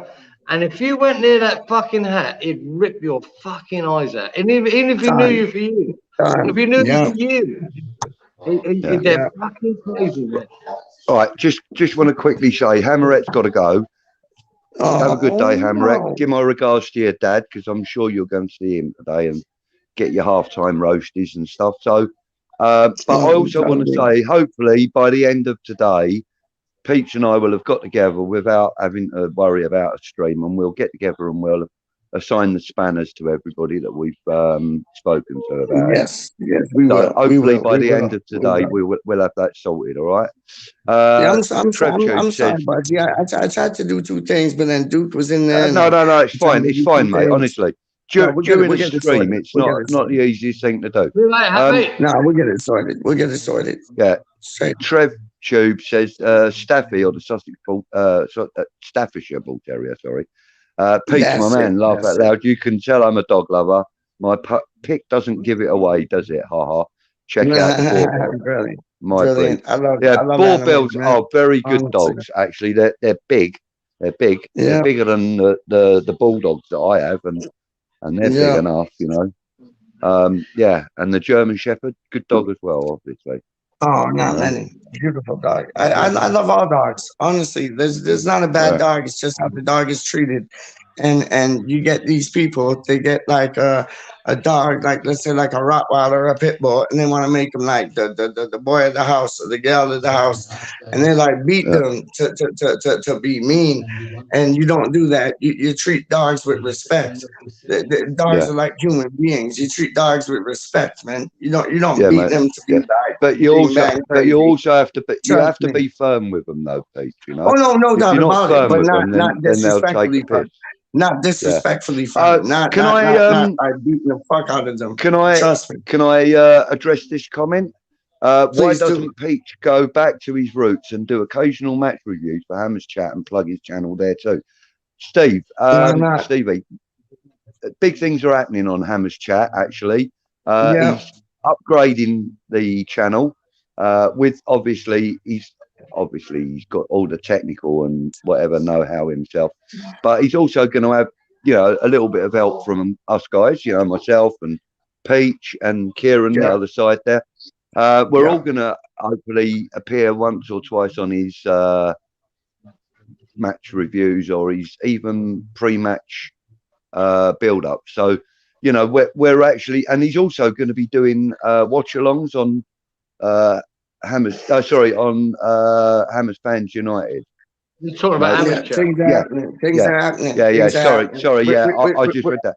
We're keeping an eye on the DL, but things are happening straight up, and like. But things are happening with Hammers Fans United and with West Ham Random. Big things are coming. Nice things are coming. New shows. And it's all football. It's all football related, and none of us are going to be talking any bullshit about nothing else. So, what did you have for lunch today, then, Kieran? No, anyway, we'll change that. Go on, my son. Hammerette says, "Bye, Smugs." That's me. Negative Nelly, Canadian sausage and chat. Yeah, I love that. I love that, Hammerette. You're a legend, girl. You're a legend. Oh dear. Get that bottle ready, Hammerette, he says.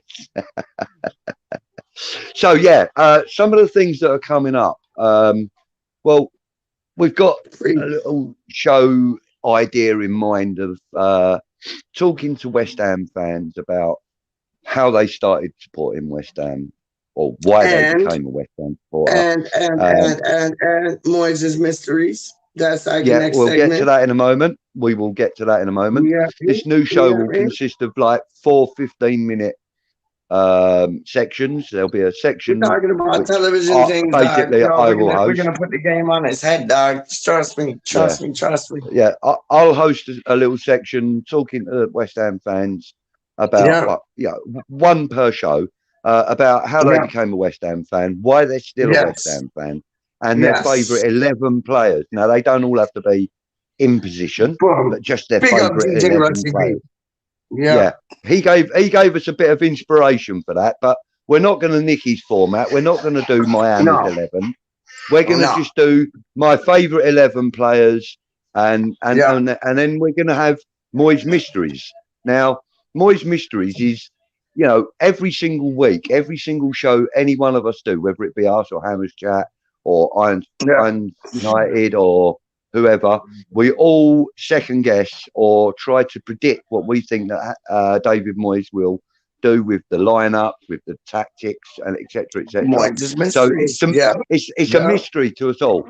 So therefore, Moyes' mysteries. So that will be Peach's section. And then we got Kieran now. He's going to do a section. He hasn't actually revealed what that's going to be yet. He's still working on that.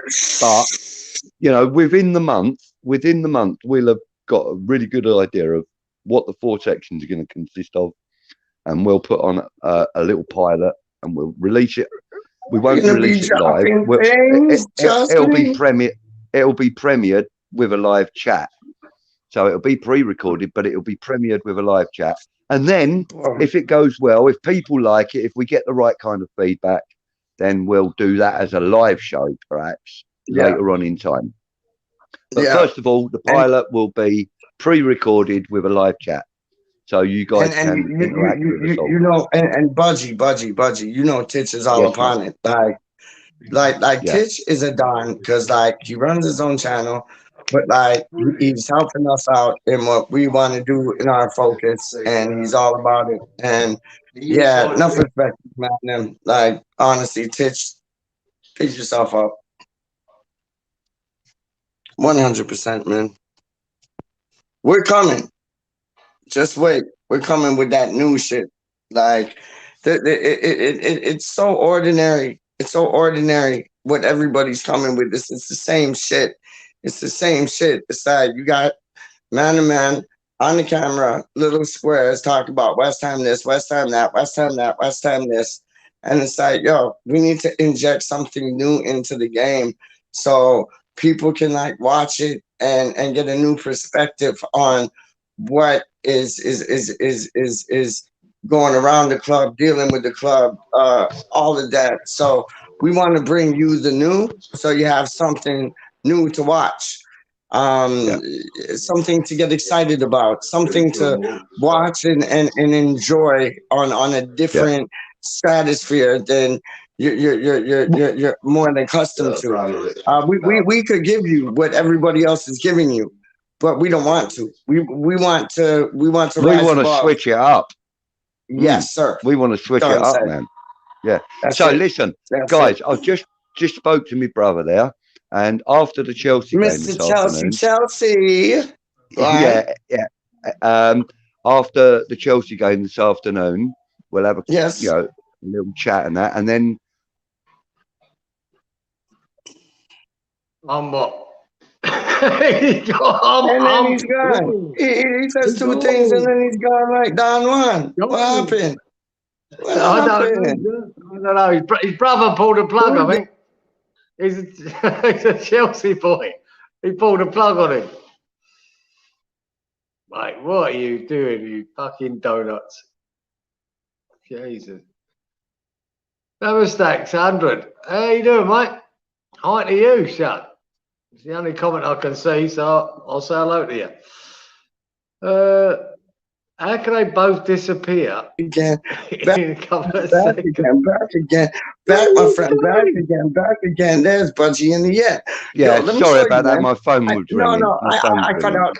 It's random, isn't it? It's random. Yeah. But yo, I seen. Darren, I will be addressing the women's. The women's. I know, but hold on. I will be addressing that. The place to be. Hold up, Volleyball's in the place to be. Good grief, it's early here. And then, sorry, man. And then, who's that? Dame Stacks 100, a new name. I know that the Dame Stacks 100. Dame Stacks 100. That's welcome. That's the first time I seen that name. I said hello to him. Yeah. Welcome to the show, young man. Yo, subscribe to this shit, dog. What do you mean? Yeah. Dame Stacks 100. Looks like you're an AC Milan fan. Then. That's brilliant. We welcome anybody in this network. We do. As you've obviously found us on your timeline, etc. Give us a little like and a subscribe if you like the content. And we're just three guys here chatting nonsense about West Ham and other football related. Budgie, let me ask you, Yeah. how hard is it? How hard is it?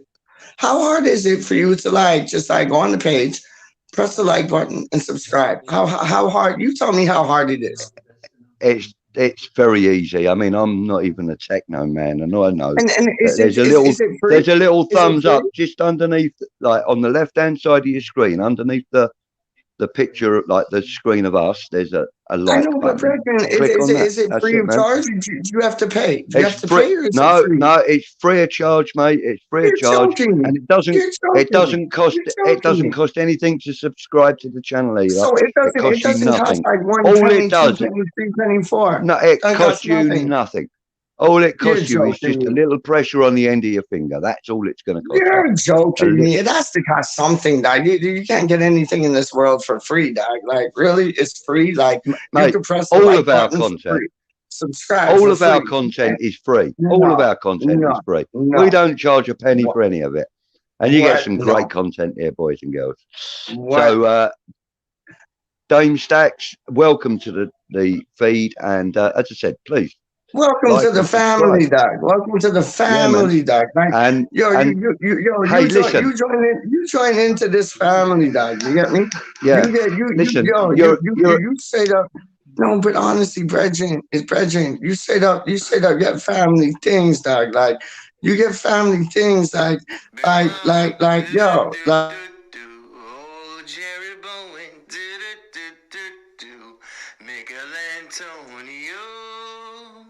Declan Rice and Pablito. 1, 2, 3. That's it. I finished the tune. I want these guys don't even know what I'm talking about. Yo, Rice or Henderson? Rice or Henderson? Name me one name. Yo, you guys are whack. Straight up. There you go. So, Roy, how would you sum up that first half display for Manchester United against Manchester City? It's shocking. Eric Bailly. What are you doing? Manchester City, they don't even need a striker, so why would they need you to score goals for them? It's shocking. Listen, you've got Ollie on the bench. He's talking to Carrick about what they're going to have for lunch.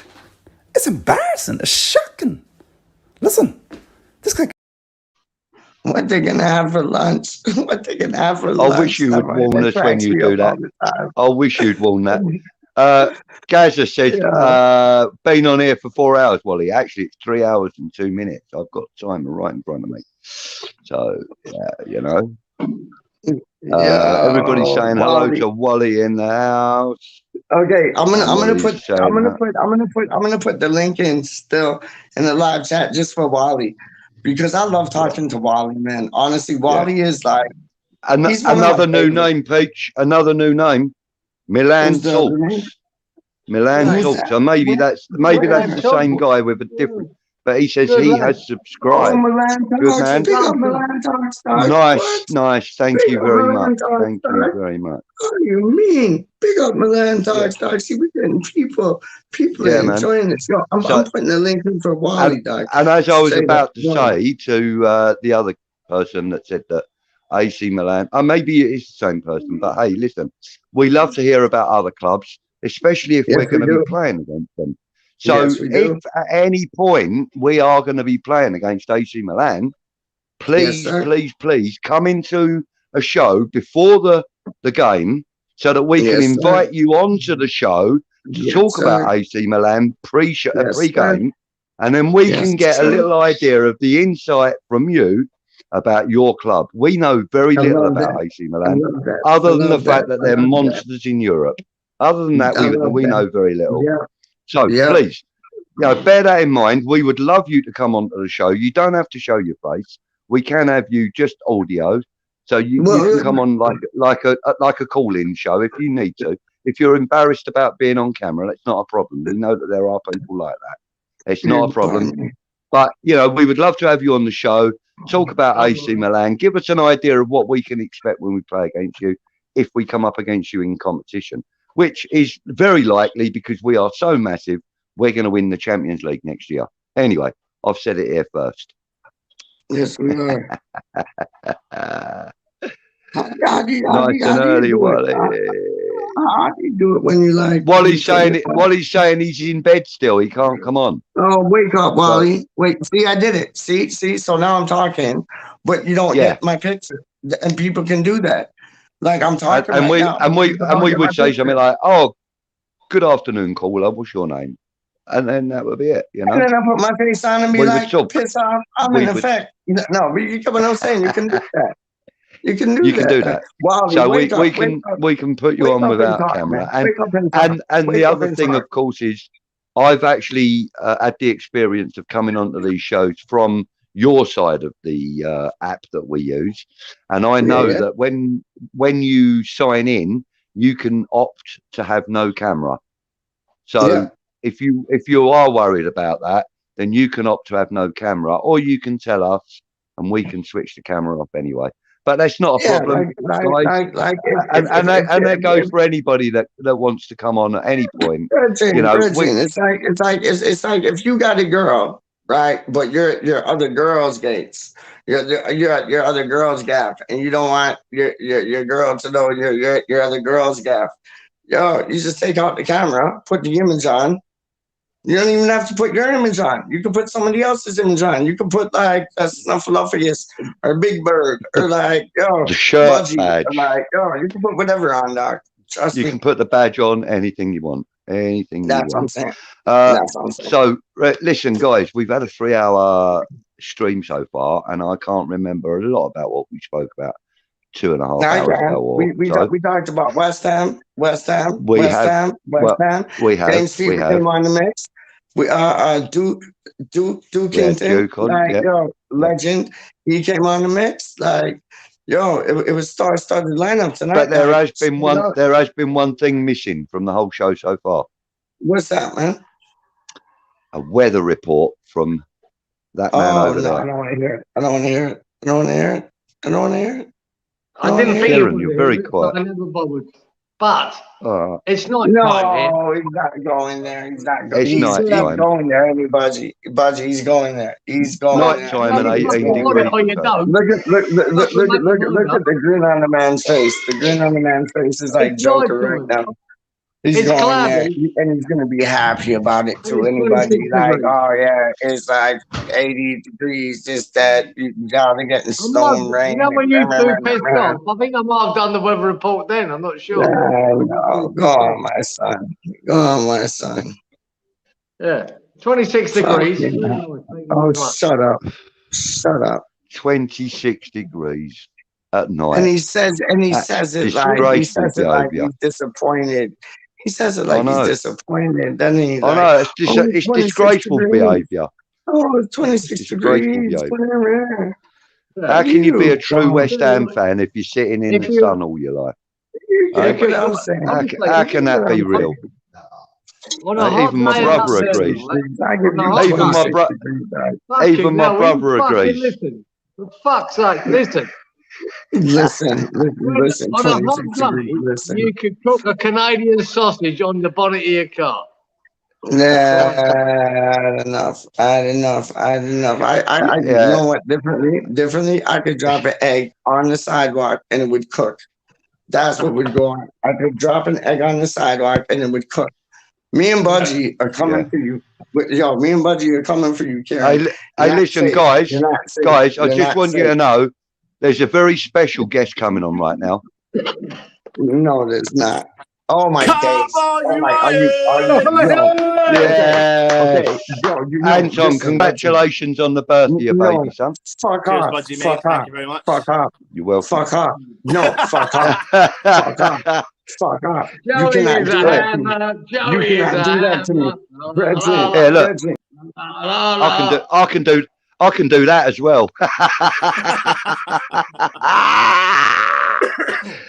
Oh, Peach, man. I'm gonna have to add I just went to the hospital with like fucking like heart failure and shit. Like, you bring this man up in the mix, dog. I'm going right back to the hospital. You got to give me some preparation, some warning. Like, listen, man. Anton, Peach, give the man a chance. He's come on here with some love for you, man.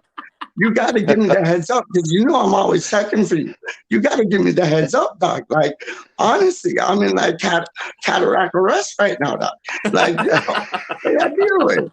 My G, my G. Listen, everybody on the live chat, I don't give two shits. I got a man crush on this boy, dog. Straight up, that's my homeboy, dog. Straight up, my G, dog. 100%. And for those of you Went that live don't, on stage with Public Enemy with his brother in San Diego. How you mean, my G? Go on, rude boy. Yo, for those of you that don't know who this man is, You good? You good? You good? shut up. What blind. Are you good? Are you For good? those of you in the chat that don't know this man, this is Anton from West Ham Network, and he is a legend, mate. Legend. A proper bona Legend. fide legend. LEGEND legend, up and out of place to be. You know what? God. More than that, I'm Anton, who absolutely loves West Ham. I absolutely. Do you know what? This I can hear it in the back. This time round when we're watching West Ham, we're getting all this like positivity, and it's great. But it's still taking me a while to transition into this positivity. It's probably the same as you, because we're playing so consistently well. Yeah. But it's weird to transition because we're so used to the other West Ham and the amount of love and passion and effort you put into supporting that West Ham. And now you're kind of starting to see some form of reward. And the question, here's a question. I'm going to go straight in with a question. What is success this season? What is success this season? Winning the league. Winning the blood clot league, dog. I'm winning the blood clot league. I ain't playing with y'all. If Leslie can do it, we can do it. Winning the blood clot league, dog. Straight up. Go on. Go on, Kieran. You go. You haven't said anything for a week. Yeah. Top six finish for me is success.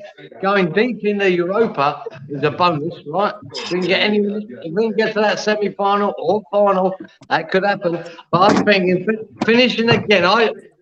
You know what? Of all the years, me and Clive are about the same age. We've basically got 50 years of supporting West Ham, 50 years plus. But consistency is one thing that's been lacking in all them years, bar about 1 or 2 seasons. So if we can consistently be in that top 6 again, I'll be delighted. That's success for me. Having 2 seasons on the trot in the top 6, that's success. If we win a trophy, then that's ultimate success for me. That's how I view it. Yeah, Budgie, what are you saying? What are you saying, Well, Budgie? for me, I think success. Yeah, I agree with Kieran. Top 6 finish. I'd love a top 4 finish, of course, and that would be the ultimate success for us this year, I think. But I think some silverware could come our way, and we're doing really well in the Carabao Cup. We're in is it quarterfinal against Tottenham? Yeah, we're in the quarterfinal against Tottenham, who we've already beat this season, and consistently do have stonking matches against and beat on regular occasion. So we've got a good chance. Well, we've got a very good chance of progressing in the Carabao. I think we're doing so well in Europe at the moment that we can dare to believe. Do you know what I mean? Okay, we have got the Champions League teams to drop down, etc., and that's going to make it a lot tougher prospect for us. But I think generally we're playing well enough. We've got confidence. We've got the team. I think we will get silverware. So for me, I think a top 6 finish and silverware would be perfect for us. Would be the icing on the cake, the cherry on top. Exactly that. Word up. Yeah. What about you, Anton? What's your idea of success for the season? I think nice reversal, Budgie. That's a nice reversal, Budgie. Go on. Look at this production team. Look at this production team. I've been watching Anton for a long time. I've learned from the best, mate. I've learned from the best. I've been watching Anton. Come on. What you got for us? I think I said something. I done a show the other day, and I said something about trying to put my head back in at the start of this season, and then put my head right back at the start of last season, and what I thought would be success. I personally said a top 6 finish and go deep into the competition, any kind of domestic competitions, and if we can get a trophy, that would be the cherry on top. Yes. Now that we're in the situation we're in, I would still take that, because I think that is genuinely success. I do genuinely think that is success. Top 6 finish again. like Kieran it's said, definitely consistency. progression. It's progression, yeah. It is, and not winning a cup would be gutting, but it still doesn't mean if we finish in the top 6, that is progression because that is consistency, and that's something we've lacked. Like Kieran said, we've lacked it for so long. Agreed. Yeah, agreed. but the fact of the matter we've is, been striving for consistency for so long, and it never happens.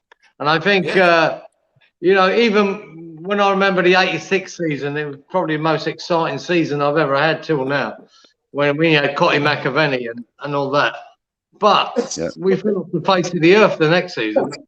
Yeah, you know what I mean. We could not keep it up. We just couldn't, and we had it was such a wonderful season. Now, last year was for us a wonderful season, and to back it up again this year, I'm happy with that.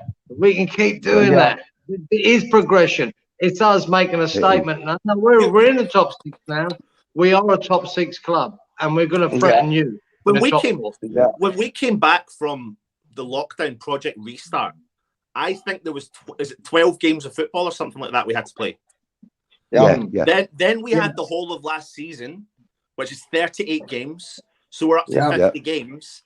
Then we add in these 11, and that's 61 games that we've saw consistency in. Yes, boy. Yes, sir. It's just so happened. And bearing in mind, over 3 seasons.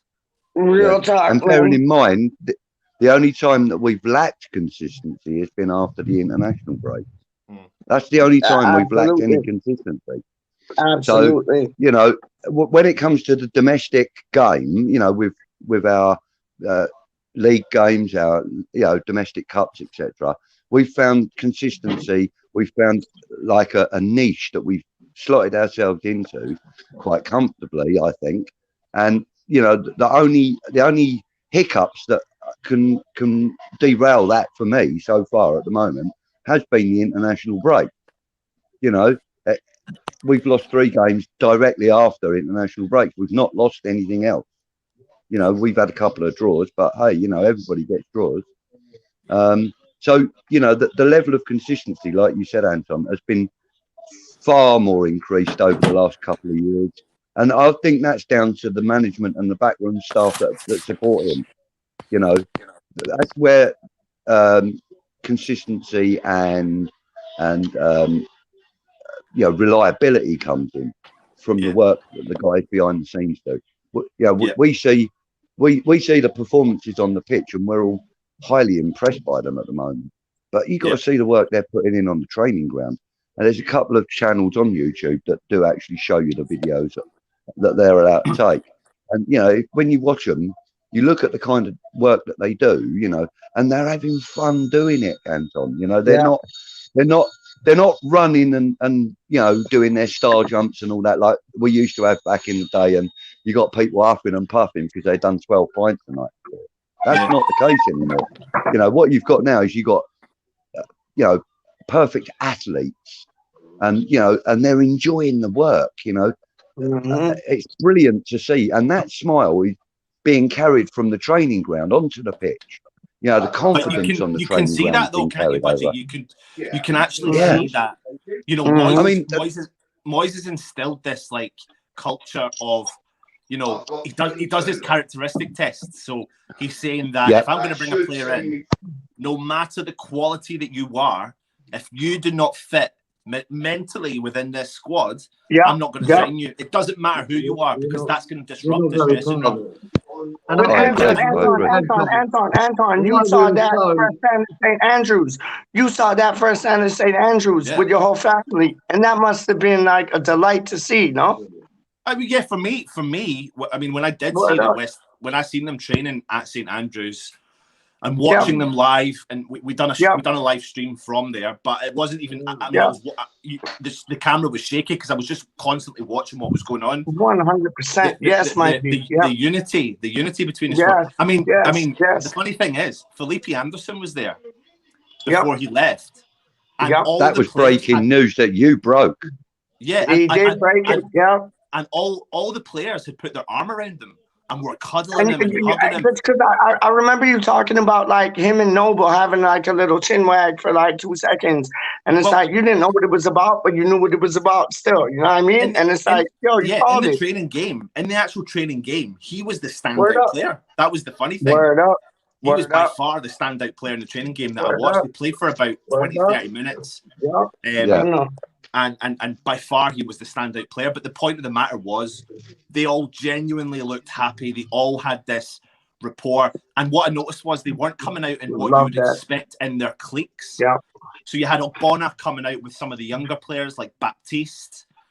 Then you had Noble coming out with some of another younger player. Then Ekwa was coming out with Antonio or whatever. And then Lanzini playing with the defensive midfielders, like you said, like you saw it then. You saw it then, didn't you? Yeah, trust me. Yeah, because that's what that was the kind of time where I think we kind of thought he was potentially going to drop into that role anyway. He focused with Noble. When I say about the 86 team, through that season, you could see the enjoyment they were playing with. Cotty McAvenny and Alvin Martin and Ray Stewart. They were all together as a team. They were just enjoying it, right? And they were on a ride, mate. And they were just playing well, scoring lots of goals. Having a really good run. And they were nearly consistent all through that season, bar a little patch where it probably cost them, where they could have won the league without that little bad patch. But through the season, they were generally consistent. But the camaraderie, I haven't seen till now. It's exactly what they had. And now I'm seeing it here in this team, mate. And they are enjoying each other's company. They're winning games. They're loving it. They're enjoying being on the pitch. Yes, and that's great. But this is why I think that this game today is one of our most important games this season, because Moyes goes on about consistency. That's all he's ever gone on about. He doesn't want to lose 2 games on the bounce. Do I think it's the end of the world if we lose 2 games on the bounce? No, but he won't want to lose 2 games on the bounce. He doesn't want to lose one at all. So what he doesn't, although it wouldn't be the end of the world, he doesn't want it to be the beginning of the end of the world. No, absolutely, you're right. Yeah. He wants to avoid as much pain as he can. But I think going back to the training session that you were reporting from back in August, was it? Like something like that, Yeah, I mean, I watched that stream, and I was watching it intently, and I got to be honest with you, like some of the information that you came out with on that day, Anton, was stuff that hadn't been released, hadn't been common knowledge, and it was kind of like breaking news at the time, and I felt really good because I felt like a part of that, you know what I mean? Because I was watching it live with a guy that I was familiar with, as it were, in you. Yeah. And I found that like compelling viewing, more than any other like pre-match shows and that. I found that really compelling viewing because you don't get to see that generally, No, you don't know. As a football supporter, you generally watch what happens in the stadium and that's it. Which is why, I've been spending quite a lot of time watching, the training videos and the under 23s and the under 18s and stuff on YouTube, because, it gives you an idea of what's to come. And, like the young guy that came on the other night, what was his name? Perkins. Sonny Perkins. My God, what a debut. What a debut. He looks like a big lad, doesn't he? Yeah. I mean, for a 17-year-old, he looked like he's a heavier set man than I am. Yeah, you know what I mean. He looks kind of like he can throw his weight about, and he's he's pacey. You must be do that, God. I know. He's got an invisible ladder and all. The way he climbed up for that ball, to get his head on that ball and get it on target. Absolutely. I mean, come on, for a 17-year-old kid. That was an incredible debut. Yeah. And then, like I said, Anton, immediately after that, the boy was running the studs off his boots. You know what I mean? Yeah, because he was not chasing the ball, but he was doing what was required of him as a striker. He was trying to find himself position. He was trying to, get himself involved in the play. And I really found that refreshing, A 17-year-old kid having his debut in a European game. Mate, that boy's life is set. He was going if you listen to Moyes' press conference, he actually said if we had not conceded the goal against Genk, that Perkins probably would have started the game against Vienna. Yeah. Which makes me so think that means he should start against Zagreb. Yeah, and that's the next game I'm going to. So, but yeah, Listen, hopefully, I mean, that's going to be just one of many, though, Anton. We've spoken about Occo Flex before. I mean, I don't actually know anybody that said anything really negative about him. He seems to be quite a popular lad, and a decent player, a decent bowler. Baptiste, the young lad out on the left fullback Alessi. there. What's his name? Alessi, yeah. So Alessi's a natural. He's a natural centre half.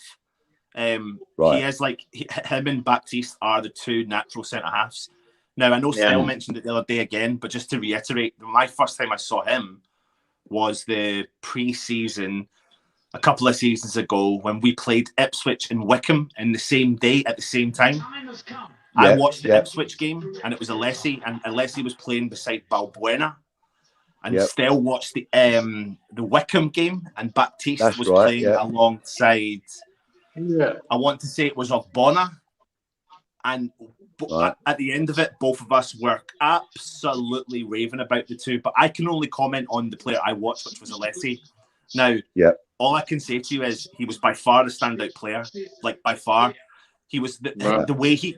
But the good thing you've got about these two players is they're two different centre halves. So you've got one that's the ball playing, who's got the vision, i.e., that's Alessi, and then you've got Baptiste, who's the kind of no nonsense. Yeah. But the thing is, I think Baptiste can also play. So the future is looking bright in that area in particular, and I do think one or the other or both have an opportunity to step up. That makes a good pairing, Anon, doesn't it? Yeah, it really does. In my opinion, it does for centre halves because that was always my concern for a while about, say, for the likes of people always said I bashed Oggy, but it wasn't bashing Oggy. It was Oggy. You had to have a right pairing for Oggy. You couldn't because he is he steps out all the time. You needed that person to step back to protect. So no, it's all about. I think any centre, I don't care how good they are, they have to work as a pair. Yeah, and that's why I think we're going to have a hard game today because I think the two centre halves at Man City are a pair. If you've got Diaz and Laporte, I think they're the two best centre half pair in the league. Yeah, really rate them. And then they've got Stones to step in, who has come on leaps and bounds. I was his biggest critic when he played for England, Stones, for a while back. He was terrible. And now he steps up. So they've got three great centre halves, and it don't matter what period they can do a job. And that's why Antonio has to be in their places today, really bullying them. Which he did, and he's got to do it again today. Where he hooked it, he bullied him and he hooked it around the corner and put it in. That's the kind of stuff we need from Antonio today. They've only conceded 6 goals this season. So that shows you that defensively they are tight and they've got a strong unit back there. But that doesn't frighten me to think that solely down to the fact because we've got Antonio who's so unorthodox. Exactly. He is unorthodox. He has to be into him, doesn't he? He needs to be into him, that's all. He's so unorthodox and he doesn't really know what's going to happen the next game. But this is why, for me, this game is all about the front four for West Ham. I think today's game is all about if Benny starts, Fornals, Bowen, and Antonio. It's about what they do and what they create and what they can do to support. Especially in transition. Well, I'd say that. Transition is so important. We need to do it quickly and we need to get in their faces. Yeah. And we all know that Man City are capable of beating any team at any time. However the way they do it. Yeah. But we've worked on our defence, right? Blatantly worked on our defence. That's not my concern today. As long as our defence turn up and do a job and do what they need to do, in order to win this game, we need to score goals.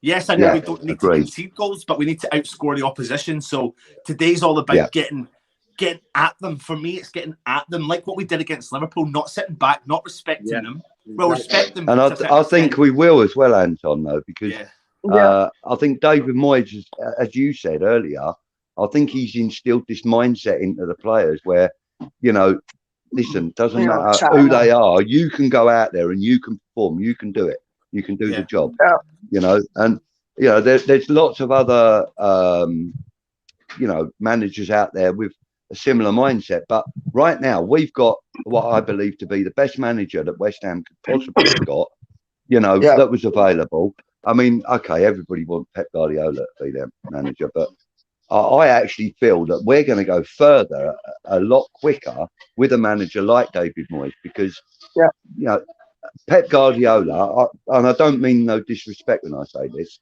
because he is a fantastic manager and there is no doubt in it. But I think that Pep Guardiola kind of rushes players in a little early. You know, like I'm not talking about Foden, because I think Foden was brought on right, but you know, I think Guardiola is kind of a little bit more impatient than Moyes, and I like Moyes' we got the backroom staff. We got the backroom staff. That backroom staff is absolutely like, yo, that backroom staff is like that's the motor. That is the motor behind like our success. Honestly, like Kevin Nolan, brilliant. Naveen, brilliant. Irvine, and you know, brilliant. We've also snatched Rob Newman out from under Pep's nose as well. Come on, man. You know what I mean? Yo, he's gonna bring the man in. Trust me. I don't know the answer to this, Anton. Maybe you do. But do you know the reasons that Rob Newman left Man City? Was it just to go on to a different thing? He left because the job he got at West Ham is a promotion. Right. Word up. Okay. Word up. Okay. Word up. So obviously he's the head of he was one of the he's now the head of West Ham's recruitment. Or you know, but he wasn't the head of it at Man City, but he was well renowned at Man City, so it was an opportunity for him to move on. So, well respected in the place. So Anton, you're saying like he kind of got mugged off at Man City, like for all the good work he did.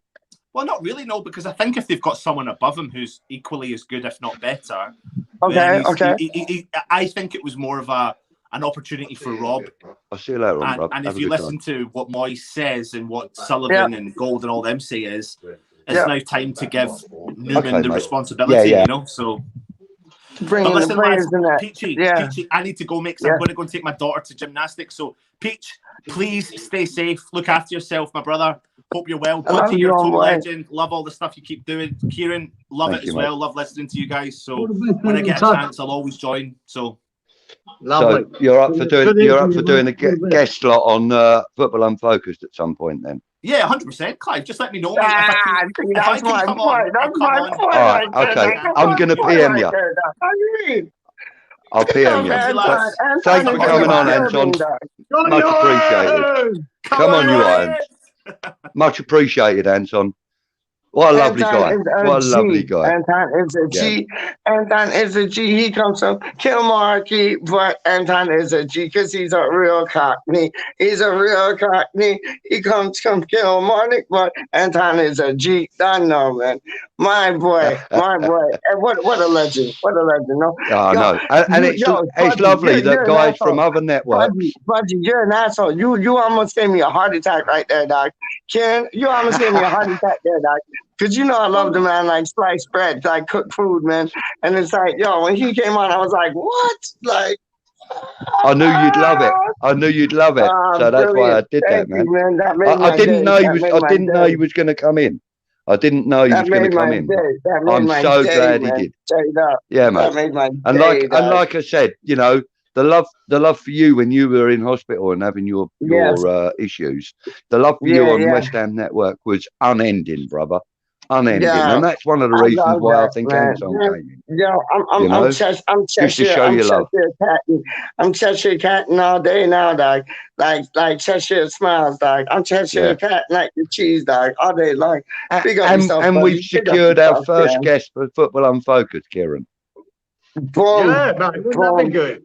And I want his dad as well because I went to the same school as his dad.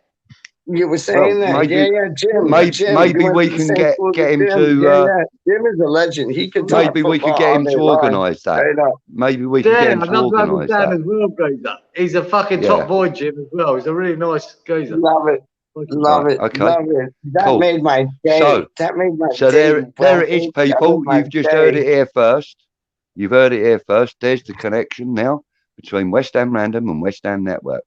We're all Boom, the becoming two one illest big channels family. in the world, Doc. How you mean, man? And you can't forget Charlie Watts though. Like Hammer Chat, like Charlie Watts is a G, straight up, my homeboy. Like, yo, man, we only got the illest rolling with us, man. And it's like it's due time. It's due time that, like, you know what I mean? Like you got the illest YouTube West Ham individuals rolling together with one another, man. And like, yo, it's only a matter of time before like all of us take over the game, man. Straight up, man. I love it. I love it. I love it. I love it. I love it. I love it. I love it a lot. I love it. I love it. I love it. I love it a lot. I give a blood clot. Straight up. Peachy, what fucked up you? Stuart Can. Stuart Can. Come again, Karen. What were you saying? Stuart Can. You want to know? We'll just fucking get another comment. Do you not recognise that comment from Stuart Can? Well, okay, hold up. Hold on. AJ is the shit. Because whenever I talk to AJ, he's like, yeah, all right, my old China, and my old China plate, aka mate. Like, yo, you don't think I know? I don't know that. And it's like, yo, almost always coming through, like, yo. Yeah, all right, me all China. Like, trust me, man. What's he saying? He's saying West Ham YouTubers are massive. Everywhere they go. West Ham YouTubers are massive. Everywhere they go. Stuart from the disabled team saying, big up the West Ham posse. Up and out of the house. You don't know. Welcome back, Live Peach. You don't know. Yo, you know what? You know what I respect about the disabled team? He don't even support West Ham. He supports Leeds, dog. Like him, Silla, and Lee. They support Leeds, dog, but they got time for us, dog. I love that, man. Trev Tube in the place to be. It's great to see you fully recovered, Peach, bro. No, it's all good. It's all good, Clive.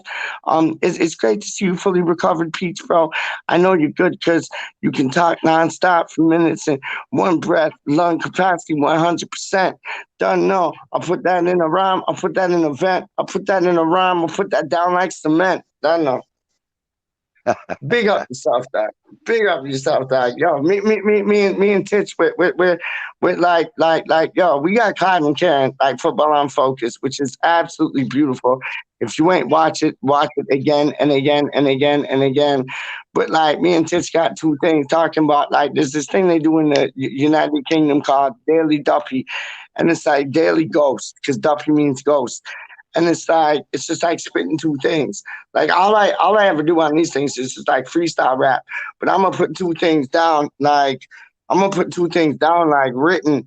So you got the tune that Titch made about like Ben Rama, and it's like I'm gonna include that, like Ben Rama, Jared Bowen, Michael Antonio, Rice, baby. Who is it? Who is it? Pop. Who is it? Who is it? Palito. So it's like what? It's like what? It's like Ben Rama, Jared Bowen, Michael Antonio, and then you move on to Declan Rice and Pablito, and then we just break it. Yo, see, cross up my phone. But yo, we'll just break it and we'll put like two rhymes, find beats, things, and like y'all never heard me spit. Y'all heard me like do two freestyle things, but I'm gonna write to two things and put it down like Arctic Sand straight up. And then me and Arctic Sand gonna do a track about West Ham. Trust me. It's going down. It's going down, dog. We're gonna integrate music into this. We're gonna integrate like many things. Make this like more like a television show than like a chat show. You get me? We got things on lock, don't we, Budgie? Don't we, Karen? Like we got ideas that we're gonna we got things lined up. Yeah, Roger. We got and we've also I want to play a little video. We've also got. Oh yeah, two- obviously, it's me, Harry Kane, and I just want to say welcome back to West Ham Random, and obviously, yeah, so welcome back to Football Unfocused with two legends in the game, which is Kieran and Clive. So yeah, obviously, it's a big show that comes on weekly, and yeah, they've somehow I've got the gig to introduce it, so I'm over the moon.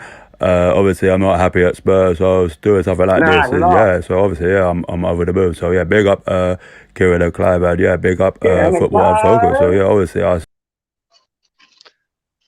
Yes. Harry Kane in the house. Love Big enough you, like. Big enough you, like, man. And legends like this, too.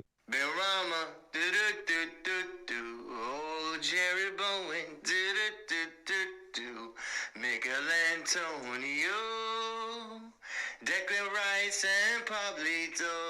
1, 2, 3. That's it. That's it. I finished the tune. That's what I've been trying to hit you up to tell you that. Bro, I've been trying to tell you that. But listen, I get you.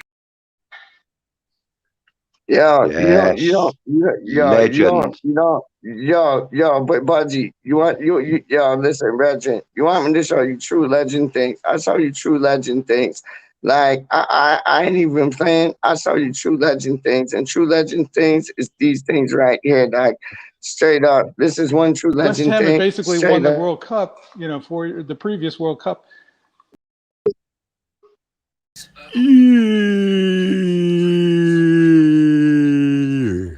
West Ham had basically won the World Cup, you know, for the previous World Cup, even though they were this, you know, smallish, relatively small East London team.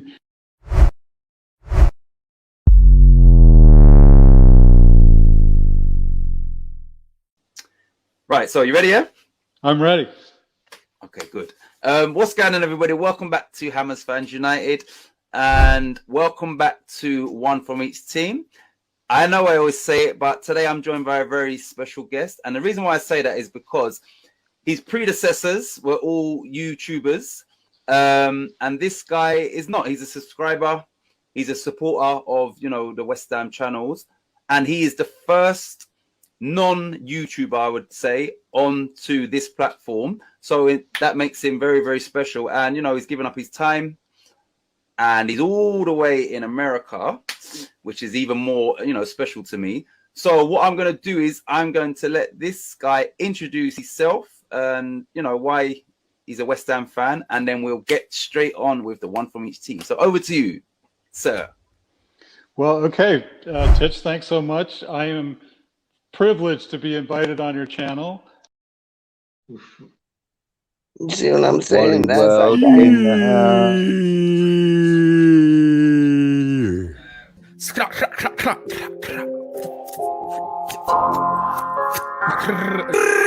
So DJ Khaled, how would you describe Charlie Walsh? Legend. Legend. I'm just enjoying myself, you know. I have to say, actually, you were quite, when I first time I appeared on Random with yourself and Kieran and that, I actually felt that you were quite a calming influence on me. Yeah. Like while I was on camera.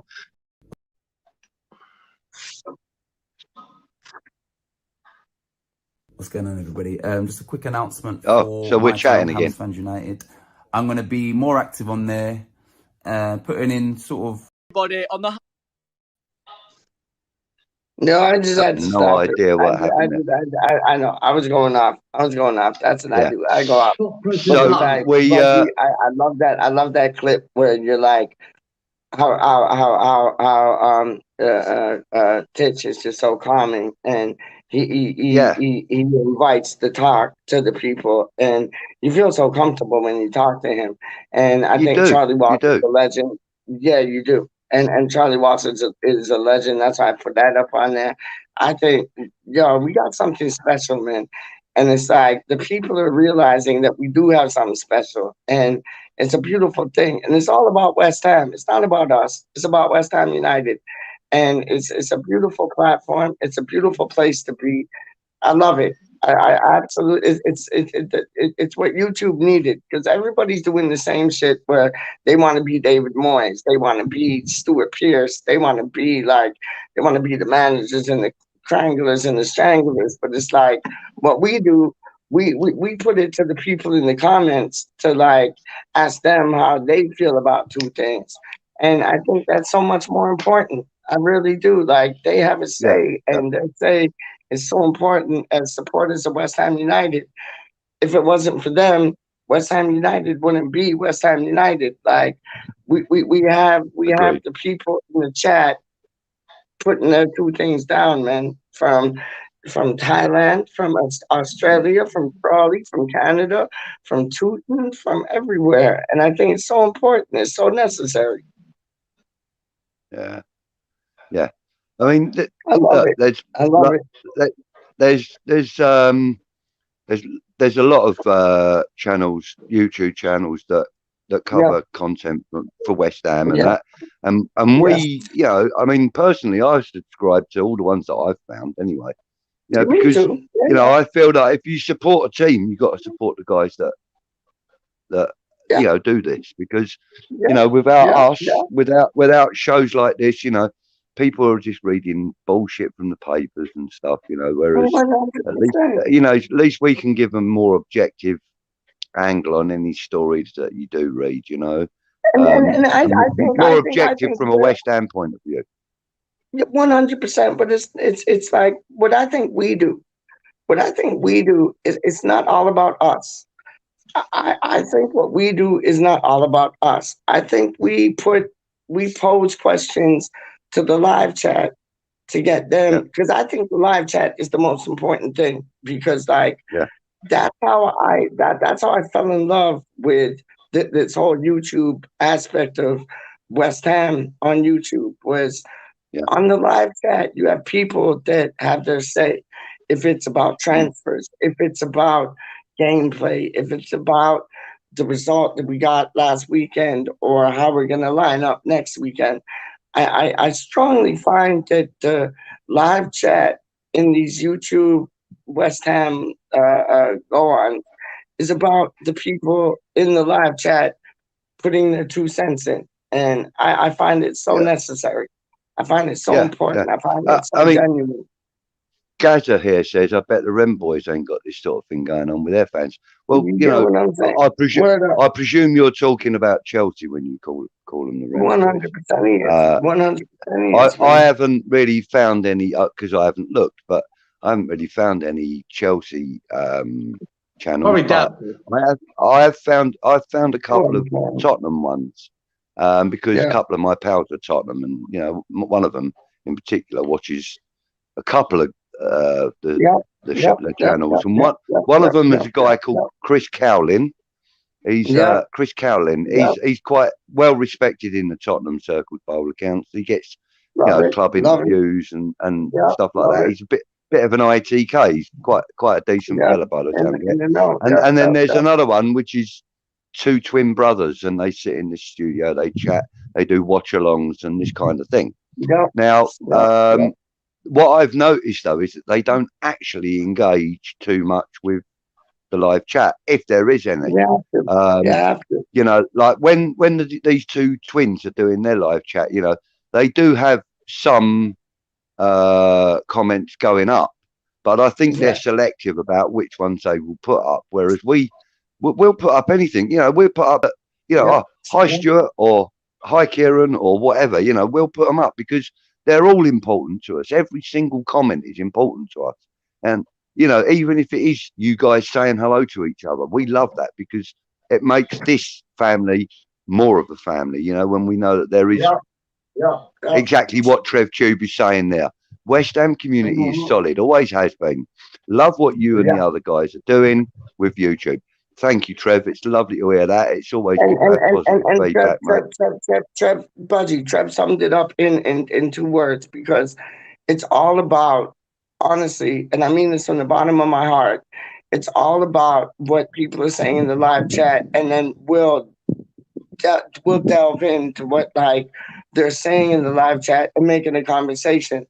And it's like they're the heartbeat of the channel, because before I was, or you were, or Karen was doing any of like this West Ham Random, and this is why we named it West Ham Random, because it's about the supporters. It's not about us.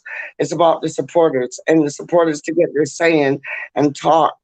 And that's like it's like when you watch a match, isn't it? It's when you watch a match and you're yelling Yeah. at the telly screen and you're like, why did he make that substitution? Why did he done do this? Why did he do that? Well, you can get it all out in the open on our channel. And it's like it's all about you guys. Like that's what we that's how we made this, boys. It's all about the people in the live chat having two things to say. That's all this channel. That's what this channel is known for. That's what this channel is built on. People in the live chat having their say, because they're the most Exactly. important people. They're the most important people in West Ham United's. They're the most important people in West Ham United's history. They're the most important people in how West Ham United play, what you want to see, what you want to say. It's all about you guys, man. And that's why we just take the background and let you talk. And that's it. Like it's all about them. It ain't about us. We're just the Agreed. middleman. Agreed. I know. Agreed. I know. We're just the ones that I bring know. you the content. That's all we are. No, but they bring the content. We just like we filter it through. You know what I mean? Trust me, man. Trust me, man. It's like, yo. And Budgie, you were on board from jump when you got the idea of how this works. Kieran was on board from jump when he got the idea of how this works. Titch was on board from jump when he got the idea on how this works. And it's like it's different from all the other YouTube West Ham channels. Like I'm not disrespecting any of them. I'm holding respect to all of them. And they do it on the mere fact of their opinion on West Ham, which is brilliant. But we do it on the opinion from the supporter side. You know what I'm saying? Yeah. We I mean, they do also. They try to as much as they can on quite a lot of the. Oh no, West Ham 100%. channels. You know, but I want to do more. I want to do more. West Ham Network to have more of a say. Yeah, I mean, for me, I think West Ham Network, Falls from Iron, Hammers Fans United, us, and I think Hammers Chat are the only ones really that engage fully with their audience. You know, I could be wrong about some of the other guys, but but then you got E20's on TV. James. Right, TheHammers, they do it. Even Corey from I was watching Corey today, man. Big up Corey. If you ain't checked him out, the West Ham way, and he got X on them things still. And it's like, yo, he puts two things down. It's like everybody's putting two things down in their own way, which I love. And it's like, yo, if we can make it sharper, yo, more power to the supporters there. Straight up. But it's like that's what we're focused on. We're more focused on supporters than ourselves. Just so you know. Yeah. 100%. Keep talking, guys. Oh, look at that. What a beautiful picture. What's that, man? Oh, that's you, innit? I remember the first time seeing that. That was like I'll tell you, Budgie. It was my dad's godson who lives at Rush Green, and he lives at Rush Green. And it's like we went for a fry up, like early, like Saturday or Sunday morning. We went for a fry up in East London. You know the places where you got to like pull the seats down, and then like the red seats down. You got to pull the red seats down, get like a Nest Cafe, and then have your fry up, like your black pudding. Your fucking bacon and your egg, your everything, your fried slice, your everything. And it's like we went by the bowling pub, and like we went by there, it was lock off because it was like early in the morning still, and it was puke in front of fucking. We went to the statue. The famous statue, you know what I mean, with more Greavesy and Peters and that. Went to the statue, and it was puke like in front of the statue. So somebody had a good night the night before. But it's like, oh, it was absolutely brilliant. We got to see the gates. I got to see the stadium. It was magic, man. It was magic. And brilliant. the first time, hold on, Ken. The first time I went to the bowling ground, it was heaven because I went in. We went like my father's godson. He had tickets. He could get tickets anywhere. He used to be in ICF for fuck's sakes. I ain't mentioning no names, guy ain't stupid. But it's like, yo, we went in the chicken run, and it's like, yo, it was just claret and blue through and through, man. And it felt like I died and got to heaven, man. Honestly, it was just so. We went. Can we address a couple of? Can we address a couple of these comments? I just wanted to say, the first time I went to the bowling ground, it was heaven. It was absolutely heaven, and it was meant to be. And it was, save it, man. Save it for the camera when I'm talking to you later, another time. We're gonna get into all of that on camera, me and you, on a personal one-to-one, ready for another show. So don't spoil that now. So Stuart Can, he's saying this is one of the best interactive channels as we don't ignore anyone. Big factor. Well, thank you for saying that, mate. And to highlight that point, I've shown that one. Can I say with that Stuart Can? Peachy, I think you thought he was TDT. I don't think he is. Yeah, no, it's not. No, maybe. No, I think Stuart was the one that had the wrong end of the stick. When Peach was talking to TDT and he said the name Stuart, I think Stuart Can may have got the wrong end. Anyway, whatever, it doesn't matter. We've established that Stuart Can and Stuart TDT are two different people. Thank you for that, guys. Wally World saying, don't forget American Hammers TV, KEK, Lee and the gang. Sorry, guys. I've only just subscribed to that literally this week. So I actually didn't, I haven't had them in my psyche, as it were. So I forgot about them. Big up Hammers, American Hammers TV. Big yourselves up, guys, because what you do is great. And KEK's brilliant presenter. Love her. And then Gazza says he loves the banter as well. Well, we all love the banter, and that's why we do this, because we get on well. We've all got a common interest in West Ham, and we all obviously like being on the camera chatting to each other. And now Peach has left us to it again, so we're back to the Bert and Ernie show. But we've got a lot of good followers here, and we've got a lot of people that come into the chat, like yourselves, all of you guys that are watching and listening and commenting now. We appreciate everything you do, everything you say. We're here for the positivity and also for the negative comments that you may have, because we're not stupid. We're West Ham fans, Kieran and I have been around since the 60s, and we've seen West Ham at their very best just recently, and we've seen them at their very worst as well when we've been relegated from the top flight as well, and getting close to being relegated from the second flight as well. We only escaped that one year by a bloody hair. So we've seen the best and the worst from this club, and we're still here, and that's what this is all about. It's all about being a true supporter. Whether you go to the games or whether you watch on TV has no relevance. I hate this plastic armchair supporter phrase that comes out. I hate that, because it doesn't matter whether you watch from an armchair or from from the stands or the seats in the stadium. It doesn't matter. The fact that you support this club is all that matters. And you support them in any way you see fit. That's how I see it.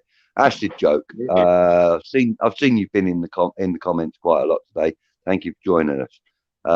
He says, nice to have traditional West Ham fans, Budgie and Kieran, rather than just the youngsters who don't know who Pop Robson is. Robson, one of my fucking heroes, Pop Robson. Oh, mate, we all love Pop Robson. Baldy over there. Baldy over there. We loved him. We loved him. Yeah. I think I'm not sure if he's a Sunderland boy or Geordie. I think he's a Geordie. And we signed him twice, Clive. He fucking All signed right. for us, and he came back and we signed him again. And he was, Yeah. I love Pop Robson. Thought he was a great boy. Do you remember Bobby Ferguson? Yeah, very well. Yeah, I think he was. Do you know when we signed him as a goalkeeper, Bobby Ferguson? Yeah. I think he was the biggest signing of a goalkeeper ever at the time. At that time, yeah, I agree. Yeah, I remember. And the other thing, of course, about Bobby Ferguson was that he was one of the first players that I ever became aware of that did, you know, like the football in the community type things. He was the first player I ever heard of doing that.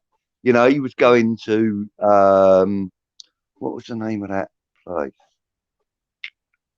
Somewhere, I think it was in Ilford or somewhere like that. He was going and doing some training with the youngsters and stuff like that while he was playing at West Ham. You know, he was one of the first guys that I remember taking football into, or professional football into the community. Yeah, like we were that, lucky you know? in that school, mate. It's a Bonaventures because it was very heavily connected with West Ham. And I remember Yeah. Bobby Moore coming to that school. I remember Frank Lampard Senior and Pop Robson doing, you know, for a couple of hours just to meet the kids and do a couple of training, you know, nonsense really. Yeah. But it must be part of their community thing that they were connected with the West Ham, you know, club. It's also a measure of the heart of the men that do it. Yeah, it was it's a measure of the heart of the men that do it. I mean, they don't get paid to go to hospitals or this and that, go and visit patients magic and stuff. for us, They do it out of the kindness of their heart, because these people that are in the hospitals, etc., you know, we watch you week in, week out, and we support you. You know, we come to the grounds, we cheer you, we sing your name and all this, that and the other. The least they can do is visit you when you're in hospital, kind of thing. You know what I mean? And that's how they look at it, these players that do that. You know, it's the least I can do. I mean, if that man's putting wages in my pocket and he's ill, and you know, one of the things that he wants to achieve in life is to meet me, then who am I to stand in the way of that?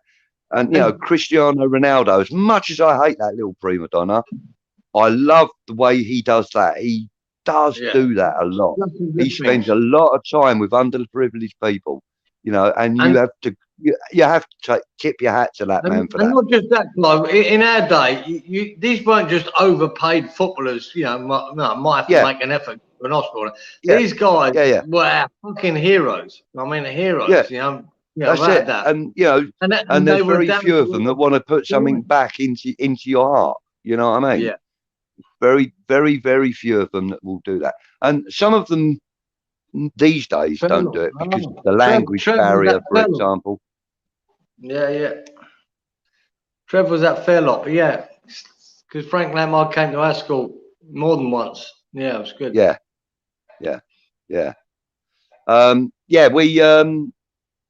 We what was I saying? Where was I at?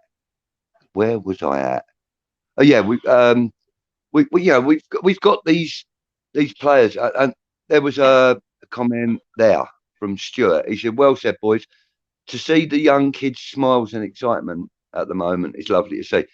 It clearly is, and you know, I mean, that comment alone shows that when the team have got that kind of feel-good factor, it filters back down to us guys out on the terraces, in our front rooms, in the pubs, watching the game. You know, we don't have at West Ham, we don't have plastic fans. You know, we just don't. You know, if you're a West Ham fan, you're a West Ham fan through and through, regardless of whether you started supporting yesterday or, you know, 100 years ago. It doesn't matter to us. If you're a West Ham fan, you're a West Ham fan through and through. It doesn't matter. One thing I will say is that, you know, there will probably be comments maybe, or people thinking if they watch this later on, that yes, there are plastic West Ham fans, people that are filling up the stadium, these what they call day trippers or whatever they are. They don't actually pretend to be West Ham fans. They're just football fans that happen to be able to get into the London Stadium because they've had the opportunity. There's no difference to us going for a day out at Barcelona in the Nou Camp for a day. Yeah, exactly that. So, you know, I mean, but what we do have in our support fan base is we have you know, as we've said before, sense of family, sense of community, and a strong sense of belief in the club right now. Every one of us have got a strong sense of it. Even us old bastards that are really cynical about West Ham, we still have faith. The trophy thing. Who put the trophy comment up? Who put that trophy comment up? Hang on. You just had about 2 comments ago, Pete. That was Stuart. I just Stuart, that one there. Because I actually that one. I actually received the trophy from Frank Lampard Senior in Canning Peach, Town. we can't hear you, man. No, are you on mute? He's on mute. But yeah, Frank Lampard Senior gave our team a trophy. It was him and a couple of other West Ham players turned up to give out the trophy, and we won that. It's a shame. It's a shame it all kicked off afterwards, but never mind. Yeah. Stuart's also saying that plastics can turn into loyal. Let's dream global, mate. Listen, anything that brings the fan base of West Ham through the roof is a good thing. And like you said, a plastic can turn into a loyal. And, you know, there's no reason why they shouldn't, you know, because they're watching great football right now. So we've got 2 Peaches. Shall I remove the other one, Peach? Hold on, I'll remove it. All right, I got it. All right, okay. All right, cool. I know what Stuart's saying there. We're already global. Look at us. Yeah, look at us. UK, Canada, and Australia further over. So not a bad shout, is it? Not a bad shout, guys, is it? You know. And then we had Wally World on. Well, last night was it? Yeah.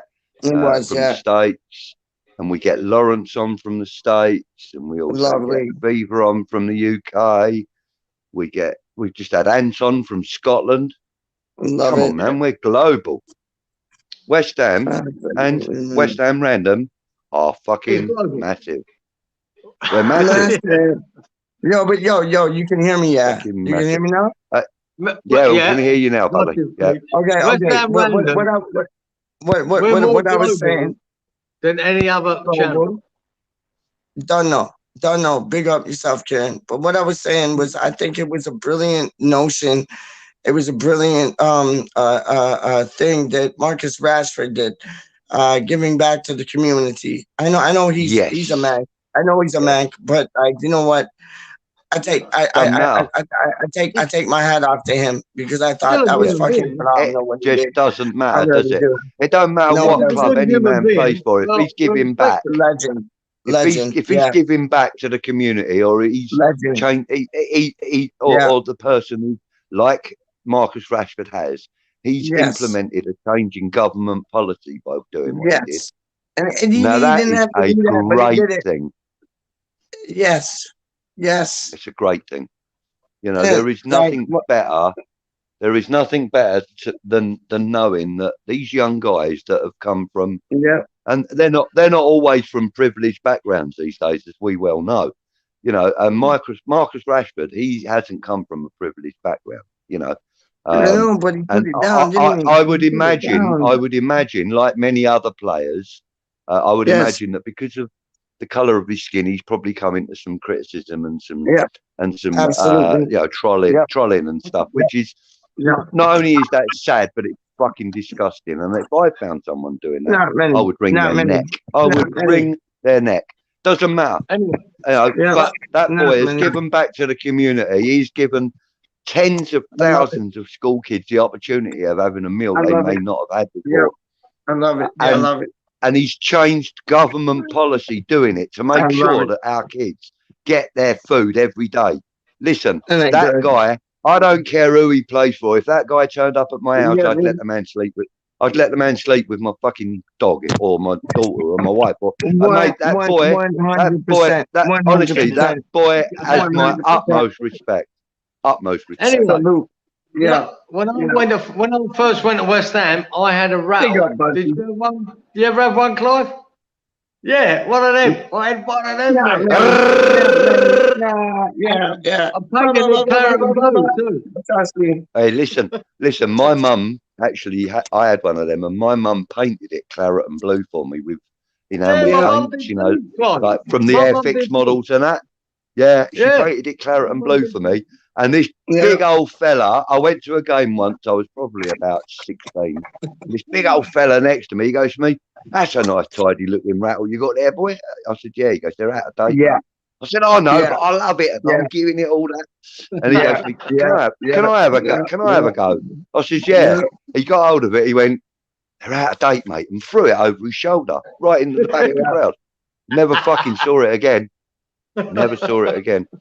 You walked in there, wait, if you walked in there today with one of them, mate, they'd arrest you, wouldn't it, for an offensive weapon? You know what I find though? Honestly, you know what I find? I'll tell you this. This is a real talk. You know what I find? When I go to England and I watch a West Ham match, and I'm in my colors and that, I got more respect than disrespect. Because people look at it, and you remember when we got promoted, when we played Preston North End in the final, and we got promoted into the Premier League again, and we have to play Ipswich before Preston North End. I remember going to a pub at Basingstoke, and I had all my colors on, everything. I went in there, and there was this thugger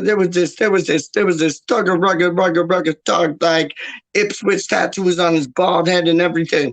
He showed me nothing but respect because I came in with my colors and like fucking represented our fucking club, man. And it's like you get more respect going in representing your club. Like they other supporters love to see that, man. Honestly, other supporters love to see that, man. It's only the weak ones. It's only the weak individuals that want to fucking have a go and have a little fitsy-cuffy things like, "Oh, that's who you support." It's like, yo, hammerheads in the house. It's like, yo, they hold it down, and show you respect. If I'd walked into a pub in North London or South London or West Hampshire, I wouldn't have come out alive. I'm telling you that now. There would have been no respect.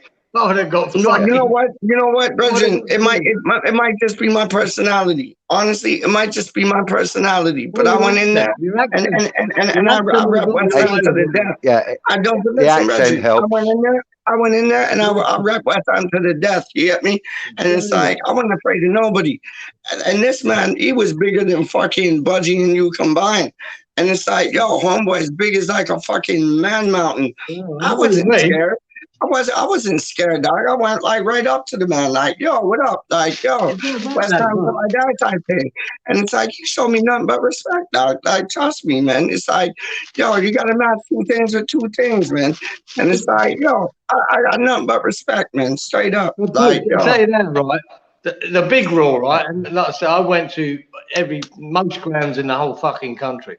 But the big rule when you went on that fucking train or on that car or on that bus, do not wear colours. Do not wear colours. Well, I did. If you did, I did. You're going to get fucked, right? And that's how it was then. That's how it was. You never wore colours. Yeah, you might wear a little badge. I remember having a donkey jacket where I wore a little West Ham badge under the collar. That's how bad it was. If you fucking turned up with colours, mate, you just attract so much grief. It was unbelievable. So, yeah, but it's how you deal with it. It's how you deal with it. Because I remember we went to whatchamacallit. We went to the Carabao Cup. We went to the Carabao. It was Carling Cup back in the day then, and we went to White Shite Hart Lane. Right, we went to Shite Hart Lane when Bobby Zamora was playing for the man then, and like yo, they done beat us like 1-0, and it was Bobby Zamora that scored the goal. And we were on the tube from Barking. We were on the tube from like Tower Bridge to Liverpool Circle to like fucking Shite Hart Lane. And I'll show you, man. We went with these 2 Tottenham supporters, me and my pops, me and my father, West Ham through and through. And we went with these 2 fucking youths who like, they were Shite Hart Lane fucking Guidos. And like, we went with them to the fucking match there. Brethren, I'll show you, man. It was at Barking Station, dog. All the fucking West Ham fan came on the fucking train. And it's like, yo, I never seen 2 men like put up their jacket, zip so fast, dog. Because they had the fucking Guido shirts on and that. Yo, Bridget, they zipped them shits up like fucking faster than you could say fucking hello. And then all the West Ham fans, they were singing like foreskin this, foreskin that because of the Guido thing. Bridget, I'm showing you, man. It's like, it's a mentality. It's a mentality. It's like, yo, if you can handle it, yo, you can handle it. You can talk to the man them there. But if you can't handle it and they see they sense a bit of weakness and they smell a bit of blood, yo, they'll done do you. But it's like, yo, you hold your own, you stand your fucking ground. It's like they ain't fucking with you, man. They ain't fucking with you. And it's like, yo, I'll tell you what, straight Pete. up, they ain't fucking with me, man. I always thought I went to Tottenham away quite a few times in the 70s and early 80s. Right? And I'll tell you what, that was the hardest ground to get to without being killed. Right? When you have to get off the station and you walk down. I used to walk down Seven Sisters Road. I done did that walk. I done did that walk straight up. My first time there, Peach, I was only about 14. I was just a kid. I was fucking scared, man. It was just kicking everywhere in the street, right? It was just non-stop. It just kicked off everywhere. Them fuckers, mate, they just waited for you to come down that street, and it was just fucking fight after fight after fight to get to the ground. It was the hardest thing in the world. Before the police really got hold of it, you know? Police didn't. But you hold your own and show them like, yo, if you smack me, I'm gonna smack you. They back off that. They're pussies, man. They're pussies, man. They're pussies, man. Straight up, they're pussies, man. These are real adults trying to kill you. You're only 14. I'll tell you that now. It was no. I hear you. But they're pussies. They're pussies. It's like, yo, you show them. Like, listen, yo, you step at me, I'm gonna step at you. They think twice. They think two things. They think twice, dog. Yo, they're pussies, man. They were good in big numbers. That's what they were. Because they outnumbered you when you're walking down that street, you know. So but it might have been different for me. It might have been different for me because like I was walking with my pops. Yours was a bit different era. You were a bit later. So they don't want to fuck with the old man and the young youth. You get what I'm saying? But it's like, yo, I'll lick them dead in their fucking blood clot eye dog. Like, yo, what are you gonna do? What are you gonna do? Really? What are you gonna do? They didn't do shit, man. And it's like if you show them like, yo, just stand up. You just stand up and you're like, yo, I'm here. Like, what are you gonna do? You know, do a little bit They're different when you went. It was a bit pussies, later. man. Calm down a little bit. But in that 70s, no. See, this was in like early 2000s. It wasn't in the 80s. The 80s was a different. Like the whole Margaret Thatcher thing. That was a different set of rules. Trust me. That was like they wouldn't even think twice. They just bang on you. I know. Were 10 times worse. That's what I'm saying. That's what I'm saying. Different story, isn't it? Yeah. 10 times worse. I'm telling you. Yeah. You were in the mixture, elixir. Trust me, I know, man. It was like it's a different story from the 1980s, which you and Budgie like experienced, to like the 2000s. The 2000s was watered down like Coke with fucking water. The 1980s was like Coke with no water. It was like, yo, man and man just went after one another, like smileys, credit card things in your face and things, smack up. Like, no, I don't know. It weren't nice sometimes. Exciting. No, I Kieran. Kieran, look at that comment. Fucking dangerous. Kieran, look at that comment, man. Was that this one? You still got it, Gaza? My God. Wow. Unbelievable. Man's a legend, isn't he? Well, hadn't he just? God knows what happened to mine. But I did have one. Some lucky bastard got mine. How old is how old do you reckon Gaza is then? He must be up near our age then, is he? Must be in his 50s. Yeah, got about 40, 50. Yeah. I think Gaza's about 40, 50 still. Rude boy. Painted Clarence as well. Yeah, we all painted him. Karen, you get these in Australia. It's a toasted coconut donut, dog.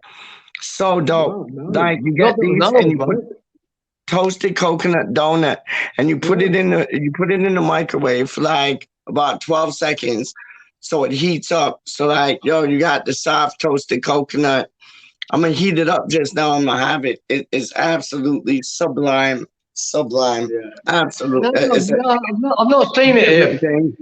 Peach, I haven't seen one like that. I've seen lots of coconut places. Oh, sorry, donut places, but I've never seen one with toasted coconut. No. When I come, listen. When I come see you in Melbourne, I'm gonna bring some toasted coconuts. Some toasted coconut Hammerhead. donuts. Hammerhead just quoted a Simon and Garfunkel lyric. Yeah, Hang on. he has. Let's hear it. Yes. Hello.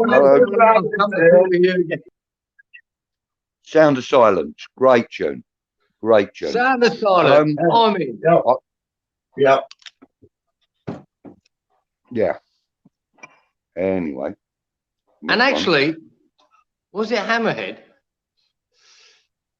Get my many London grounds. All right. So AJ there, he must be one of the older persuasion as well. He's right. And Sate's experience simply trying to get to many London grounds. I know. It was quite scary stuff. Especially when you're a young kid. It was very scary. And especially when you're a young kid like me, coming from Crawley, I have to go from Crawley into Victoria Station at London. Or London Bridge. Or London Bridge now. But then it used to be mainly Victoria. And at Victoria, that was the hub. You know, you would have Tottenham fans going here, you'd have Chelsea fans going there, you'd have Palace fans, Brighton fans, all sorts. And none of us ever wore colours on the away. Never. And the one time I did, I was coming home from a weekend away, right? Now, I'd been with my mum and dad. I was about 13. I'd been a weekend away with my mum and dad at my auntie's house, who used to live in Forest Gate. She actually lived on Wanstead Flats. I know where she lived. Yeah, he was the groundsman. Yeah, he was the groundsman there. All right, mate. We was there for a weekend away, me and my parents. Anyway, so we got on the train to come home, and we had the window down in the train because there used to be the old sliding windows that came down. And we had the window down, and we pulled in. I think actually no. Do you know what? I think we'd been up there during the week or something because it was summer holidays or a school holiday of some description. Anyway, I can't remember whether West Ham had played that day or not. They must have done because I was wearing colours. Yes, they had, and I'd gone to the game, and I'd come home. I'd gone to the game with my cousin's boyfriend and that. And I'd come home or come back to my auntie's, and then we travelled back to Crawley on the Saturday. Yeah. And we were coming through East Croydon Station from Victoria. Yeah. And like a special had come into the station next to us. There was loads of supporters. I can't even remember. I think they were Brighton actually. And one of them decided. Do you remember the old pint mugs with the dimpled effect on them, with the handle on them? Chuck one of them from the train, chuck one of them from their train through the window into our train, and it hit me square in the face. And I obviously I wanted to go fucking mental. Like I was going. My mum and dad were there, and they calmed me down. And basically, when we got the next few stops to Crawley, we reported it to somebody on the station that nothing was ever heard of ever again. But that was the only time I ever wore colours, because I remember I was wearing this massive rosette. I used to wear it every game I went to at that time because it was like the in thing, and I had me rattle with me and everything else. So I must have gone to a game, but that was the only time I wore my colours on the trainer. After that, I swore I would never do it again. Until recently, just recently, and then. Fine now.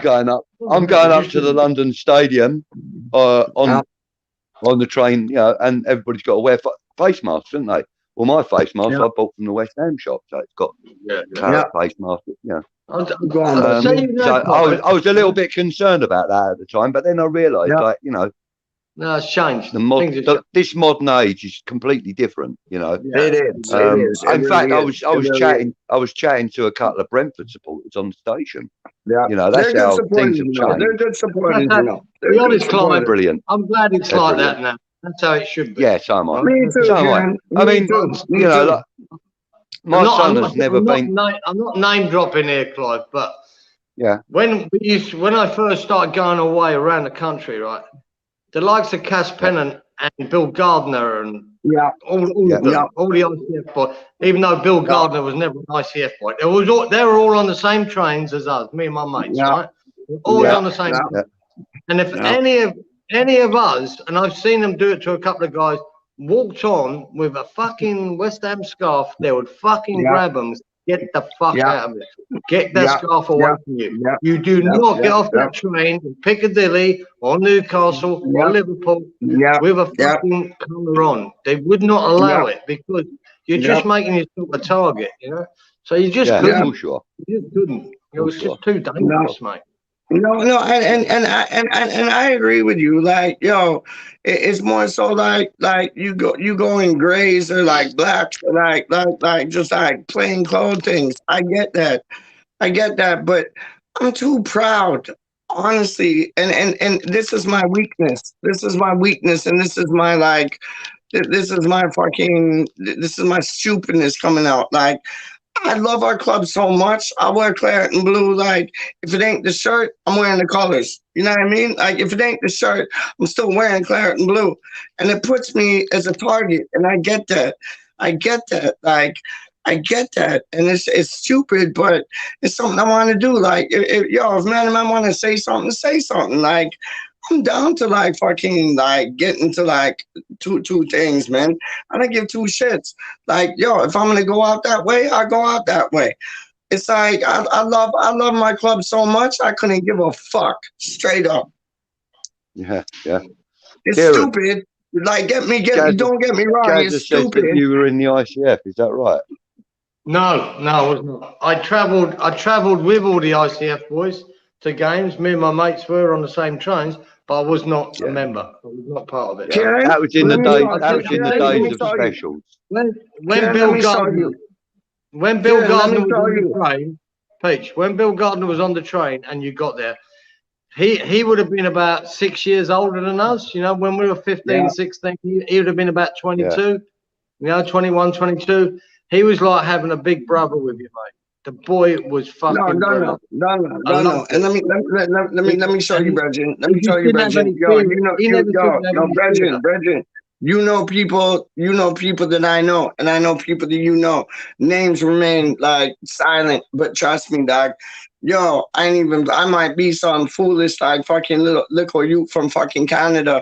But trust me, all my family's over there, dog. You know people that I know people that you know. Names remain nameless. Trust me, man. Like, yo, I'm connected, dog. Like, just like yourself, dog. Like, trust me, man. And man, them they don't business. They don't business, dog. Like, yo, it's real thing. It's real thing. You're right?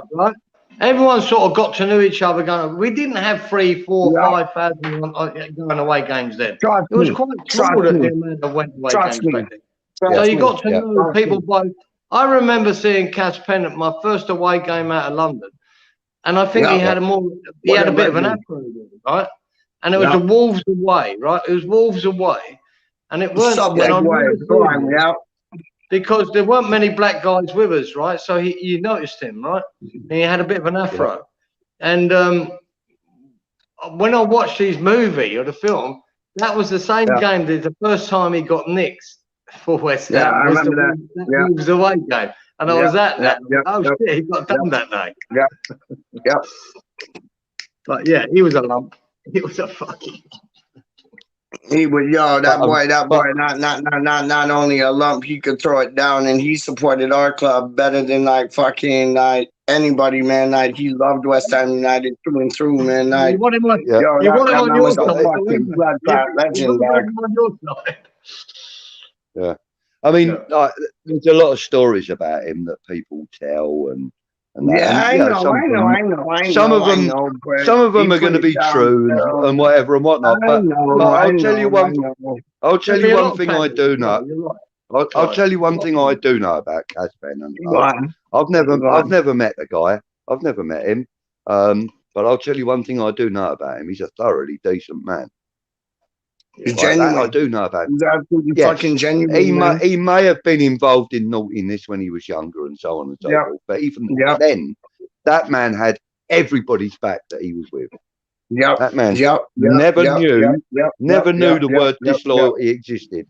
Yeah. He never knew the word disloyalty existed.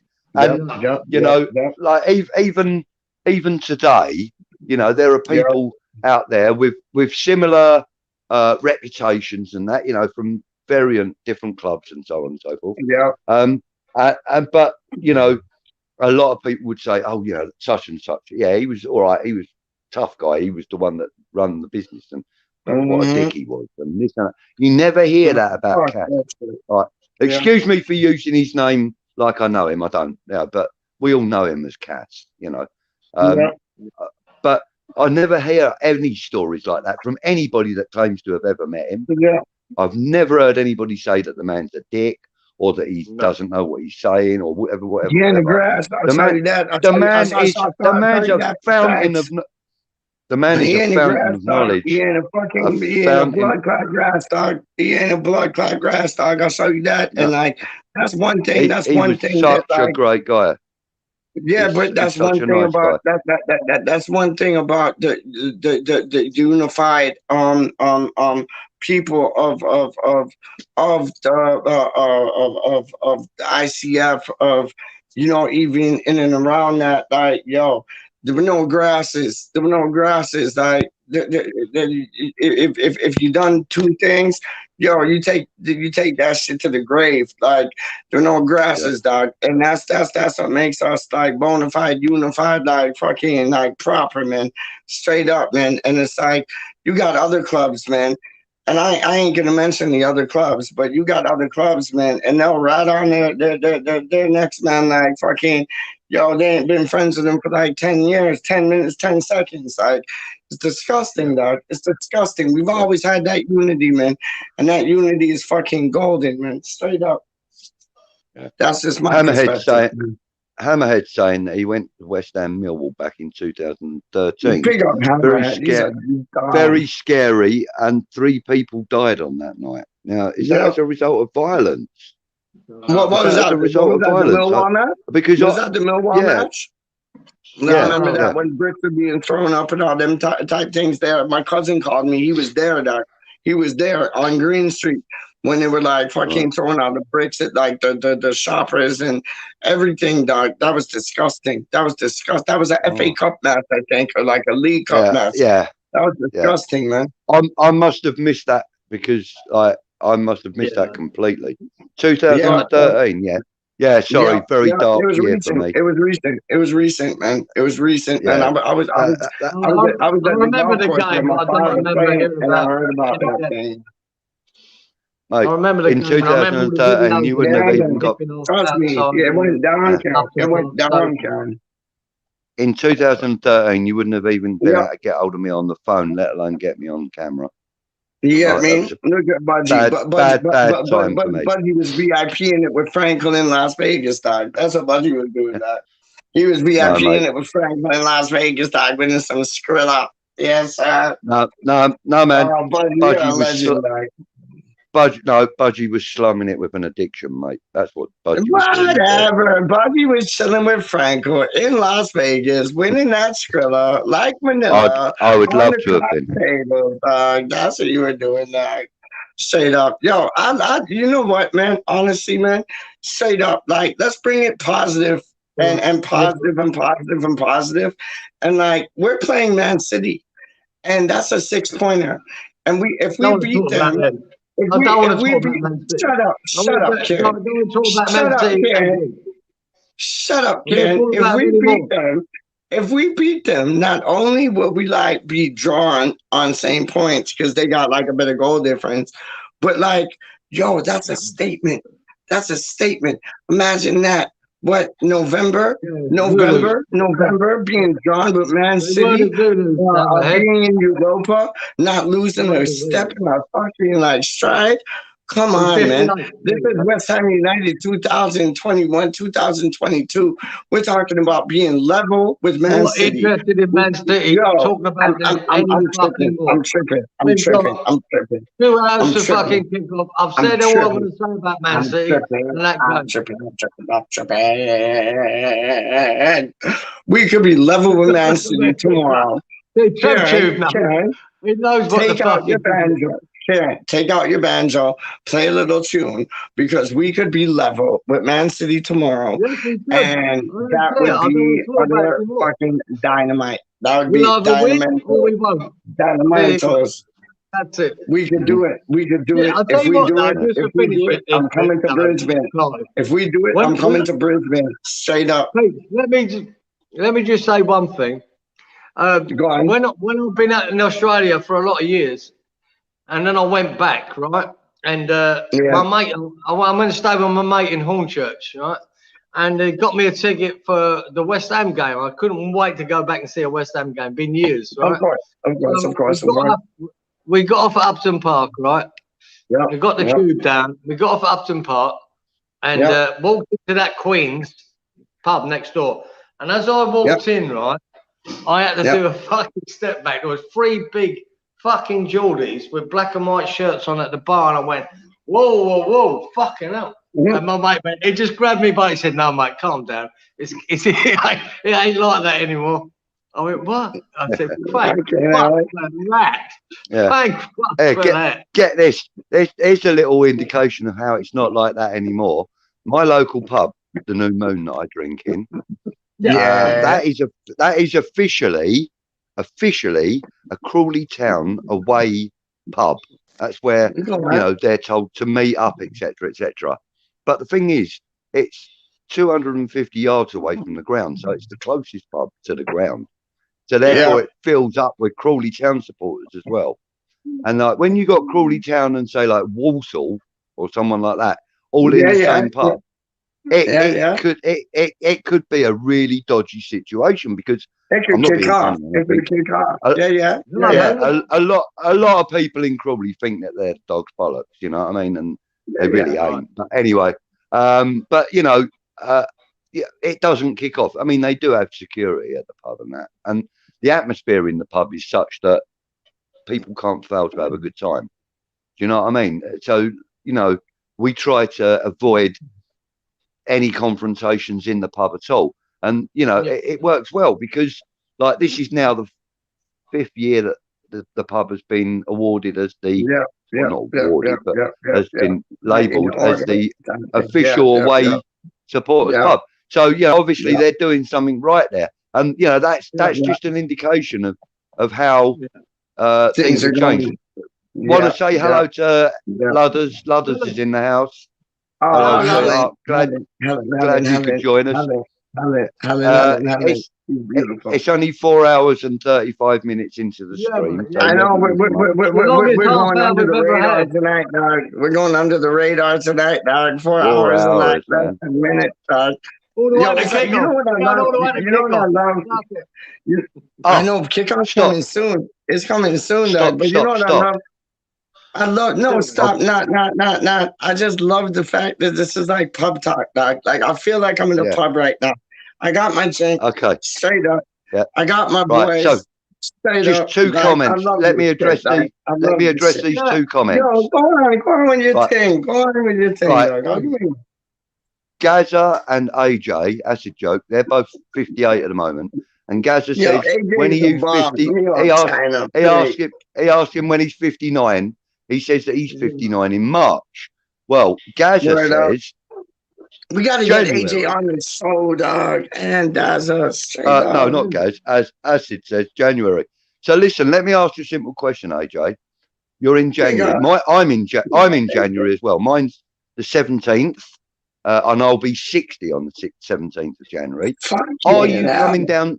Are you coming down on the 15th to the Leeds game? If you are, please join me at the supporters club at the last drop. At the last drop, I'm going to have a little bit of a bash there after the game. Have a few drinks. Love to meet you.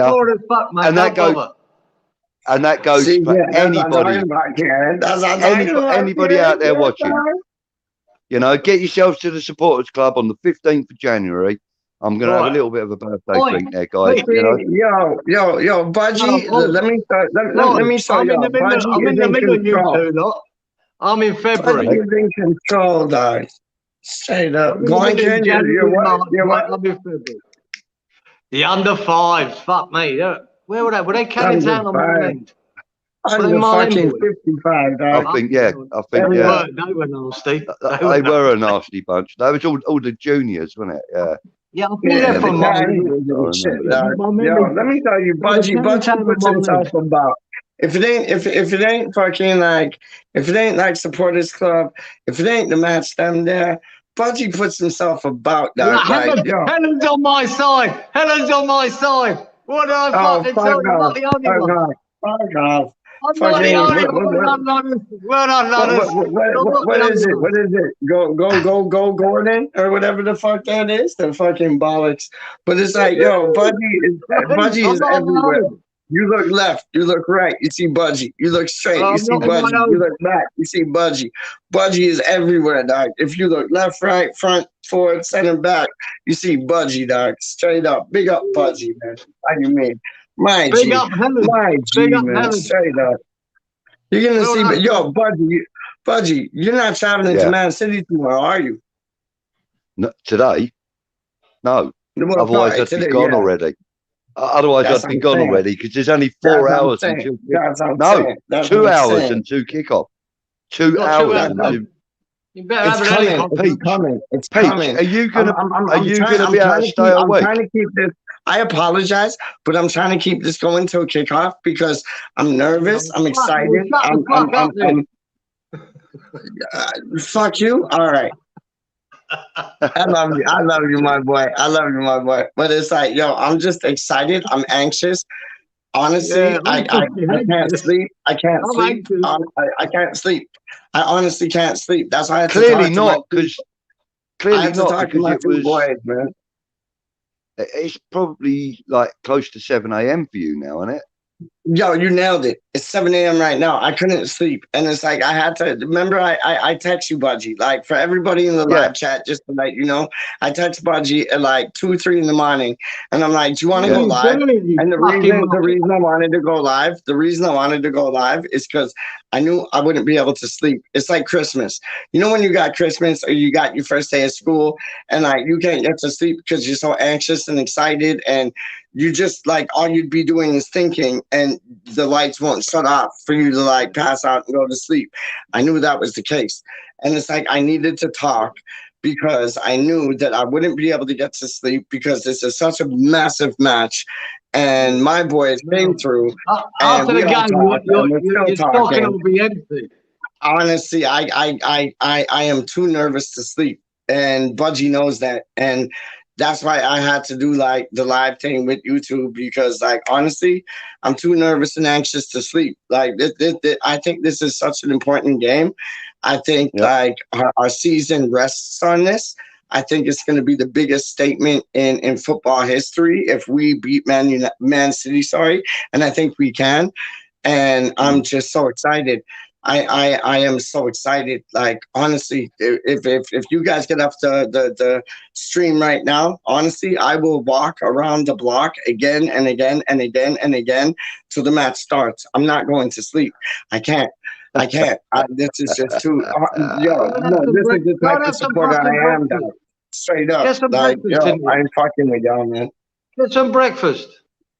Fucking breakfast. Fuck breakfast. I can't. I'm not even. I just have my post I can't do it. I can't do it. Are you ready for something special?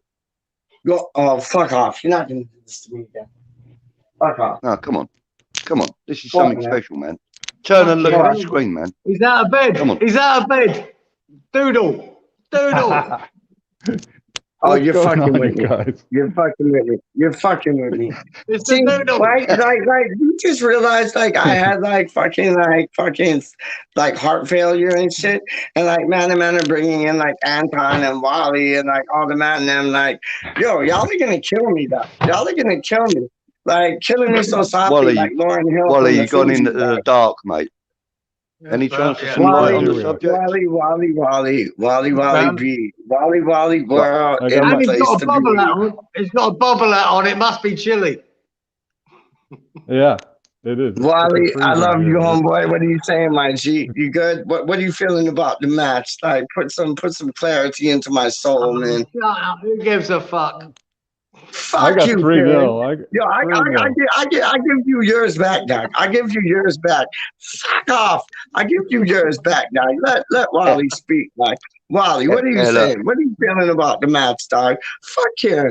What are you saying about the match, Doc? Kieran, time out. Right, go on. Yo, put him on the 97. On the 97 No, he goes. On the 97 he flows. Kieran on the 90 step. On the 90 step for sure. Yo, Wally, what are you saying? What are you saying? What are you saying? What are you saying? What are you saying? What are you saying? What are you saying? I don't know what's going on with the match. I haven't had my coffee yet. I've just been listening to Oh, you I'm guys nervous, under the dog. covers. I'm nervous, dog. I'm nervous. I'm nervous. Like don't be nervous. I predicted fuck you. 3-0. Fuck you. I'm nervous, dog. It's like we need to come out and we need to score. We need to control the game from our back half. Like, let them have all the possession, agreed. But we need to like control their possession said way. So it's like they can have all the possession, but like we need to control that possession. And like we need to just like break score. Like, oh my days, this is gonna be a fucking excuse me for my language, but this is gonna be a test. This is gonna be a test, man. It's gonna be a big test, man. And I'm fully confident we can do it. But I just I'm antsy. I'm antsy, dancy, grancy, fancy. Straight up, man. Don't worry. Don't sweat it. It's gonna be 3-0. 3-0. I love it. Wally, I love you, son. Yeah. I love you, son. I said 2-0. I said 4-1. Let's do him 4-1. Fuck them Yeah. blue moon motherfuckers, dog. Straight up. So I was listening to you guys under the covers, for like 2 hours, and you're still going. I can't believe it. Yeah, this is big, dog. This is big. This is a big moment, man. I know everybody says like, oh, this is the biggest game, and this is the biggest game, and this is the biggest game. It's like every game of ours is the biggest game. Like, go get your coffee. But I'm just saying, every game is the biggest game. But this is a big game.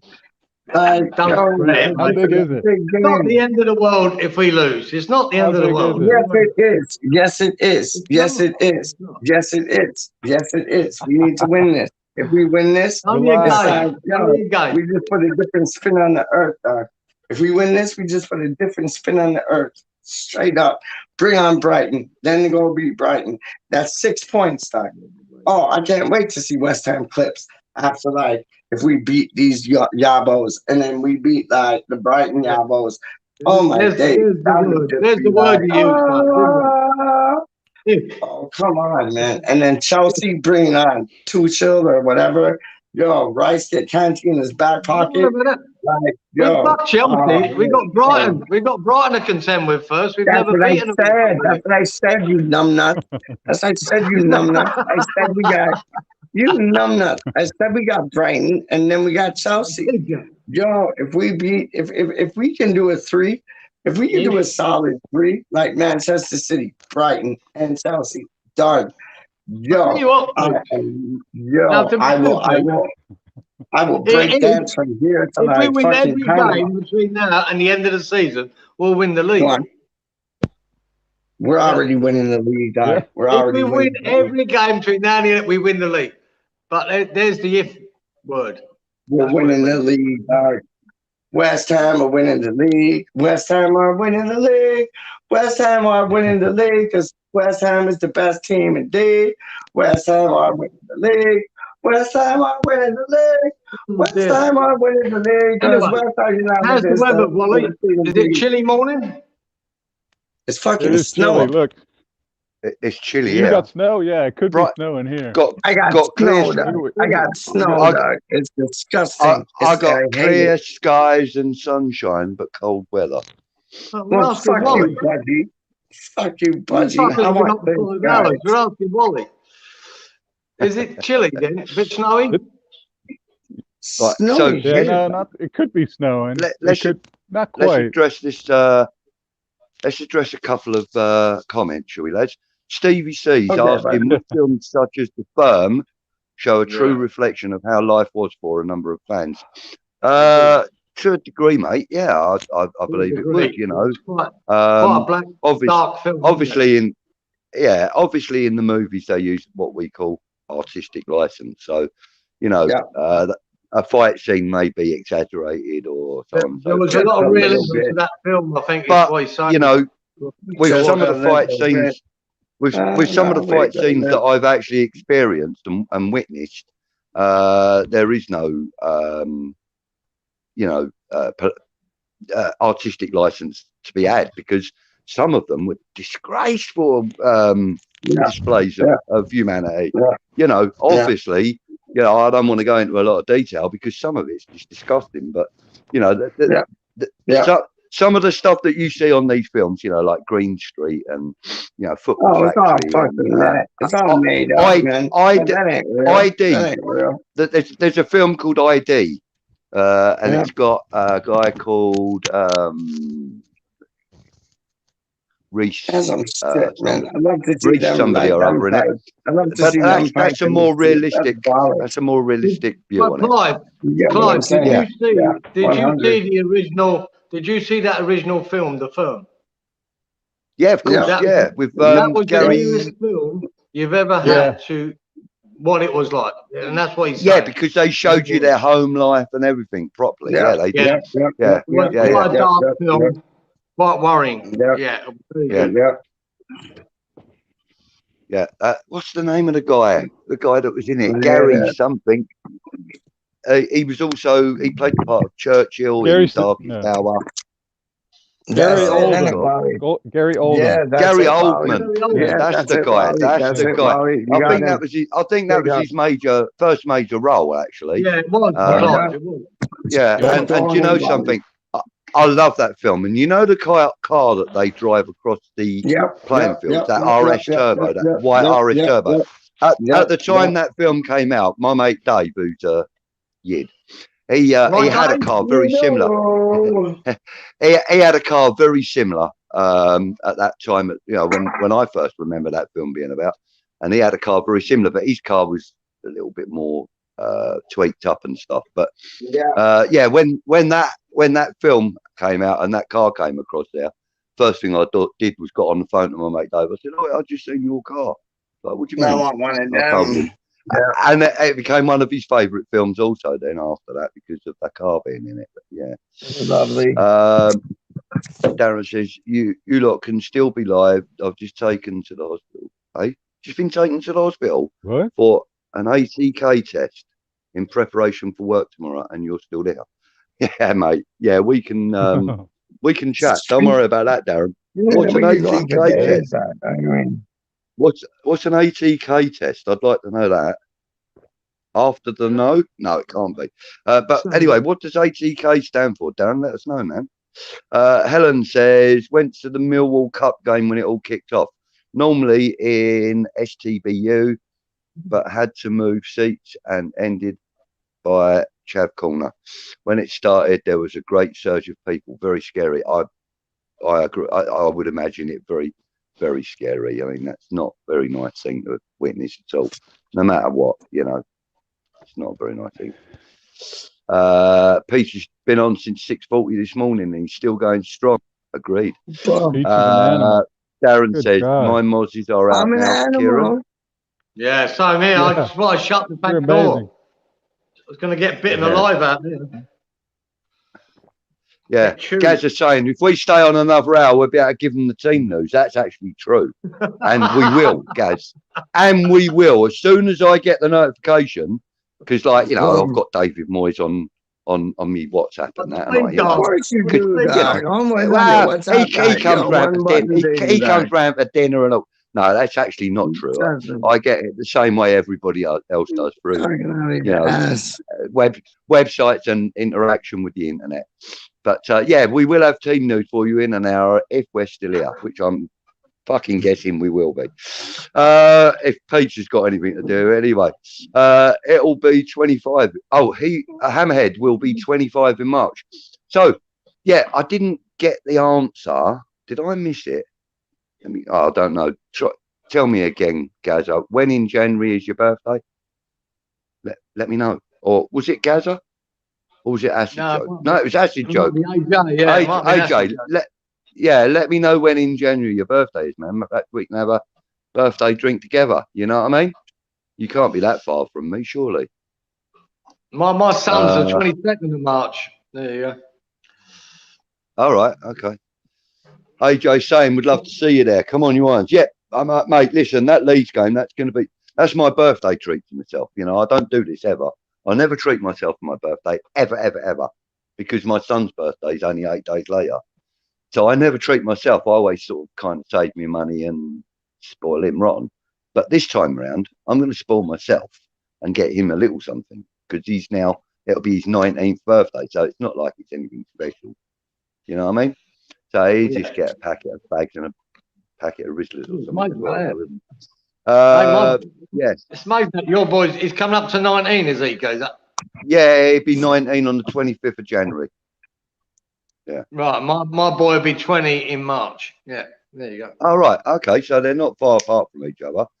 So when you do get over here, then Kieran, when you do get over here, you're bringing Kieran with you, I take it. Well, possibly if I get there. Yeah, he'd come with me if he wants to. But he'd love to. Let me know when you do. Yeah, me and the boy, we'll get up. We'll come find you. We'll come and have a few jars. In fact, you've got to come down and stay with us anyway. So no, I would. I'll come for a couple of days. If I get over there, I'll come and see you for a couple of days. Please do, because I'd really enjoy that. And I know my boy.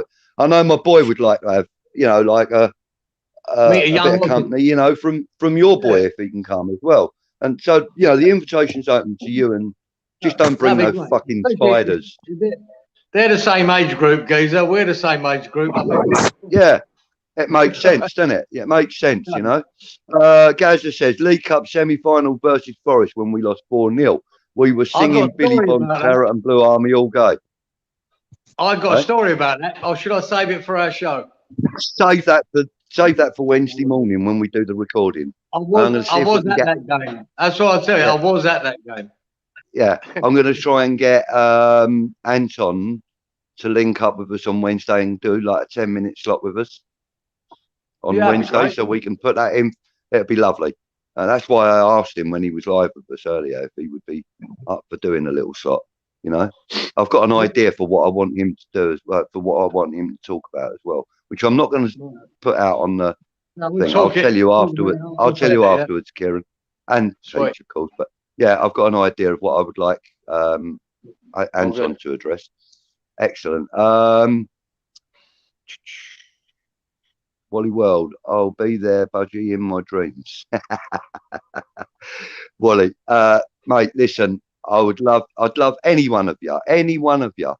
Doesn't matter who you are, where you live. If you can get to the Leeds game on the 15th of January, I'll be at the Supporters Club. You will recognise me because you can see me boat race now.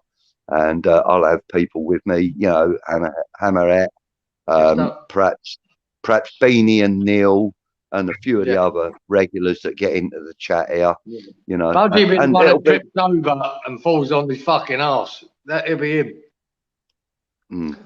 Darren, I'm disappointed, man. Are you trying to get yourself put on the He's trying to get himself put. I tell you what, Darren, you've earned it this time. Fuck you. Fucking do him. Get him, son. Right. Get him out of it. You're in a timeout now. I don't even know where the rest of your bloody comments are gone. They've all disappeared. Right, you're in a 5-minute timeout, Darren. Just for that. Not having faith. Right? Just for not. And I'm not going to apologise for it this time either, because you bloody deserve it. You've been fucking calling for it all morning. Now you got it. Now you got it. He's just trying to wind you up, sir. Hammerhead, you're a lucky bastard. You're 25 and you can pass for 20.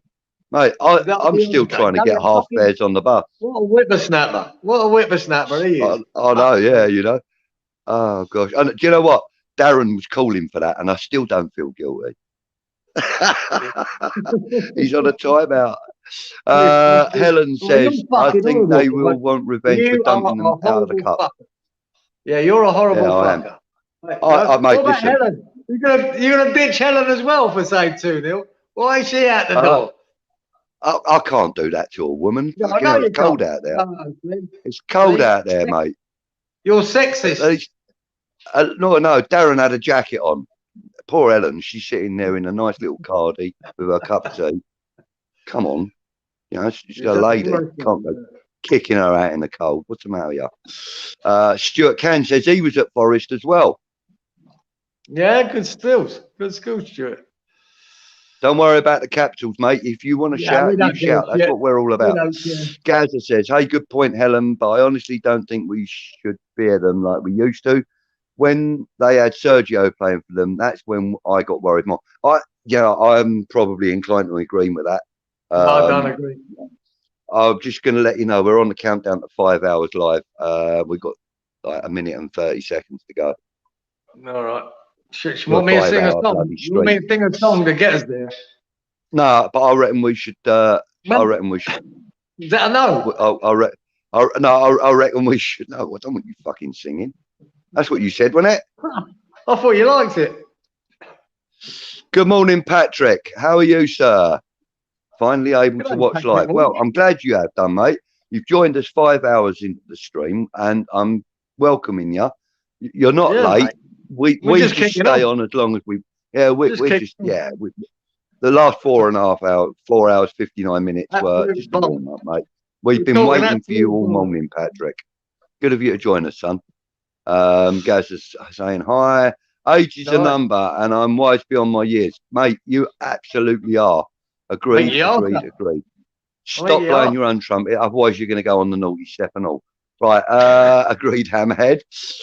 He says, I've got a cheeky 400-1 bet on Sterling to score first for West Ham to win 2-1. Well, there you go. 400-1. How much have you put on it, Hammerhead? I mean, if you put £1 on it, that's a bloody good bet. If you put 100 quid on it, you're a mug. That's all I can say, because especially when we ain't scoring. Especially when we're not scoring a goal. Such long odds, man. They're just not, you know. Right, so where's Darren? He hasn't commented. Where's what? Who? Darren. Who's he? Don't know who he is. Oh, poor old Darren. He'll be back in a minute. He'll be back in a minute. He's gone for a pad thai. He's gone for a pad thai while he's fucking waiting. Yeah, he's probably nipped off to get himself a chicken shawarma. Oh no, that's Peach, isn't it? Yeah, got a £1 free bet on it, so no money spent. Hammerhead. Honestly, man, I really hope your bet comes in. Wouldn't that be nice? 400-1. If that comes in, man, listen, buy yourself a drink. That's 200. Brilliant bet. 200-1. Don't exaggerate. Well, it's 400, you plonker. No, 200 if you go back. Read it and weep, Four Eyes. Polish up them glasses, son. Getting late for me, guys. I've been fucking up since 5 o'clock this morning. What time is it for you now? Half 10, nearly. It's all right. It's not even bedtime yet. AJ saying, moved. They'll all be in the changing room now, getting told that no one expects them to get anything. Looking at our team and quietly thinking, we can win this. Come on, you Irons. Agreed. They will be. They'll be at the stadium now. Yeah. Wish you luck, Hammerhead. And he says, thank you. Yeah. Right. Come on, Darren. Where are you, man? You must be coming back in. I got to see what his reaction is going to be like. It's going to be hilarious. It's the second time I've done it to him. But I only did it as a joke. But I don't regret it, because, you know, by saying that we're going to lose 2-0. I mean, you've been booted out three times today already, haven't you, for saying it? So, you know, just don't say it. I had 30 seconds. Ludders is the only one that's allowed to get away with saying that, because she's female. See, you're sexist. I told you. No, I'm not. I'm a gentleman. I would not put a lady, out into the street in the cold. I wouldn't do it. I would have no problem. I would even give her my jumper. I'd even give her my jumper if she felt cold. That's how much of a gentleman I am. See, I could kick anyone outside his house, they won't be cold, because it's still about 24 degrees out there. What, where you are? Yeah. It's still quite a warm night, actually. Yeah. Stuart Can is saying 11-2 the draw, 10-1 the win today because bookies are being a bit disrespectful. I don't know if that is disrespectful. Yeah, I don't think that is disrespectful, if I'm honest. That's giving us better odds than I would have given us. Mate, I would have given us 25-1. That's what I would have given us. I think the bookie's giving us 10-1 is actually showing us a little bit more respect than you actually thought at first, Stuart. I mean, please don't think I'm calling you out, mate, because I'm not. What I'm saying is that I think that the 10-1, 11-2 I think 10-1 for the win. I think that's showing us a lot of respect, more than perhaps most other people were.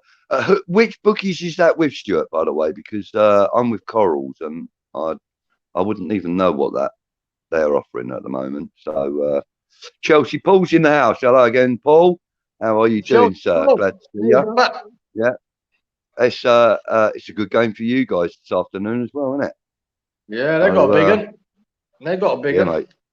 Yeah. Let's hope that they continue to play in the manner they have been. Hammerhead says, I think Sterling to score first and for us to win 2-1 isn't that unlikely, but I'll take the odds of 400-1. Mate, listen, it's not that unlikely. It's as likely as any other scenario any of us have put forward. Exactly. So, listen, mate, it's well worth that 400-1. Actually, I'll be honest with you, that's a tenner bet for me. If I was in your position, you've got that free bet, which is brilliant, but I'd stick a tenner on it myself because that's the kind of guy I am. I'll tell you what, it might be better just doing Sterling to score first. Yeah, he probably would have got about 8-1 on that. Yeah, maybe. Yeah. Hammerhead saying that's bet. Oh no, hang on. Let's not go to Hammerhead. I wasn't. Wally World is saying, got to go walk the dog. Thanks for having me on, mate. It's always a pleasure. And is walking the dog code for something? That's what I want to know. Yeah, I want to know. That's better than yesterday's odds, Stuart. We were 9-1 yesterday. So 9-1. That's even more respectful. I mean, they're giving us more than just a slim chance of winning this game at 9-1. That's more than a slim chance, mate. I don't think that's all about opinions on Sky Bet. Yeah, agreed. Sky Bet. Yeah, I don't use it. Wally World, what dog do you have? He's got 4 legs, a nose, a mouth, little tongue that comes out. A toy poodle. Well, you should get yourself a real one, mate. Yeah, fucking wake up to yourself. Don't tempt me, Budgie. Oh, listen, mate. I'm not one to be pushy in that, but listen, as soon as I get off of beer, if I can find that at 400-1, mate, a tenner's going straight on it. Bruv, lend me a tenner. No. Cute. Yeah, actually, I've got to be honest with you. Toy poodles can be cute, but they can be naughty as well. Do you know that in the okay? So I do know a little bit about dogs, and yeah, I was going to tell you. I don't, Clive. Before you go into that, yeah. When you put that photo up, I don't know if I watched it afterwards or whatever. I don't know if I was on. That photo of your dog was fucking stunning. What a beautiful, beautiful looking animal. Beautiful. Oh, okay, yeah. Right. Well, this is of your old dog. This is Dax. Yeah, that's him. Beautiful. That's a beautiful photo, man. What a beautiful looking dog. That's that picture's actually got some editing done to it, but because I used it for a project I was on. Yeah, that's I mean, that is a photograph. It's not a drawing, and I'll tell you a little bit about him. When he was 4 years old, which is a dog in its absolute prime. A lot of people would say 2 years old, but I think they're still a little bit juvenile at 2, especially like the bull breeds. They're a bit juvenile, but he at 4 years old. I mean, that picture was taken at 2 years old, so he looks like he's in his prime there, and he didn't change from then till he was 4, other than the fact he put on a little bit more body mass. I built his muscle up a little bit more by working him and stuff. Now, at 4 years old, he stood 24 inches at the shoulder. Sorry, 23 inches at the shoulder, 23 inches at the shoulder or at the stifle, as they would list it in the world. He was 119 pounds in weight, UK pounds, not American pounds.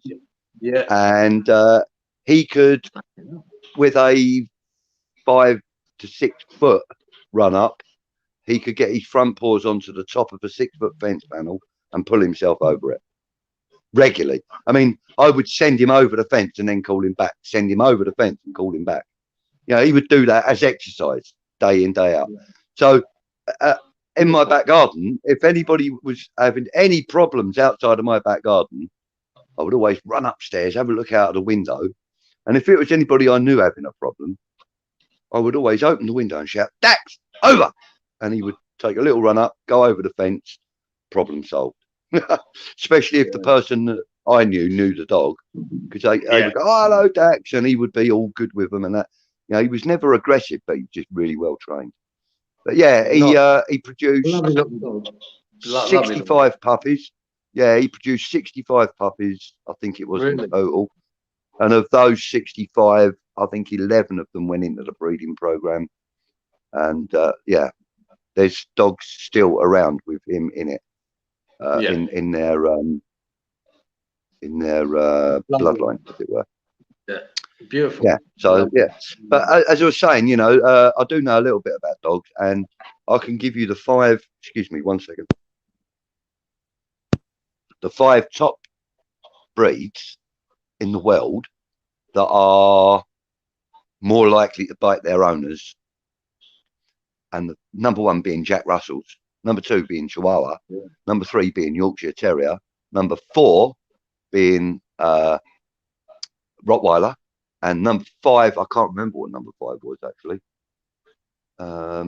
But you know, none of them were bull breeds, not one of them. And the American Pit Bull Terrier, Clive, I've been bitten twice by a Jack Russell. There you go. Yeah, well, the American Pit Bull Terrier, which is a dog that a majority of people fear because they think they're dangerous or aggressive and so on and so forth, came 115th on that list. I remember these details because you know I was doing some research for my book at the time.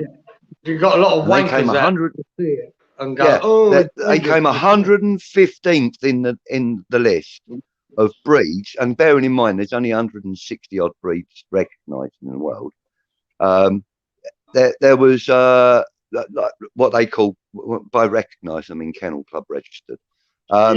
They came about 150. They were 115th in the list of dogs that would bite their owners.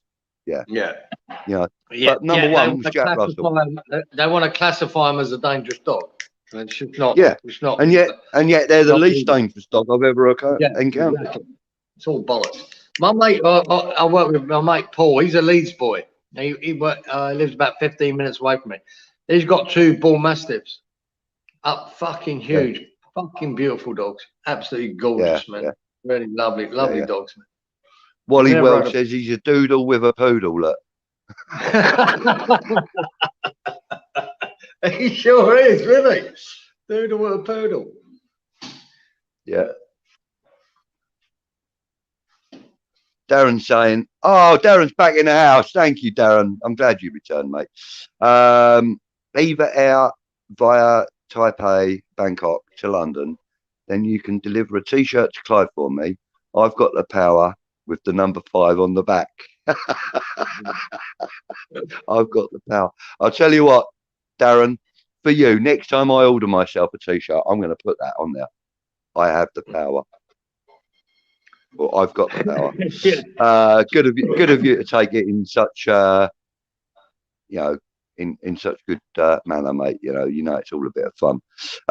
Stuart, West Ham 1-0, 25 to 1, 2-1, 25 to 1. Good prices. So I'm assuming then that means that West Ham to win by 1 goal is 25 to 1. That ain't good. That ain't a bad price at all. Not bad at all. Yes, Hammerhead. 10 quid on 401 is actually £4,010 because you'll get your stake back. So, yeah. I'm just going to shake me doodle. Yeah, go for it, man. Yeah, go for it. Gaza says the snow is rife in Burnley. Oh, good job I don't live in Burnley then. No sign of snow here, guys. I've got clear sky. Clear, grey blue sky, no clouds. Bit of sunshine, lovely. Best betting app with the best odds is always William Hill. Okay, I'll bear that in mind, mate. As I said, I use Coral. I've just pressed the wrong bloody thing, and I'm probably bear with me, guys. I'm coming back. I'm probably frozen at this moment in time. There we go. I just pressed the wrong thing. Right, so Hammerhead says, I love my staffies. Yeah, they're a good dog, mate. I've had a couple myself. My brother had a brilliant one called Tough. Let me tell you a little story about him. He used to escape the garden, no matter how you boarded it up. So my brother then decided to put him on a chain. So he had him on a 18-foot chain, I think it was. His garden was 36 feet or something, and he had him on an 18-foot chain, staked in the middle of the garden, so that the dog could get to every corner of the garden. And in the field on the other side of the garden fence, there were sheep, and that was what all the worry was, in case he went and worried the sheep. And then one day my brother's gone out in the garden to go and feed the dog, and he's not there. Getting worried, the chain's there, the collar's there, but there's no dog. A couple of hours later, a policeman turns up with his dog, says, we understand this is your dog. He was in the field worrying the sheep and bit one. So my brother got £150 fine.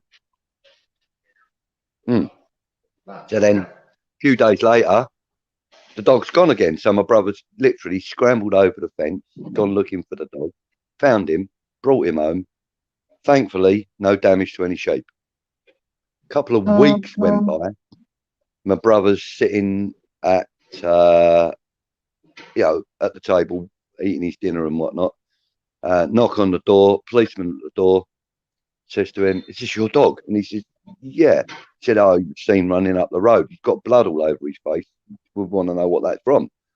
So my brother checked the dog over, no cuts or anything. My brother's like, he must have caught a fox or a rabbit or something, and this policeman's accepted that and gone off.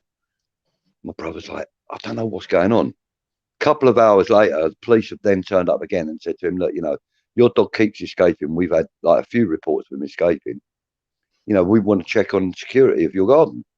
So they've gone into the garden, they've checked on the security of it. It's all 6-foot panels all the way round. There's not even a gate, just 6-foot panels all the way round. And the dog's there on this chain. And my brother said, "Look, I don't know how he's doing it, but, just stay in the kitchen and watch him. I'm going to go out into the field and I'll call the dog and see what happens."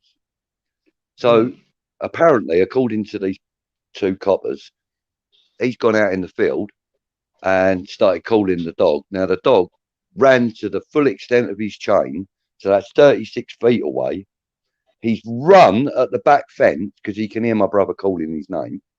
He's got himself up in the air. And as he's got himself up on the air, he's hooked his back legs over the top of this 6-foot panel and literally shaken the collar off of his head, dropped down over onto the other side of the fence. And apparently that's how he was getting away, by doing that. So my brother thought, right, little bastard, I'm going to stick a harness on him. Sticks a harness on him, clips him onto the chain, all's good. No. He comes out the next morning, no dog, harness on the floor, all the straps on it are chewed up, where the dog's been laying there chewing on it. And he's out again. So in the end, my brother had literally had to cage the dog in. He had to build a run with a cage over the top for him.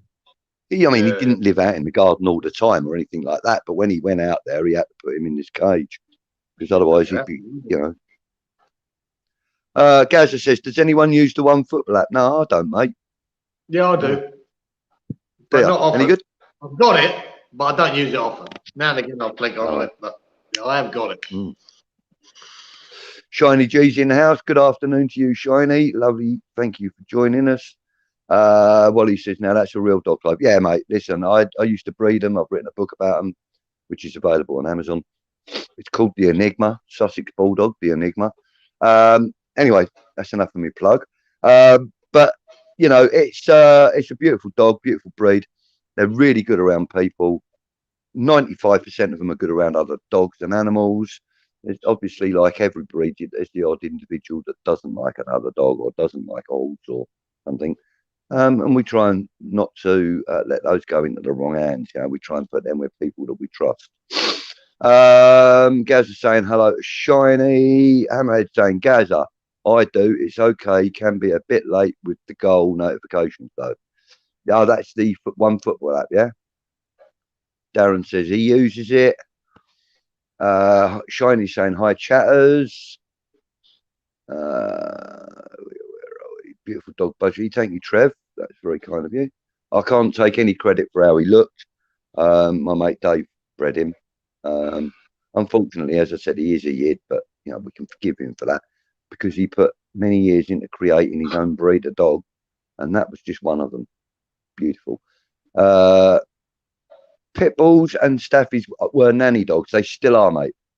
If you mean nanny dog in the same way that I would, meaning that pit bulls and staffies are dogs that you can leave next to the cot of a baby with a baby asleep in the cot, and you can go downstairs and you can watch your TV, and you know nothing and nobody is getting near that baby. That's what you know. Because if anyone tries it, the dog's going to give voice, or he's going to bite you, or whatever. But they are very good nanny dogs in that respect. Yeah, go on. They're protectors, aren't they? And yeah, I'll tell you a little story, Clive, a little quick one. When I worked out west here, I was working on the power lines, right? So I'm in the middle of fucking nowhere, right? We used to put all the power lines through these properties, and they had either lots of cattle or lots of sheep or whatever, massive properties, right? You know, 1,000-acre properties. And this old boy used to drive through on his quad bike with the shotgun on the back and all that, and he stopped and talked to us because we were putting a couple of the pylons, 3 or 4, in his property. And so I used to talk to him. I was in charge of fucking dealing with the landowner, and I talked to him and all that. Anyway, one day he's got all his sheep out there, right? And I saw these 2 dogs, white things, really weird looking snout. Really, I've never seen a dog like it. It's really weird. And then I saw this dog go for the lamb. All right, he'd gone for a lamb, and I went to my mate, fuck, that fucking dog's going to kill one of them lambs, you know? And he went up to the lamb, right? And the flock had gone right over there, about 100 meters away. And he grabbed the lamb by the fucking neck, scruff of the neck, and he fucking walked it back over to the flock and dropped it next to the mother. I go, what the fuck? I thought he was going to kill it. And apparently this breed of dog, and I think it begins with M. I'm not sure. I can't remember the name. I talked to the landowner. Is it Malino? I think it is. Guys, that rings a bell. Because I thought it was Marino. Marino. That really sounds like a trait that the Malino, and that's a Belgian dog, and it's actually also called the Belgian Shepherd. Looks very similar to a German Shepherd, but they're smaller, I had Marino more in my head. athletic. See, you're right. But I was talking to the owner, and he said, no, mate. He said, I don't have to look after the sheep. These 2 dogs will not let anything, because dingoes are in the area. You know, they attack the sheep and foxes. So he said, I just leave them with them. That's all they do. They look, they just protect the flock, whatever come may. And apparently, he told me, he said, there's a place somewhere, you know, because we got the penguins in the southern hemisphere. There was a place there where they brought them over to protect the fucking penguins. It don't matter what animal it is. If once you train them to protect something, they will protect them whatever it fucking takes.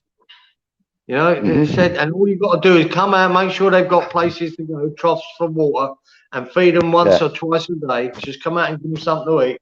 And that's all they want to do is protect that flock. You know, it's fucking amazing. Amazing dog. But Malino. We had Malino. Yeah, Malino. Yeah. The weird looking dog. Yeah, well, they look like they actually, to me, they look like an unfinished German Shepherd, but they are a better dog than the German Shepherd. They hold the record for the highest climb for a dog. They can get up like 30-foot walls. Obviously, you know, they take a run up and that, but they can get up a 30-foot wall. If there's any kind of foothold on it, they'll get up there. They're brilliant. They literally run up vertically.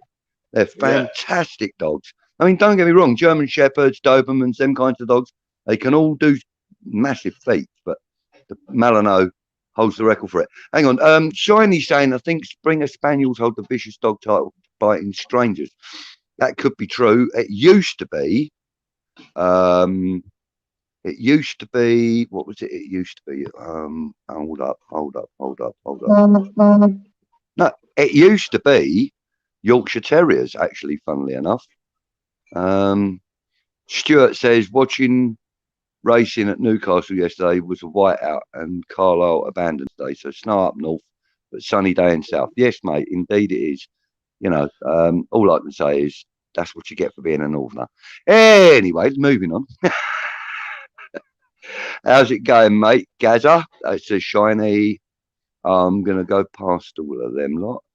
Burnley have got the Spuds as well. Yeah, I know. Is it at Burnley? Let's just hope they can get that game on, because we do not want Spuds being friends with their game against us. Absolutely not. I had a beautiful brindle staff back in the day. Sadie, I loved her.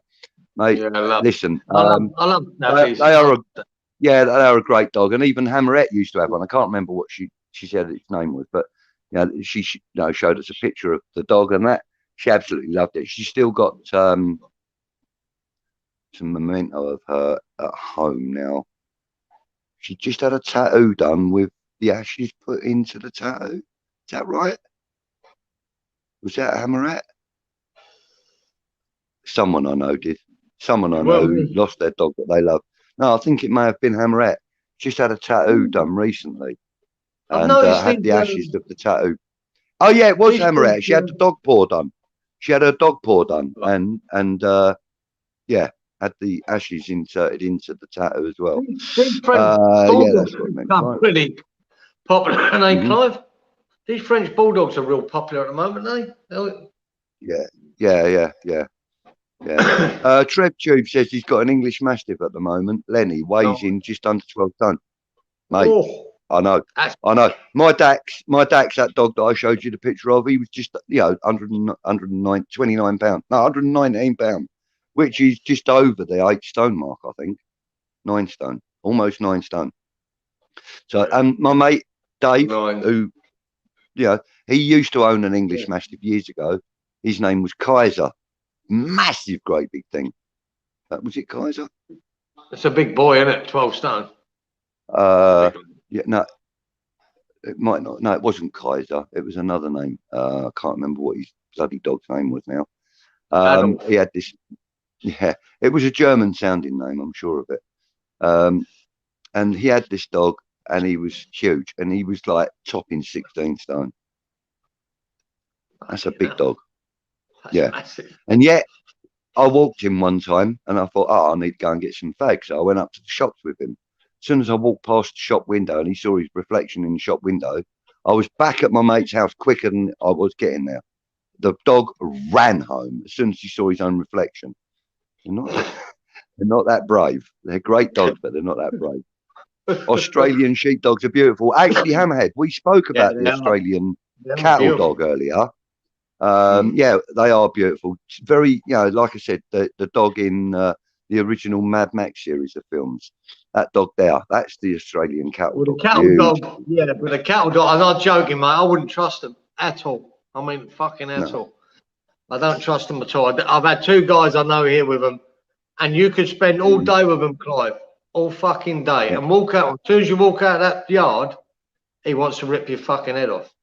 And you can spend all day with them, patting them, doesn't matter. As soon as you get outside the gate, he fucking goes mental and wants to rip your fucking head off. I wouldn't trust him. I fucking don't like him. Hammerhead says Belgian Malinois. So that's he was listening. Malinois, whatever. Yeah, that's the one, boy. Unbelievable. Really dog. Really sharp, massive energy, and very intelligent. Agreed. Belgian police swear by them. Yes, they do. I sat in Brussels railway station one time with 4 police officers and their dog. There was only one dog between the 4 officers, and I was sitting chatting to them because of obviously with my connections with dogs and stuff. And I'd been out on to a dog show in Holland, and I was stupid enough to bring some cannabis home with me. And even though the dog could smell it, these guys knew that I had dogs and I had bitches in season and stuff. So they just assumed that the dog was interested in my clothing because of me having dogs. So they didn't bother searching me or anything. And fortunately, I got home with it, but I wouldn't ever do anything like that again because I was just sitting in the cab and they came and sat at the table next to me and the dog was all interested in me. And they asked me who I was and what I was doing and where I'd been and so on and so forth. And I showed them a copy of my book. And that was it. They were all my mates after that. Great. They are very agile, can jump and run 20+ foot walls. Yeah, that's what I'm saying. You know, a 30-foot wall. I've seen one go up a 30-foot wall on video, but I've seen it happen. German Shepherds have been ruined over the years. Their back legs are so bent now that they used to be straight. So many dog breeds have been inbred and ruined. Exactly that, Hammerhead. Now, you said earlier on that you may be young, but you're intelligent. That is an intelligent comment and very true. And I'll back that up 100%, which is why we as a breed, like the Sussex Bulldog, we don't just allow just anybody to have one. We keep them rare. We keep them exclusive because we don't want Jack Frost and Jenny Wright to get their 2 dogs and put them together in a mating. And, you know, Jack Frost might have a Staffordshire and Jenny Wright might have a nice Sussex. And then all of a sudden you've got a load of crossbred Sussex Bulldogs out there that you cannot guarantee the temperaments of and stuff. So that's why we do what we do, you know. And, you know, like with the females, we put them out on breeding terms, unless, of course, we're not going to use them in the breeding program at all. And then in which case, you know, other stipulations are put in place. But, you know, in general, we try not to allow that to happen to our breed, you know, and eventually if we do get Kennel Club registration, that will be out of our hands by that time. And it's because of the mass registration scenario that we have in the world. That's how people get, you know, all these dogs. And, you know, like I might have a dog that I really love, but he is the shittiest example of that breed. And you might have a dog that you really love who might be the shittiest example of the breed also. And you put them together, then all of a sudden you've got a litter full of shitty examples. So that's what happens, you know. Breeding should be left to the professionals, in my opinion. And that's why I don't breed anymore. That's why I don't breed anymore. Shiny says, a friend has a Malinois that recently caught someone's drone and left it in pieces. The guy showed my mate its value online and it was very expensive. Well, what can I say? You know, ask the dog for the money, mate. That's what my answer would be. Ask the dog for the money then. What you want him to earn the money for you? All right, come on. We'll get him doing a few tricks to earn you the money. But nah, mate. Listen, if a dog can catch a drone, if I had the drone, even if it was a £10,000 drone, and the dog caught it, mate, I would give that dog the biggest big ups ever, because I'm a dog man. Shiny says he wanted my mate to pay for it. Morgan was pissed off. He buzzed his dog. The mug didn't realise how high a Malinois can jump. See, it's exactly what I'm saying. You know, if he was buzzing the dog's going to react. It weren't him telling the dog get it or anything like that, was it? It was him flying his drone over the dog, buzzing the dog. The dog's pissed off. Mate, listen, that's your own fault, geezer. Get your own wallet out, mate. That's all I can say. Darren says Thai Bangkal and Thai Ridgeback. Yep. I don't know about the Bangkal, I must admit. I will look into it now that you've mentioned it. In fact, let me just quickly screenshot that.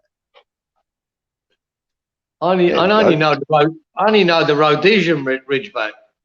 Yeah.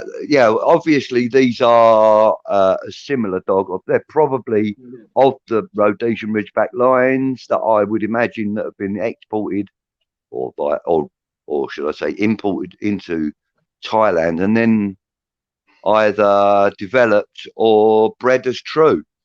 Yeah, you know.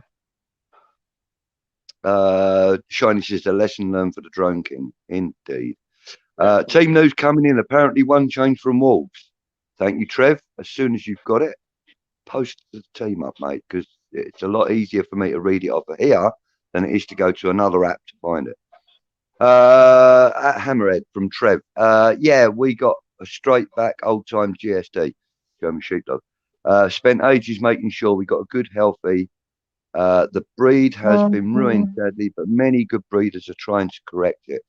Yeah, and you know, these honourable breeders that are trying to correct it are going to find themselves having such a small gene pool that they're going to have to either import dogs or they're going to have to look elsewhere for the health to come back in. Now, with that, you know, with the German sheepdog, the German Shepherd, you know, you could actually bring in a Malinois into the breeding program to enhance the improvements because they have got such good body and such good framework that it's very similar to the German sheepdog, but in a smaller version. So, you know, they could implement some of that blood in there just to help correct the breed that they're trying to correct. You know, and as I said, they would probably have to search far and wide for great examples with impeccable pedigrees to do that. Now, there's no shame in introducing another breed into your program to enhance your breed. There's no shame in it. Just don't hide it. Just don't hide it. It's when you hide it, that's when people take offence. And I'm speaking from experience. You know, I do know this for a fact. 99% of people that I talk to about dogs ask me, what's in a Sussex Bulldog? My answer is always the same. What's in a German Sheepdog? What's in a Rottweiler? What's in a Poodle? You know, it's dog DNA. That's what's in there. You know, I am not about to list every single dog or breed or whatever that was in the program because I don't know them all. Anyway, you know, I was only there after 5 years or so. So I don't know what the early part of the program was about. So therefore, I can't answer that question honestly. So, and even if I could, I wouldn't. You know, what does it matter what's in there? It's what's in front of you that matters. You know? You know. But anyway, that's enough about dogs. What time we got? 1 o'clock. Yes, team news will be up any minute. In fact, let me see if I can get Sky Sports News up. That should give me team news, shouldn't it? Sky Sports News, give me the team news, wouldn't it? You would think. Look, I've advertised them 3 times in one sentence. Yeah. So, what are you still okay to stay online then, Kieran, or are you needing to get off, mate? No, well, I'm gonna watch the game anyway, so it makes no difference. Yeah. It's our game's not televised here. Ain't because it's a 2 o'clock. No, because it's a 2 o'clock kickoff. Fuck me, I better check. I think there's 1 or 2 other games that aren't being shown either. Give me a minute. But we're one of the ones that aren't. I'm sure I get all the games, but I did have a problem last time with that fucking Wolves game, didn't I? Right. Okay. Okay. So let's have a little look at what else we've got here. Nothing. Right. Okay. So we can shut that down. Oh, here we go. There we go. Trev Tube, reliable as ever. Thank you, sir. So we're starting Fabianski, Johnson, Zuma, Dawson, Creswell, Masuaku, Rice, Suchek, Benny, Fornells, Antonio. Familiar looking with the exception of Masuaku. Hang on a minute. 1, 2, 3, 4, 5, 6, 7, 8, 9, 10, 11. So who's missing from that then? Kufal. Sufal is missing from now, I think. From what I would call the recognised starting 11. Oh, I don't know, actually. Sufal, yeah. But Johnson's in his place. So who has he replaced Masuaku with? Perhaps he's playing Masuaku. Oh, maybe he might be playing a 4-4-2, you know. Or 4-3-4-5-1, maybe. Yeah, that looks like a 4-5-1 to me, actually.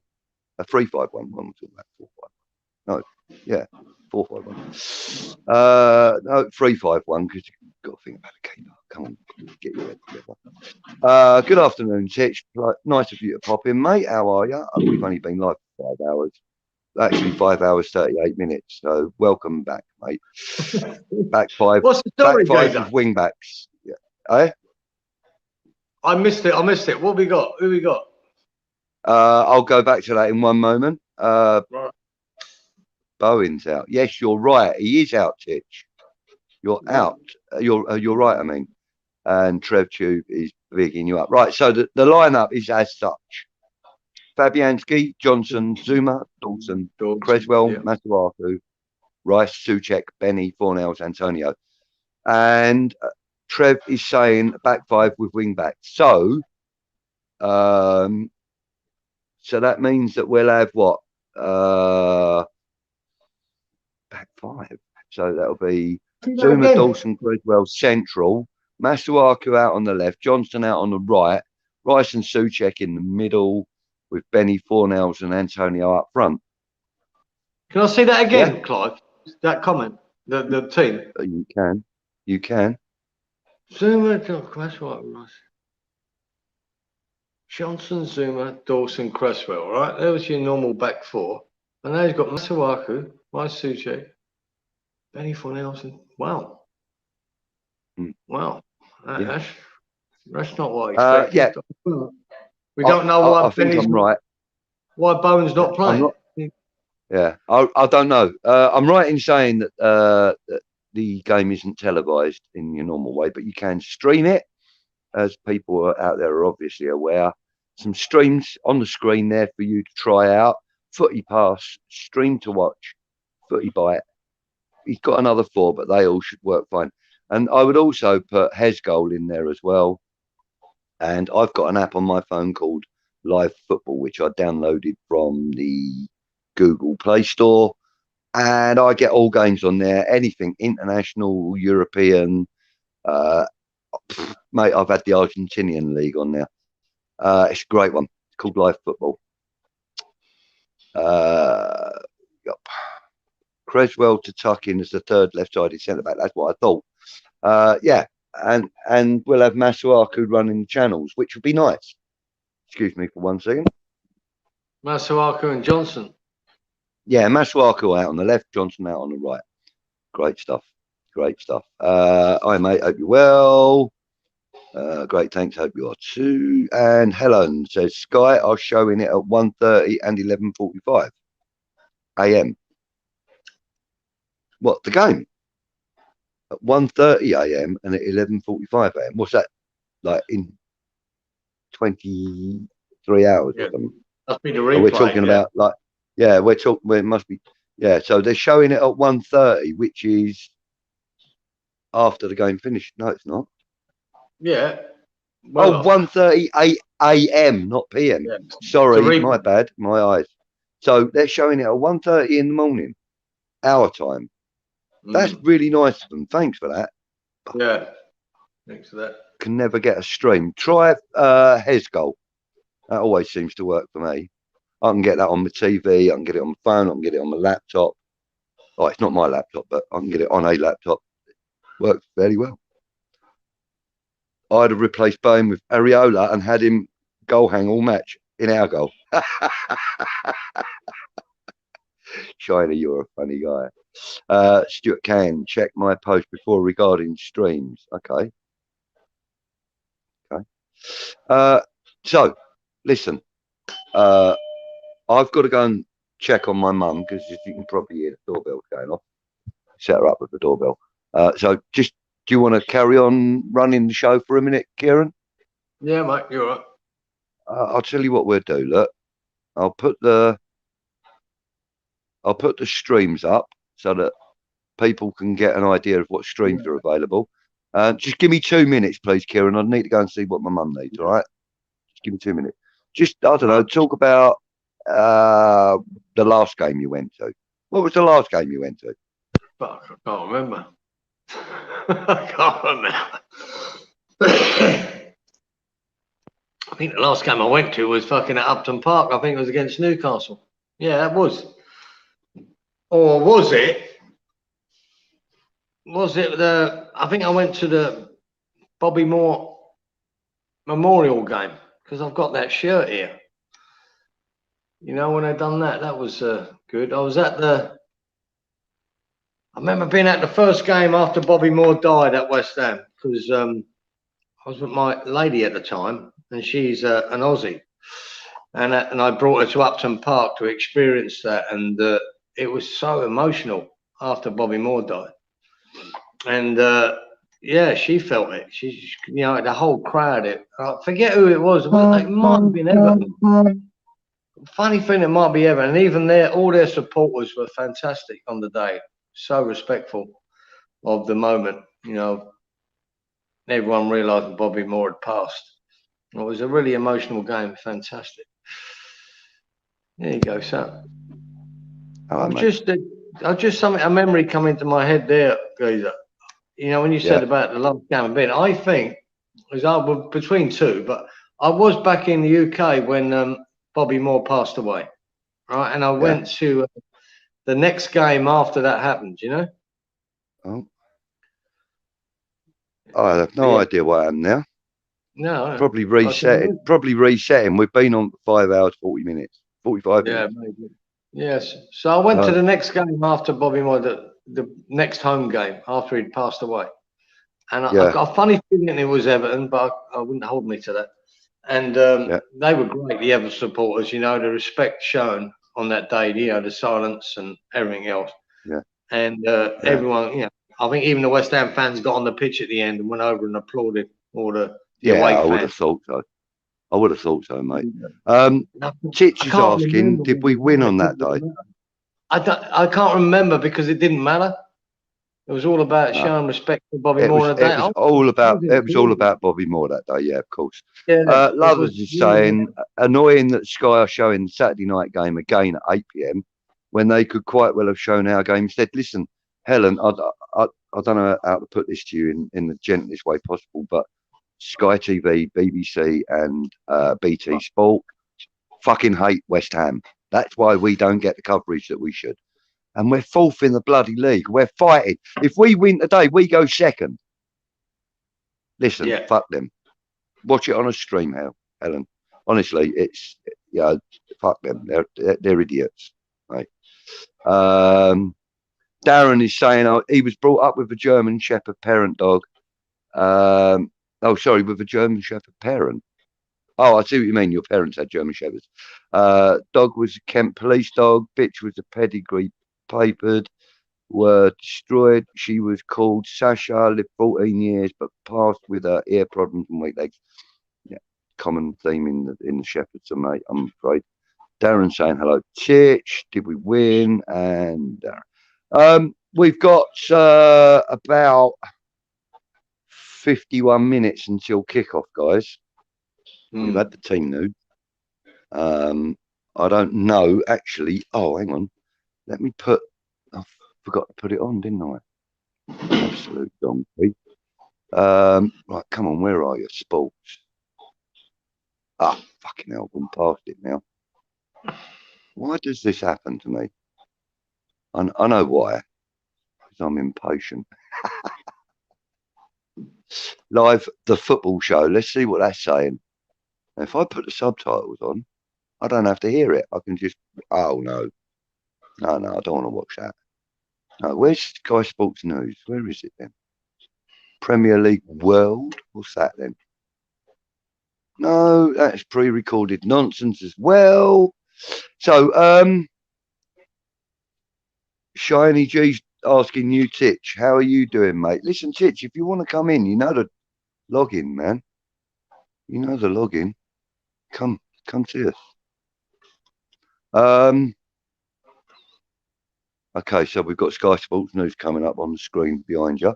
Not in front. What's the news? So, the news is? it's on adverts. The game will be on too. No, it's not adverts. It's just turned off of the internet. What a prick. The internet's turned off. What? No, not the internet. Sorry, the app Now TV just died on me. Right, so we've had the team news. Is there anything in that team that you didn't like the look of, Kieran? Well, no, I don't mind him going for the 5 thing, you know. But Bowen's lost out. I want to know if, you know, is that an injury? Is it, or is it tactical? Sounds tactical to me.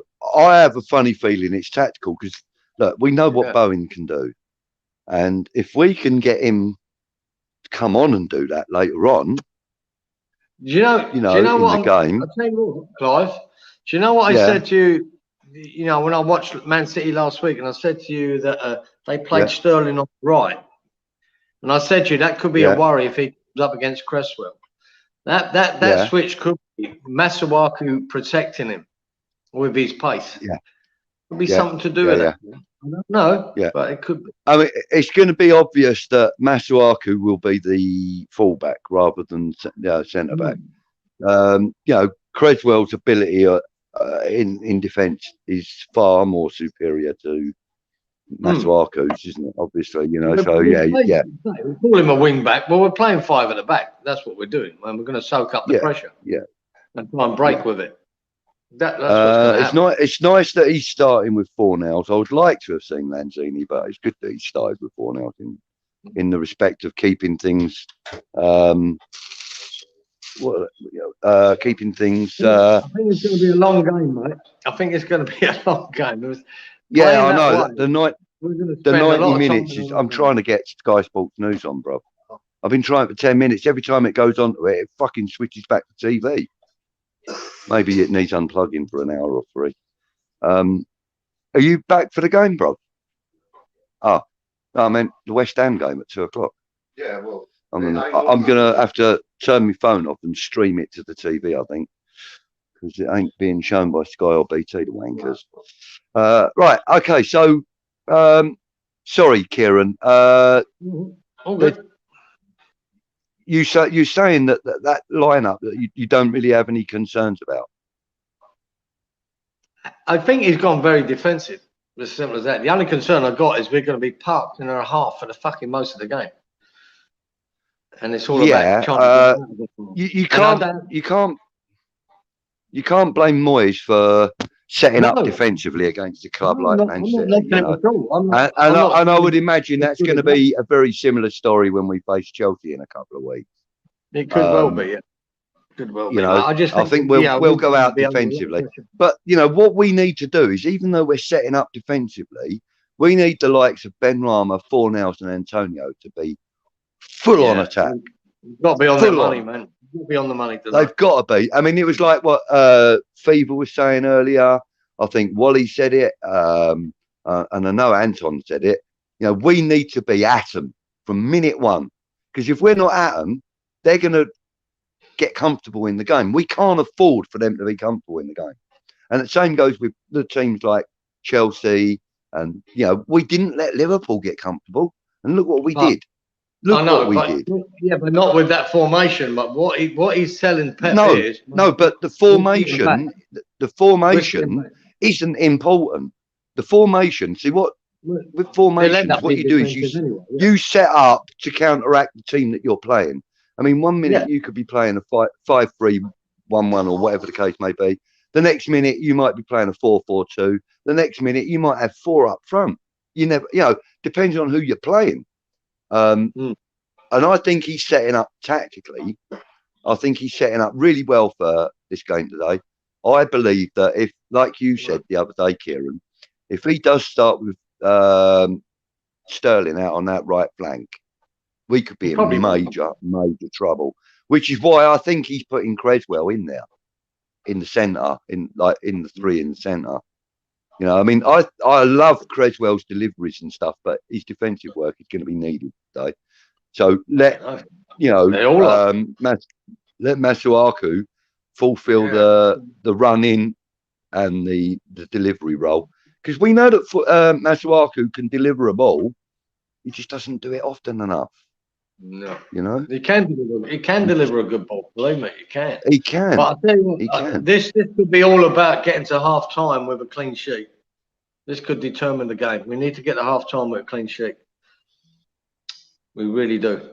Yeah. And when we can score, Uh, it's another.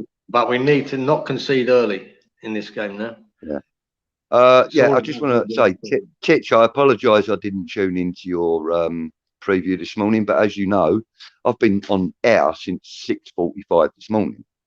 So I've been sat here for 5 hours and 55 minutes, 6 hour stream. I mean, that's nearly double what I've done before. So I'm going to be dipping out in about 5 minutes or so. I'm going to end the show. Sorry, I wanted to actually read that out because it says your preview was good this morning with the football coaching insights. I'm going to watch it. I will watch it after the game. I also will tell you I'm going to be recording the show after the game. Well, actually, it'll be after the Chelsea game. I'll be recording that along with my brother. He's agreed to come on camera and talk to me about his experience on a West Ham Chelsea game. So, and it was a West Ham Chelsea game. It was at Upton Park. It features a man called Clyde Best. And for those of you that don't know who Clyde Best is, get on the fucking internet and find out because he was a legend for us. Great player for us. Great player for us. We know after winning and going second, all the pundits will talk about the City loss. Exactly that. If we win, it will be about how poor City were, not about how good we are. We all know that. We all know that. Trev Tube says, look set up for the break and also to defensively get into shape rapidly and block when they are in possession. Bowen will come on when they have tired legs. Yeah. And I think he'll also come on if we're lacking delivery into the box. Because as we all know, Bowen's got a left peg on him. He's got an half decent right peg on him. So he can be either side, as we know. So, yeah. And, don't be surprised if it's Masuaku that comes off for him. Helen says, Budgie, if we win today, we don't go second. We stay fourth unless we beat City 11-0. City. Right. Okay. All right. Okay. Oh, yeah, because of last weekend's results, wasn't it? Yeah. Sorry, Helen. Thank you for the kick up the arse, babe. Yeah. Thank you for that. Helen, we are winning 11-0. The odds ain't bad either. I bet they're about 10,000 to 1, you nutter. For us to even get anywhere near 11 goals would be about 10,000 to 1. What's up here? Darren says, let's hope Massa and Sterling. Oh, hope Massa has Sterling in his pocket. Yeah. Listen, West Ham Network are about to go live, so I'm going to finish up in a second. Really don't like Masuaku. Any professional that spits in another man's face for me should have contract torn up on the spot. I know I'm in the minority. No, you're not actually, Stuart. Well, you're not in the minority here. Hello, Kieran. How are you, buddy? Good, how you going, Clive? You all right? I'm very well, thank you. Lovely to see you wearing the colours, buddy. Game's on, innit? You can't wear nothing else. Yeah, mate. Yeah, that's it. And look at the love between father and son. Ain't that nice? Come on, people. You don't see that on Chelsea channels. So I'm only saying that because my brother's sitting here. Tell your brother he's away. Yeah, no, he's already told me I'm one. So that's not an issue. The preview was last night and it wasn't live. Oh, okay. Oh, I did see it then. It was a pre-recorded one. I watched it and then I fell asleep while I was watching it, I think. Can't remember. Mind you, I was so stoked last night. Burnley game called off. Great trip for Spurs. Oh, okay. Burnley and Spurs has been called off. Snow. Oh, there's snow everywhere up north. And like I said to them, they deserve it. They're northerners. Yeah. Maybe YouTube messed up, but someone else thought it was live. Yeah, mate, listen, it came up and it did actually say live on the notification. So I wouldn't worry about it, Titch, It's not a major issue, mate. It's not a major issue. Stay on, Kieran. Oh, and Titch is going to join us. Come on, Titch, in you come, mate. He's just getting home, so he's been working. He's been training, coaching today. So yeah, mate. We can go to before kickoff, 10 minutes before kickoff. Sweet, it don't matter to me. Yeah, yeah. So what's Junior doing then? Making you a nice cup of coffee, son? No, or pouring you a glass? Titch wants to talk to you and all, actually. Yeah, mate. I don't think, yeah. Tish will be in the studio in a bit. So when he comes into the studio, bring Kieran back on. Well, he can come back on anytime, man. But you know, this is what I'm talking about, man. This is what I'm talking about. Family, you know. We had my daughter come in and sit in for a few minutes the other night, and yeah, man, it's great. I love all this. Look. Shiny G saying, "You're right." He actually meant son because he put that there. Look. But he says, "You're right." Good, bro. Absolutely brilliant, man. Brilliant. How are you, man? So Shiny Shan. Shine. I like that. So what's his thoughts on the game then, Kieran? Come on, let's have a few thoughts from the young man. What do you reckon on today's game then, young Kieran? Sit on your dad's lap. He won't mind. I only just got home, innit? It's like 11 o'clock here. I ain't even seen a lineup. Who's starting? Oh, hang on. Look, let me go back and I can throw that up on the screen for you, young man. Bowen's not playing. No, Bowen is out and he's put Masuaku in his place. But there you go. Look, there's the lineup. So you got Fabianski, Johnson, Zuma, Dawson, Creswell, Masuaku, Rice, Suchek, Benny, Fornells, and Antonio. People are probably going to hate me on this, but I'm all right with that. The only thing I'd personally, because of a personal endeavour, I'd just take out Benny for Lanzini. But that's me. I prefer Lanzini over Benny for the moment. I like Lanzini also. Yeah, he's really good. But I think Benny's got a lot more promise than again than a lot of us give him credit for. But look, bear with me, lads. My daughter's on the phone. 1 second. Yeah. He's on phone, cool. It's your job. You keep him entertained, shit. Keep him entertained. Not much left to talk about except game's on. The game's on soon, mate. It's all kicking off. Yeah. He's gone to frozen mode, is he? Phone call frozen. Yeah, something like that. Yeah. Where are you, Titch? You're about for a few minutes or what? Yeah, I'm talking to Titch about the thing. He's watched a couple of your things. Oh, so he's I've got another one coming out on the 1st of December. He wants to know whether he could use any of your stuff. Yeah, of course. Maybe. But it's not copyrighted or anything like that. No problem. But he said he'll talk to you on the phone. He knows someone who knows someone.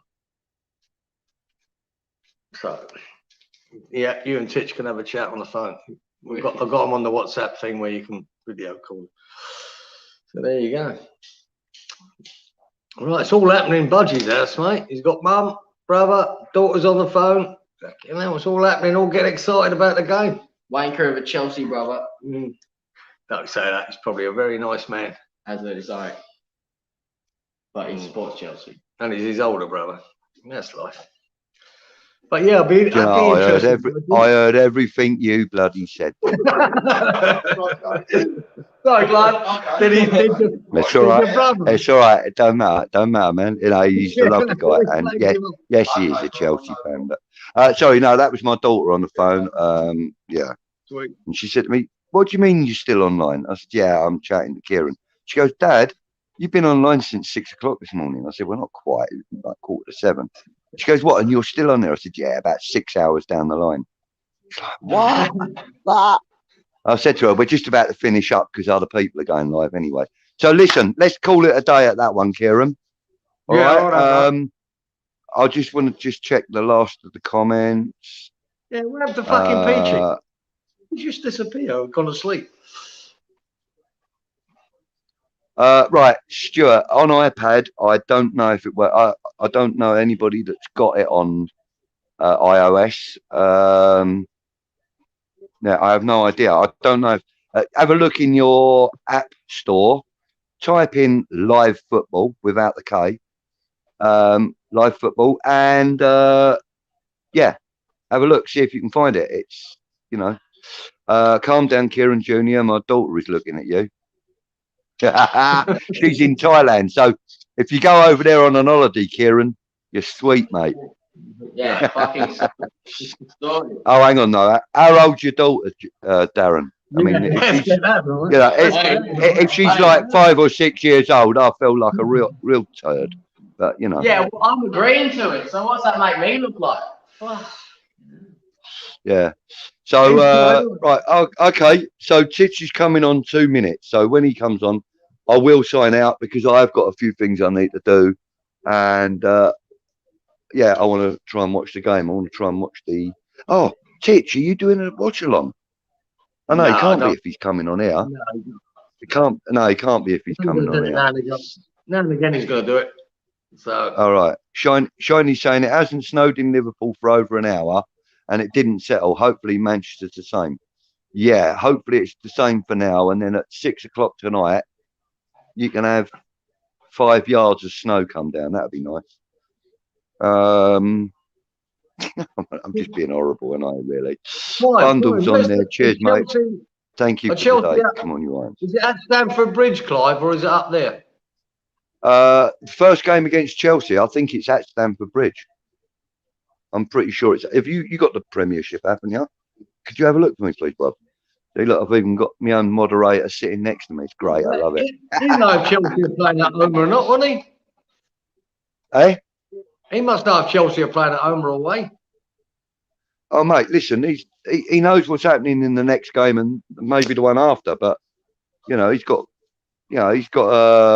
European games to consider as well. So, and like he says, you know, when Chelsea are playing minnows like West Ham, he don't really care. That's what he says.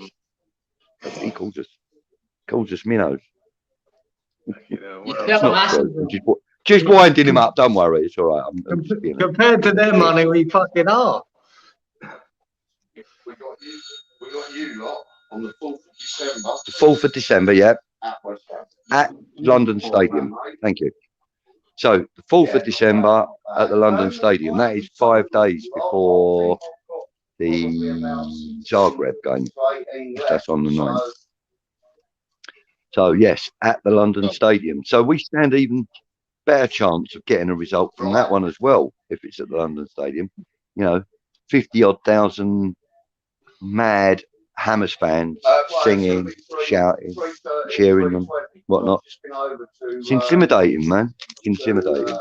And that's why a lot of British teams didn't do so well in Europe a few years back. You know, obviously clubs like Liverpool and they done all right because I think we're going to have a visitor. You know, we had Liverpool and the likes. You know, they. Oh, look! I've already. Look, he came in on his own accord. Welcome, Titch. How are you, mate? I'm good. You? I'm very well, thank you. Yeah. Kieran. So have you come in to relieve me on this stream? Then are we going to get this marathon stream? Are we going to get this marathon stream going on further then? Because I've been here 6 hours now. 6 hours. And you just yes, mate. Yes, mate. You know what? 6 hours. I only come on because you said you was gonna go, and then I thought let me just jump on, you know, for maybe 10 minutes, and then we get ready for the game. And yeah. I never stream football, so if anyone's got any real links, then yeah. But I don't know if I want to watch it. I reckon it's going to be a massacre, a mauling, 4-1 City. Ooh. Can I put him in a timeout? Have you seen what I've been doing today?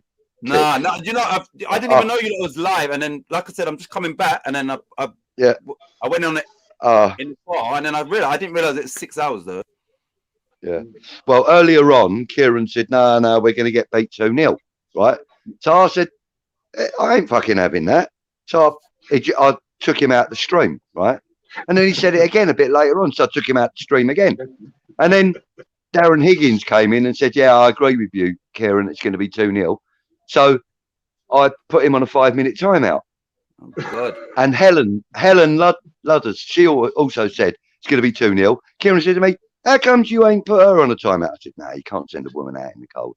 Can't do that. It's not fair." You know what I'm going to do? It's not fair. You know what I'm going to do, buddy? Yeah, go on. 1 second, Kev. Yeah, go on. I'm going to remove you for removing my man Kieran. The eccentric boy, fucking get in there. What do you think of that, you fucker? What do you think of that? Man after my own heart. I love that. Hey, listen, guys, I will come back in a few minutes. Let me just. I really need to go and use the bathroom, boys. Go, mate. Go. Yeah. Turtle time, all right? So I'll talk to you in a minute. Oh, no. Nice for that. Thanks for that. Yeah. Let me kick him out. Let me kick him out. Yeah, go on. Please kick him out. Get out of here. What's going on, Kieran? And Kieran. You talk to him. Young Kieran, talk to him. Hey, yo, bro. You all right? How you doing? You good? Yeah, good, man. Good. Real good. It's good you're on, actually. I was speaking to your dad yesterday about, music and stuff. And yeah, I think we'll have a conversation off air. Not today, obviously, but yeah, it's I listened to some stuff and it's good, man. And this is what I wanted to ask you is I done a watch along for the first time the other day. And I also said that I done like halftime entertainment, which was only stuff off my channel. But I said, if anyone's got any, sons or daughters that do music or whatever. So if you've got any tracks that I can play and YouTube ain't gonna then I'll play them. When I do a next watch along, I'll play at least one during the halftime interval. Yeah, wicked. Yeah, I'll sort it out. I've got to go through DistroKid and all that, and all my music distributors and all that. There's a whole bunch of paperwork, but I'll make sure it's all sorted for whenever you do it again. There's no problem, so, I mean, a copyright strike for me doesn't mean nothing because I'm not monetized. But I want to start, good practice. So yeah, any tune that no one can't say, oh, you can't use that. That would be and then I could just promote your channel. I mean, your music, Yeah, absolutely. Hey, look, I'm. That's just love, fam. I ain't got a problem with it. No. So no problem with that at all. Good. So where are you lot watching, or what are you lot watching on? Because like I said, I don't ever stream, so I need to maybe get a link, but I don't know if I want to watch it. No, we're here we've got, like you've got Sky Sports, we've got Optus here in Australia, and it shows every Premier League game, every one. You know what I mean? So we've got it on a normal, like a Sky, but it's called Optus. So we watch it on that. So what are we saying about the what do you think now? Looking at the lineup, what do you think the score's going to be? Has it changed or? Mate, I just think it's going to be a long night. I think we'll still lose. I've said 2-0 all along. I've always said 2-0, and we're hoping that's all it is. But if I don't know, I can see what he's going to try to do. We're setting up more defensive than I thought we were, and it's all about holding out. Then, if we can hold out, the longer it goes 0-0. We still got a chance, but if we concede early, I think that lineup is in jeopardy. Then we've got to think again. So that's how I'm looking at it. Without I only just saw it. So yeah, I'm surprised he's gone to 5 at the back, but I'm not surprised if you know what I mean. So there you go. But Bowen, I presume the Bowen thing is tactical and he's not injured, or there's an issue. I presume it is just tactical. I'm going to check just to make sure he is on the bench. And it's Burnley. Oh yeah, Burnley Tottenham. It is off. What's that? No, up north full of snow and freezing. Yeah, Bowen's on the bench. Letting you know, Budgie, I can't hear you at all, fam. You can't hear him. That's because I was on mute. I put myself on mute with me little. I was saying I've been on here 6 hours, and I've only just remembered to turn my phone round so that I can have the camera that way round. That's good, isn't it? The one good thing. Professionalism. Go on. The one good thing is their bench ain't got any game changers on it. Good. Yeah, not game changers. Are they starting with Jesus? Yes. The other side to that pitch is they're all on the pitch. Yeah, exactly. Yeah. Yeah. That's what I'm saying. There's number one game changer for a start. Jesus. And then you got. Yeah. Go on. I was trying to sprinkle some positivity on what's not. Yeah, but yeah, true. Titch, just in case you missed it earlier, I've had a chat with my brother earlier, and after the Chelsea game, he's agreed to do a recording with me about this You remember I told you about the game he went to with the story that involves Clyde Best. Remember I told you about that a few weeks back? Yeah. He's agreed to do the recording with me today. So after the Chelsea game, that's what I'm going to lay that down in the StreamYard. You can have a look at that, see what you think of it. Okay. Right. Cool. Right. So guys, we've got 25 minutes until kickoff. I don't know if I'll see you later on, bro. I don't know if there's going to be much of a build up on, on the streams. So, probably not. We've done a 6-hour build up. Hopefully that, you lot of out there that have been watching it have enjoyed it. We've been fluctuating between 15 and 4 or 5 viewers. So that's been nice. We've had up to 15 in the room at any one time, which is nice. We haven't had that for a little while. So thank you guys. Without me checking, 6 hours and 15 minutes. I'm assuming all of the other West Ham channels have come in here and said hi. Like, because 6, that's a what do you think? We've had Duke come in. Anton Duke. What about in the that's we had Duke, Anton. We've had Wally World in. Fever's been in. Let me check. Fever came in earlier, but not in the chat. No, in the chat. Fever. No, in the chat. No, on the show, actually on camera. Yeah. We've had Fever. We've had Anton. We've had Duke. Not Gatesy. Sorry, Duke. And yeah, we've got yourself. We've got yourself from Hammers Fans United in here now. So we've had quite a good selection of the other channels in today. No, we've had one or two in the chat. Yeah. It's unfortunate that we've been on for a quarter of a day and 15 minutes, and we ain't got. I see we was live when I on my way back in the car. I'm not seeing no 6 hours and 15 minutes, and yeah, man. Yeah. Yeah, man. Yeah. Oh well. Yeah, this is what we call. Yeah, this is random marathon. This is a random marathon. All right, guys. Listen, I think. Well, the chat seems to have gone quiet, which is fine. I think we sort of like call it a day now. Thank you for coming in, Titch. I'm sorry to cut your time short. If there's anything else you want to cover, I want to know what's the most reliable stream link for me. Like, who should I go to? Like, because I don't stream ever. Well, I use Hesgoal normally. What's that called? Hesgoal. HESGOAL. Hesgoal. That's the one I use. Yeah. And have you got iPhone or Android? iPhone. Right. Apparently on the iOS, the app store that you have, apparently if you type in live football, there's 3 or 4 apps in there that you can go to as well that will show you the games. I use one it's actually called Live Football. So yeah, and it's quite good, but I'm on Android, so it's probably going to be a different thing. But that's how I stream. I usually do Hesgoal on TV. I have to be honest, because I get a better service from Hesgoal on TV than I do from my other app and streaming it. What do you call it? Screen sharing.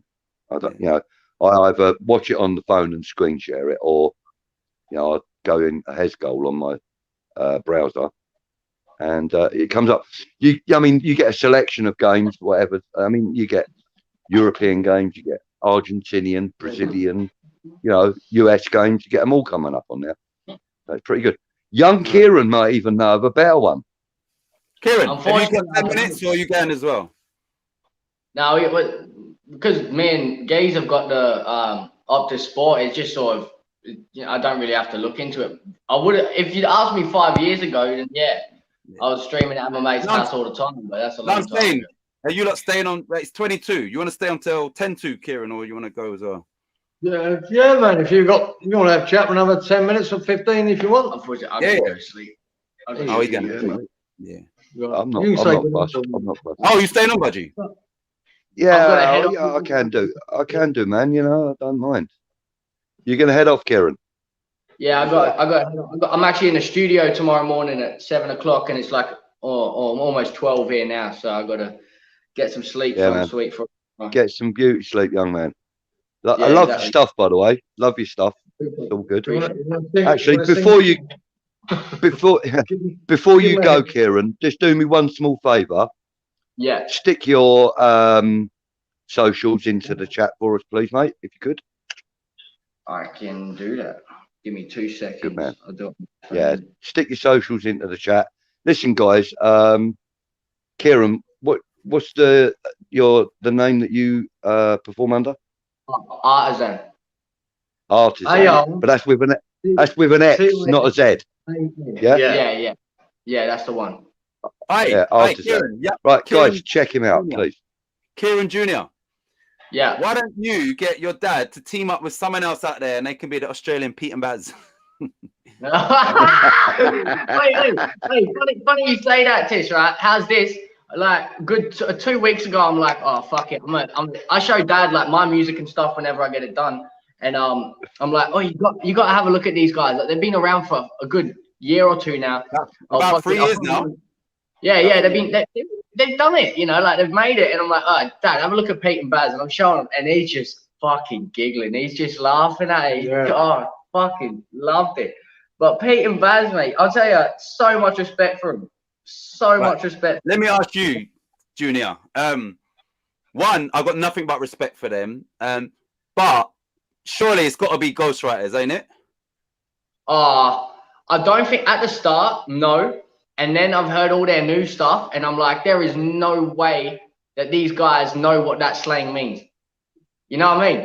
Like, I thought initially, straight away, I thought it's ghostwriters. I knew it was them like spitting and all that, but it's not. They can't be writing that stuff. And you know what? It doesn't matter. Their delivery is on point, and you know it's crazy. So, but they can't be writing that, and that's not a problem. There's a lot of... At the start, I was like, I can understand how it couldn't be, if that makes sense. Like, there's still some validation there, but like a good year ago, I started listening to them, and I'm like, oh my god, these guys aren't on the block. You know what I mean? Like, they're not there. You know, it's not like there's no way these guys are actually doing that kind of thing. Look at Darren's guy. My daughter's done. He's got moves to your track. Got choreography going on. Right, Darren. That means that you could maybe give me some content for halftime entertainment, because your daughter's got a dance crew. Obviously, you'd have to run it by, you know, everybody. But yeah, if possible, we put that on the channel at halftime when I do the next watch along. And I've got a request also. Yep. Junior. Yeah. You know, your dad and I do this football unfocused. A little theme tune in your style would be lovely. Yeah, I can if you've got time. If you got time for it, mate, you know, a little thing for me and your dad. Yeah. I've already got a full West Ham track in the works right now. I'm like halfway finished writing it. It's gonna get swamps all over the internet, brother. We're gonna make sure of that. Don't you worry.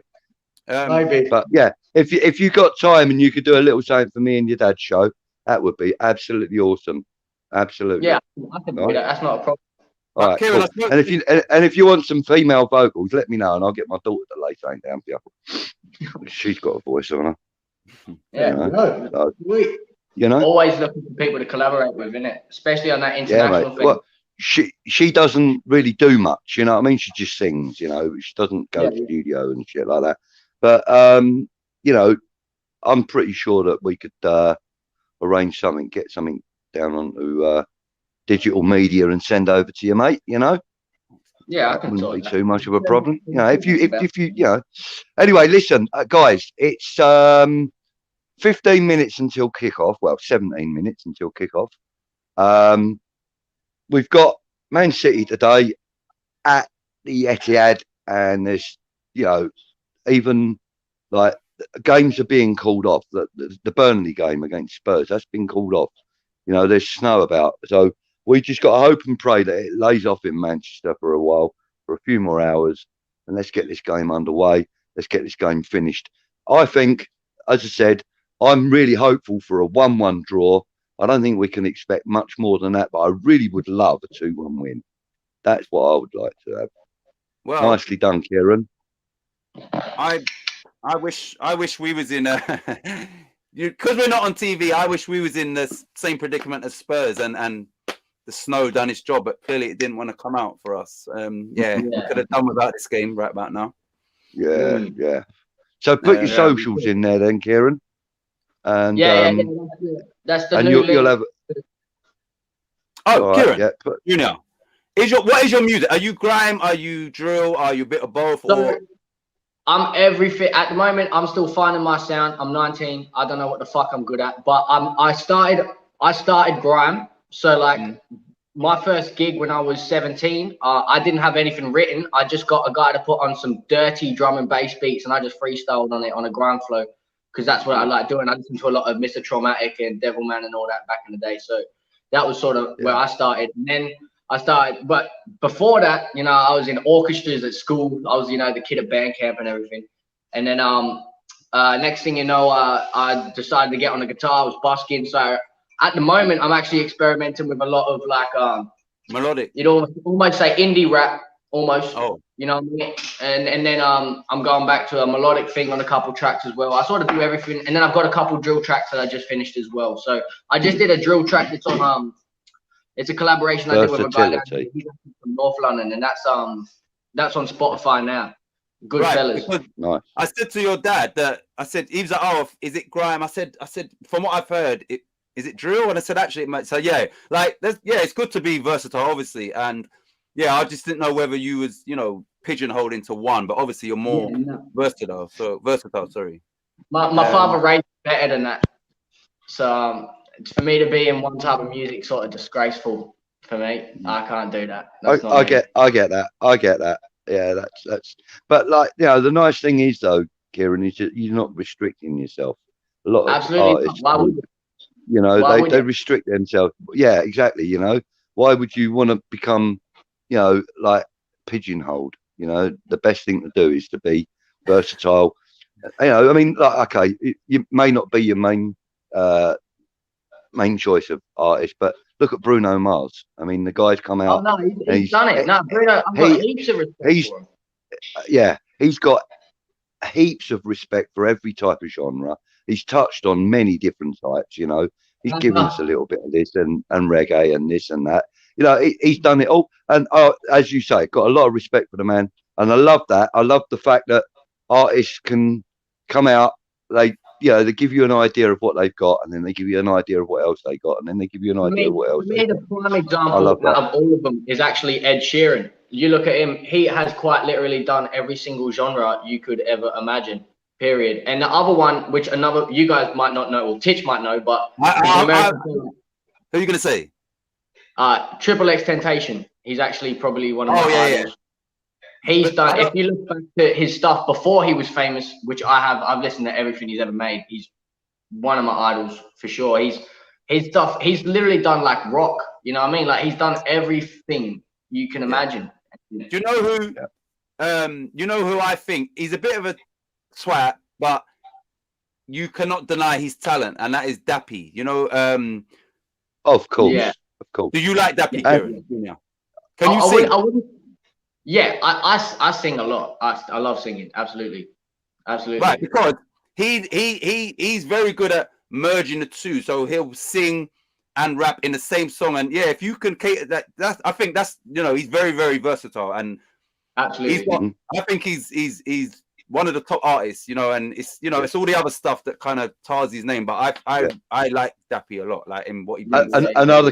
Another guy that's very similar in the fact that he's versatile. He can rap, he can sing, and that is Maverick Sabre. I mean, I love Maverick Sabre. I've heard of him. You know, I've heard him. Oh man, he's brilliant. I'll tell you what, check him out on YouTube. Check out a Radio 1 Extra stream that they did with what's his blinking name now? Charlie Sloth. Who? Charlie Sloth? No. No, they did this, this, you know, like when they get artists coming into the, Chronix. Do you know Chronix? Oh, right. Yeah. Yeah, he's a reggae artist, but they had him come into the studio and loads of different people came in and did a little guest vocal and stuff like that. Maverick Sabre came in And you know, he came in and he did this this reggae track, sang to it really nicely, and then he came out with some bars, mate. I'm telling you, the guy's got some talent. He really has. I really like Maverick Sabre. He's really worth checking out. He's really good. Hammerhead he's had a couple. Yeah, I see. Hammerhead is. He said, "Wow, Maxwell starting about it before he lost it." You know, someone said in the last game, this has got to be Masuaku's last game in the West Ham shirt. I reckon about 4 games ago, someone said, "Yeah, I think it's funny." Like everyone's like Masuaku, and then when he's playing, it's like they're losing it. Right? Yeah. I have a crush on you. Who is you? You lot? Like, does anyone know what that means? Yui. Right. Yui Hasegawa. She's a Japanese player that plays for the ladies team. Yes. Oh yeah. I remember. Okay, her. Yui Hasegawa. Yeah. Darren's got a massive crush on her. I can see why. Fit as a butcher's dog, mate. I swear to God. And apparently his daughter's got a crush on you, Junior. So, man, this is happening. This is happening. Yeah. Welcome back to dating on West Ham Random. International, mate. Fucking international, I tell you. I know. International dating, look. I mean, she's in Thailand. You're in Oz. It ain't a million miles away from each other, is it? Let's be fair. It's only a hop, skip, and a plane. It's all right. Yeah, I mean, she's probably closer to you than we are. So, you know, we're in London. So, you know, much easier for you to get there. Right, guys, I think on that note, it's almost 5-2. Let's give you guys a chance to go and wet your whistles and get yourselves ready for the game. Thank you, everybody, for joining us. Thank you, Kieran, for your input as usual, mate. Love to see you all, as always. Titch, thank you. Thank you for everything that you do for this channel and for us guys individually. You know, no, mate, you go above and beyond. And thank you for that. Thanks for the train ride, boy. That was fantastic. Mate, see, that's what I'm saying. You go above and beyond. Brilliant. Coming in fucking window. Yeah, that's funny. We'll give you better content this week as well, mate. I promise you. Yeah, go on. I done it as well. When you filmed, you done it like this rather than this, and I done it last night. So I was like, this close to this one. So yeah. I'll get it sorted. Yep, I'll do it. I'll get it all set up before we start recording. Yep. Yeah. So camera on the side angle and everything else. Yep. Got it. All right. Got it. And which layout do you use? You want the third one, so it's single, double, and then the other double. That's the one you want. Right, got it. Yep, it's already lit up. Thank you. Gotcha. All right, listen, guys. Thank you so much, young Kieran. Thank you for your appearance on the show today. Fantastic, mate. Enjoy the day. Good luck with the music and stuff. And don't forget, get your dad to pop the stuff into the chat or into the stream or whatever. Every time you release something, we'll bang it out there for you. Right, coming up on the 1st of December, Stop Wasting My Time's being released, which is going to be a whole different. That's a whole different sort of track. That's nothing like I've ever released before. That's going to be completely different. So. When's that? And it's called what? 3 days. And they called it what? Wasting My Time. Stop wasting my time. That's what I'm going to say to you. You've got 2 channels. Which one is your actual channel? The 31 or 61 subscribers or whatever? It's a 64. Yeah, 64 in it. That one, the one with the most, yeah. Yeah. All right, I'm going to subscribe right now. Wicked. Appreciate you. Brilliant. My name because it's private, but I will subscribe to you now. No, much love, bro. I appreciate you heaps. Nah, man, we'll talk soon. Yeah. All right. Okay, guys. Thank you very much for everything. Thanks to everybody in the chat. Come on, you irons. Thanks to everybody in the chat. We're out of here. Good luck to the Irons this afternoon. Let's have them smashing City. 4-0 defeat. Come on, you Irons. 4-0 defeat. Come on, you Irons. Come on, you Irons. We're not here for an haircut. We are massive.